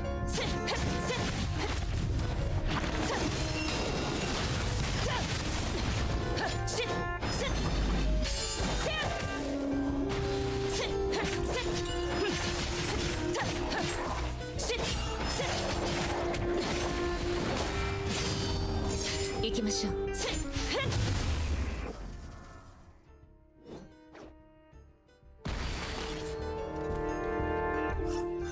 逆境を打ち破る技を見せるが、本物の刃は汝の心の中にだけ存在する。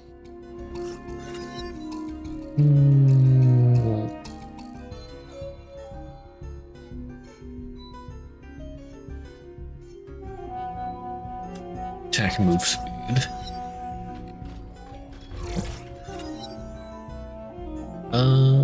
Suffer screen. Time or freeze time. Sure, why not?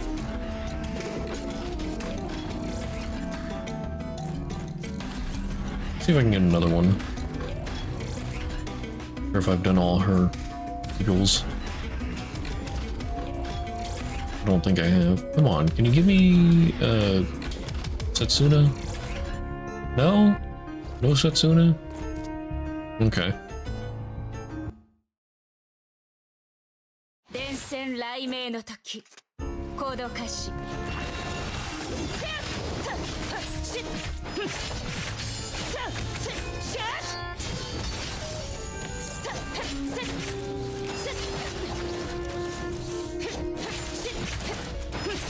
力を貸しましょう。雷鳴学。 I'm attacking the person all the way over here.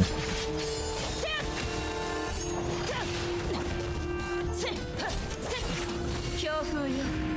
私に服従しなさい。 RAR XD. シノリ、バットン。どんな人も世界の本当の姿を見てその重さを担うことができる。Elemental breach. And I get to choose another, so I'll take total damage.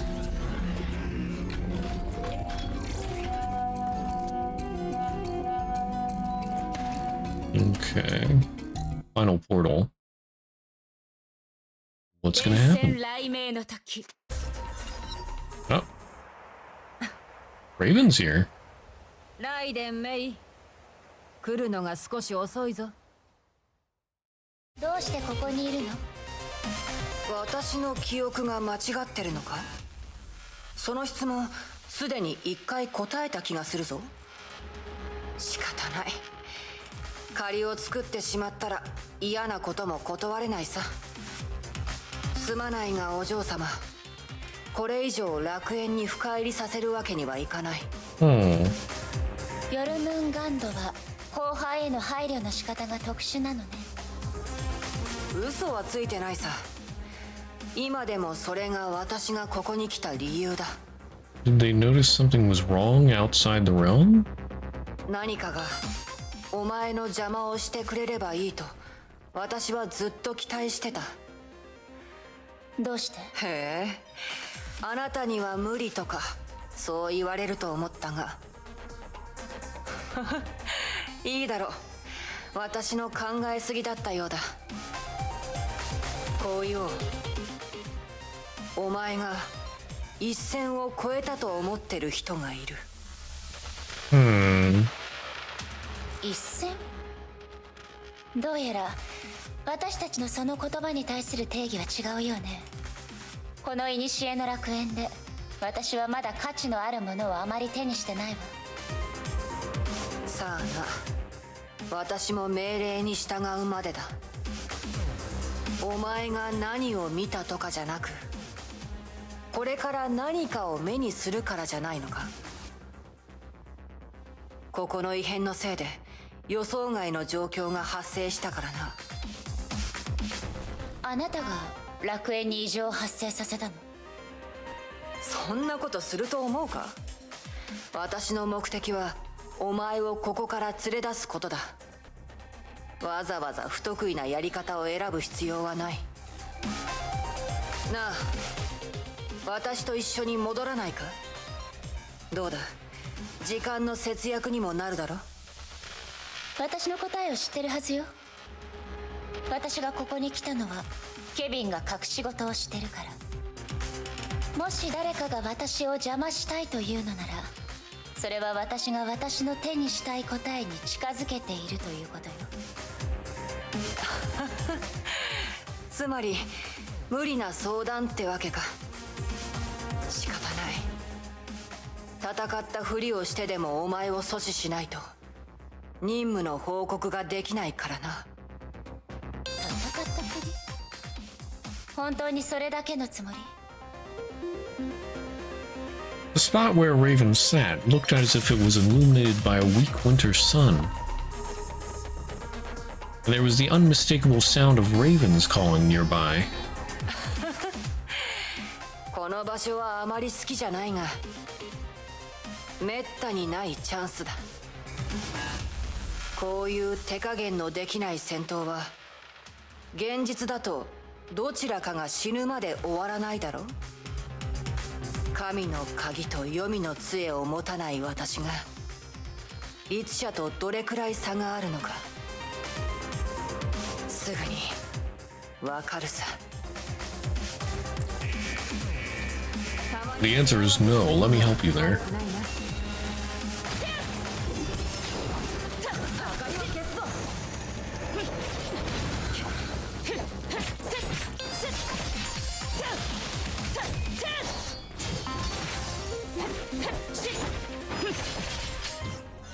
Lamau.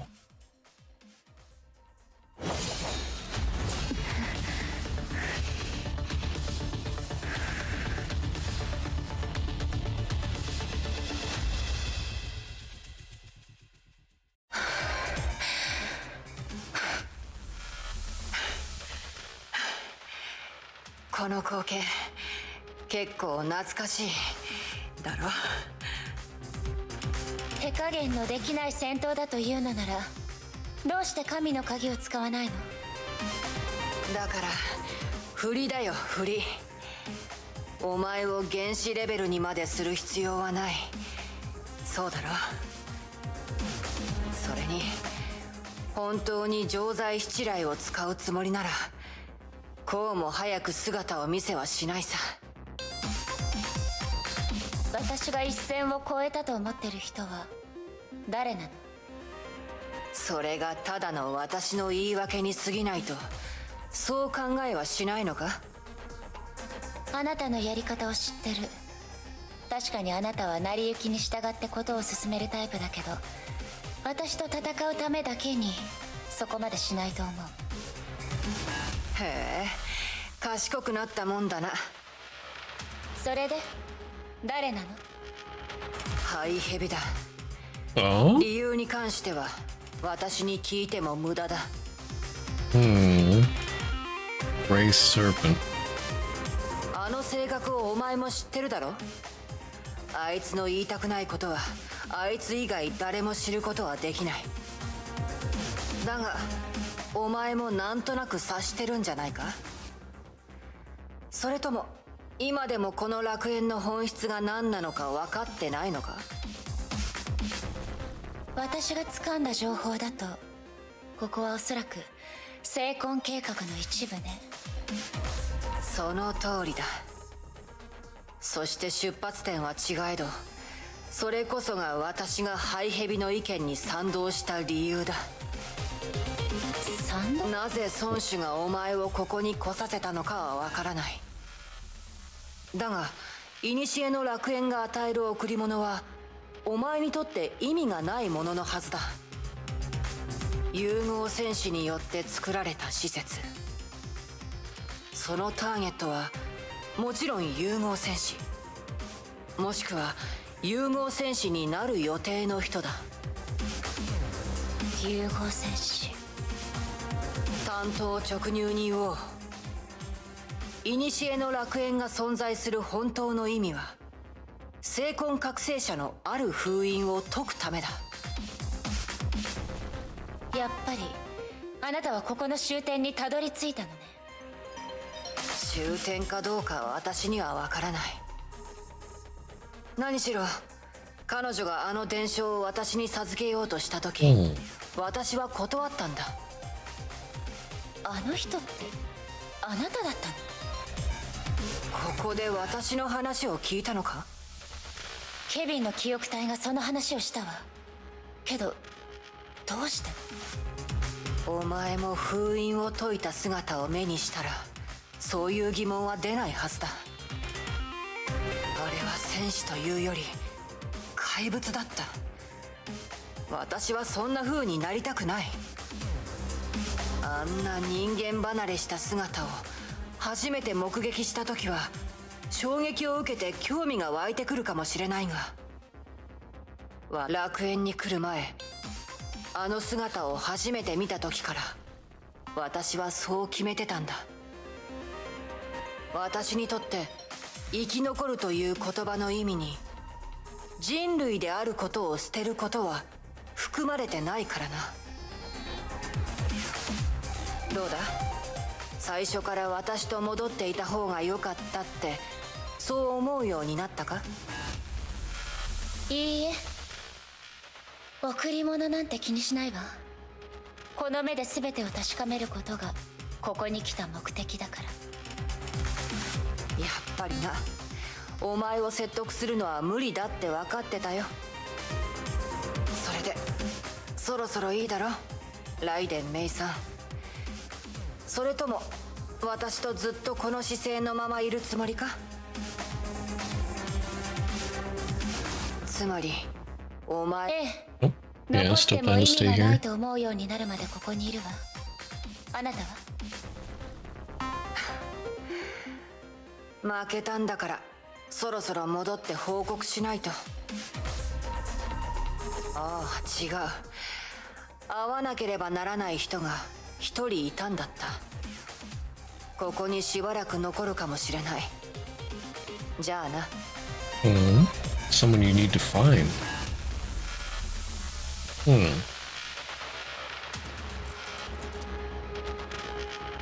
自分の運命と向き合うと決めました。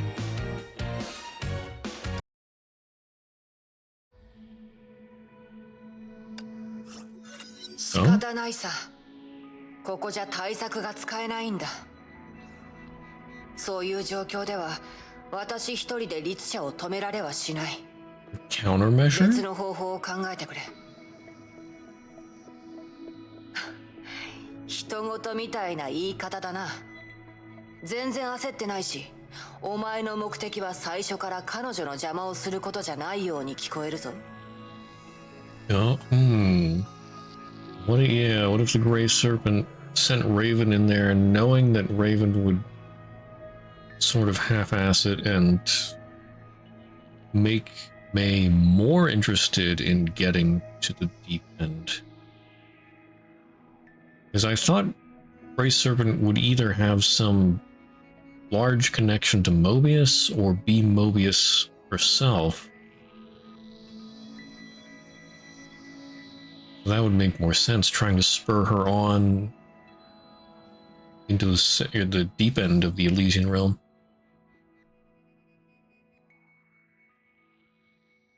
ああ、これは失礼した。余計なお世話だったな。そうしよう。少し野暮用があって、私はしばらく楽園にいる。じゃあ。The communication was cut off. ああ、もう。そっちはどう？まあまあだな。相手は律者だ。私にしては上出来だろう。理解してくれるさ。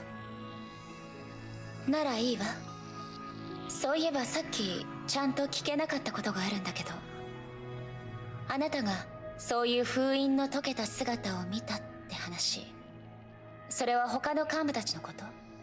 その洗礼を受けた人のことかしら？そうは言ってないぞ。まあいい。あの方がお前をここに来させたんだし、言っても支障はないだろう。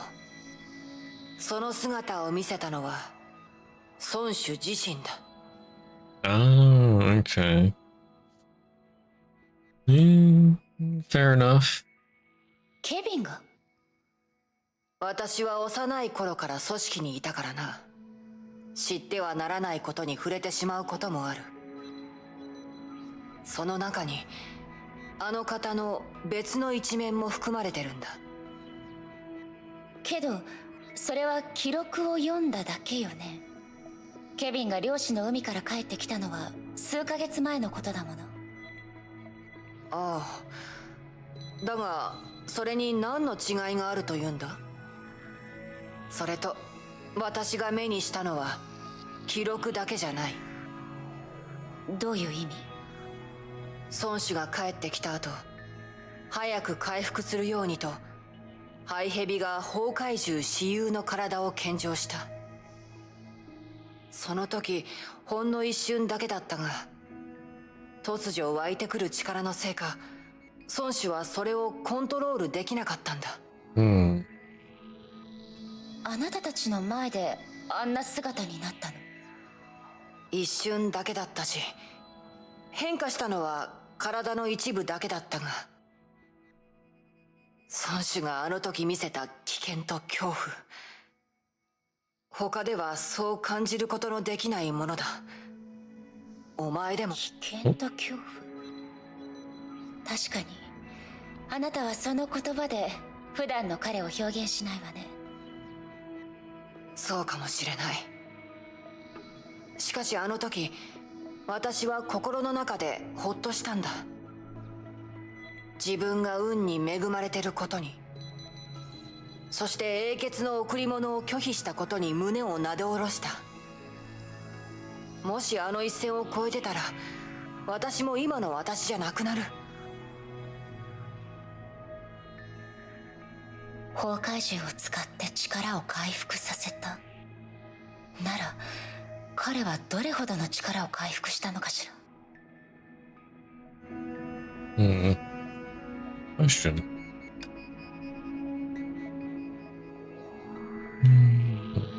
Okay. Wants me to do another run. Oh. Okay, so I got the collection for Hua.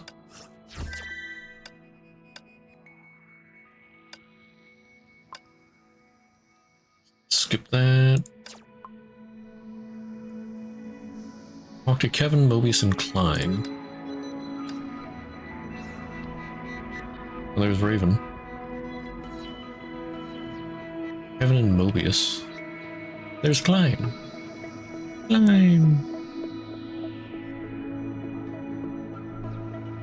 Mobius. Okay, talk to Kevin first. ケビン、他の人たちならまだしも、あなたまでそんな目で私を見るの？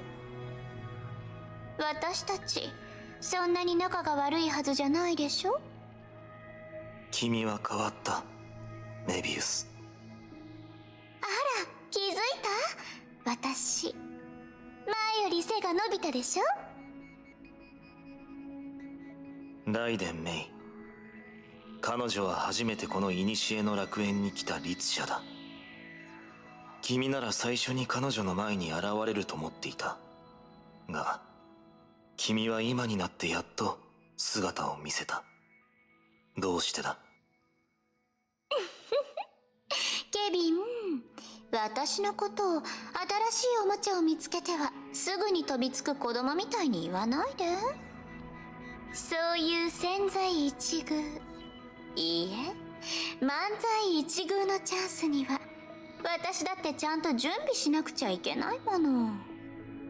じゃないと万が一のことがあったら、その時後悔してもしきれないわ。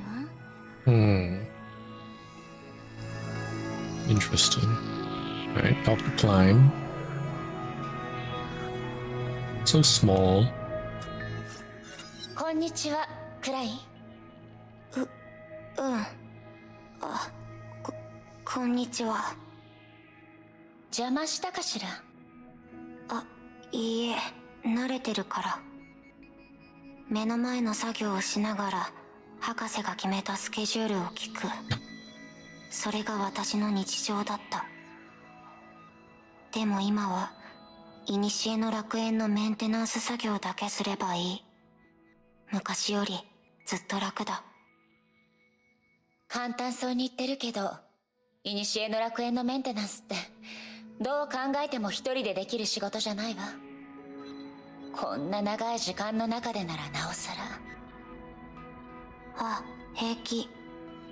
楽園中にはたくさんの仕事がある。仕事してると時間は早く感じる。だからエネルギー供給が十分であれば数万年だってすぐに終わる。数万年の時間。大半の人類にとってそれはもう想像できないほどの長さだわ。だから楽園のメンテナンス作業は武装人形、つまり私が担当してる。それも博士に任された仕事の一つ。クライン、この数万年の間でここを出たいとか思わなかったの？あなたは英傑たちとは違って楽園の中に保存された記憶体じゃない。ここを出る。ダメ、まだ大事な仕事があるから今は休めない。だけどあなたはもう数万年も働いたわ、クライン。それに古の楽園のメンテナンスという果てもない仕事は最初から終わる日なんて来ないでしょ。いいえ、来る。少なくともメビウス博士はそう言った。それに大事な仕事というのはそのことじゃない。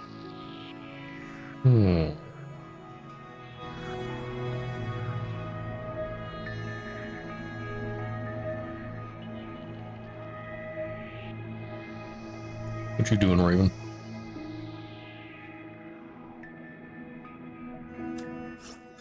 やあ、まだいるの？気のせいか、なんだか最近のお前はますます遠慮しなくなった気がするぞ。わからないわ。ここに残って何か企みでもあるの？企みって人を何だと思ってるんだ。私がここにいるのはな、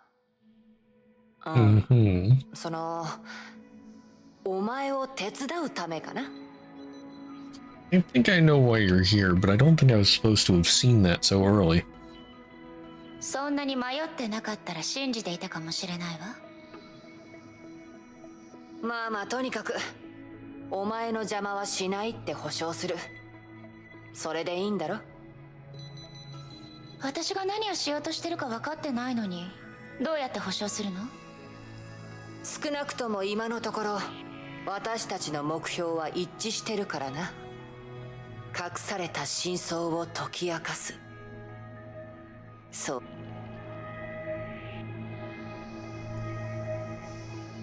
Okay. Can I do any more remembrance for Mobius? I can. I can do the final one. Alright. Wait. Oh? Well, then why did it have the blinking red dot? It lied to me. What do I need? To the other me 5 in the Flame Chaser's file chapter. Okay. I need to get a little further.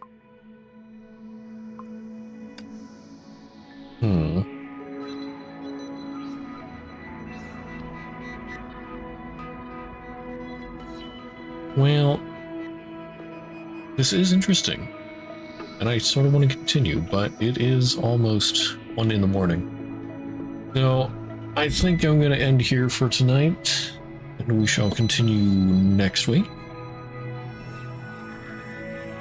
I don't know what to think of this chapter progress. It says story, okay, story mission 17 out of 56. But chapter 1 is only 55% complete. That's 35. Well, it must be the side mission stuff. But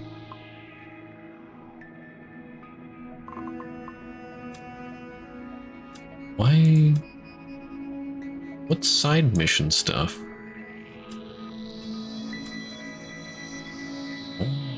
Oh. There. Hey, David, did you see Klein? Oh, wait. I have to switch back to chapter 2.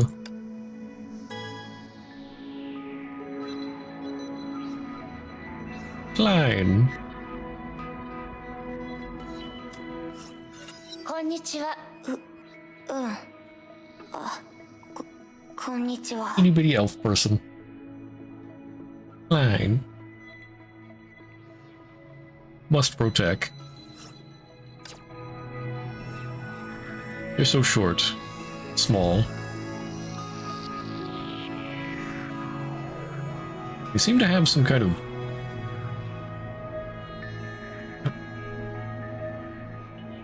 Do they have a tail, or is there...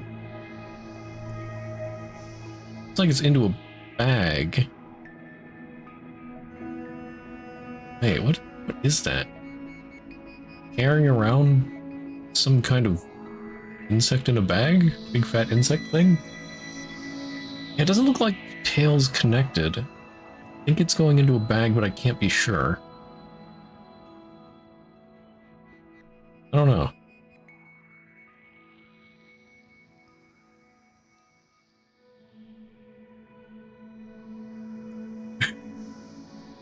I guess we'll probably find out later.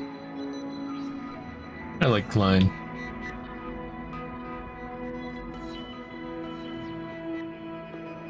Anyway.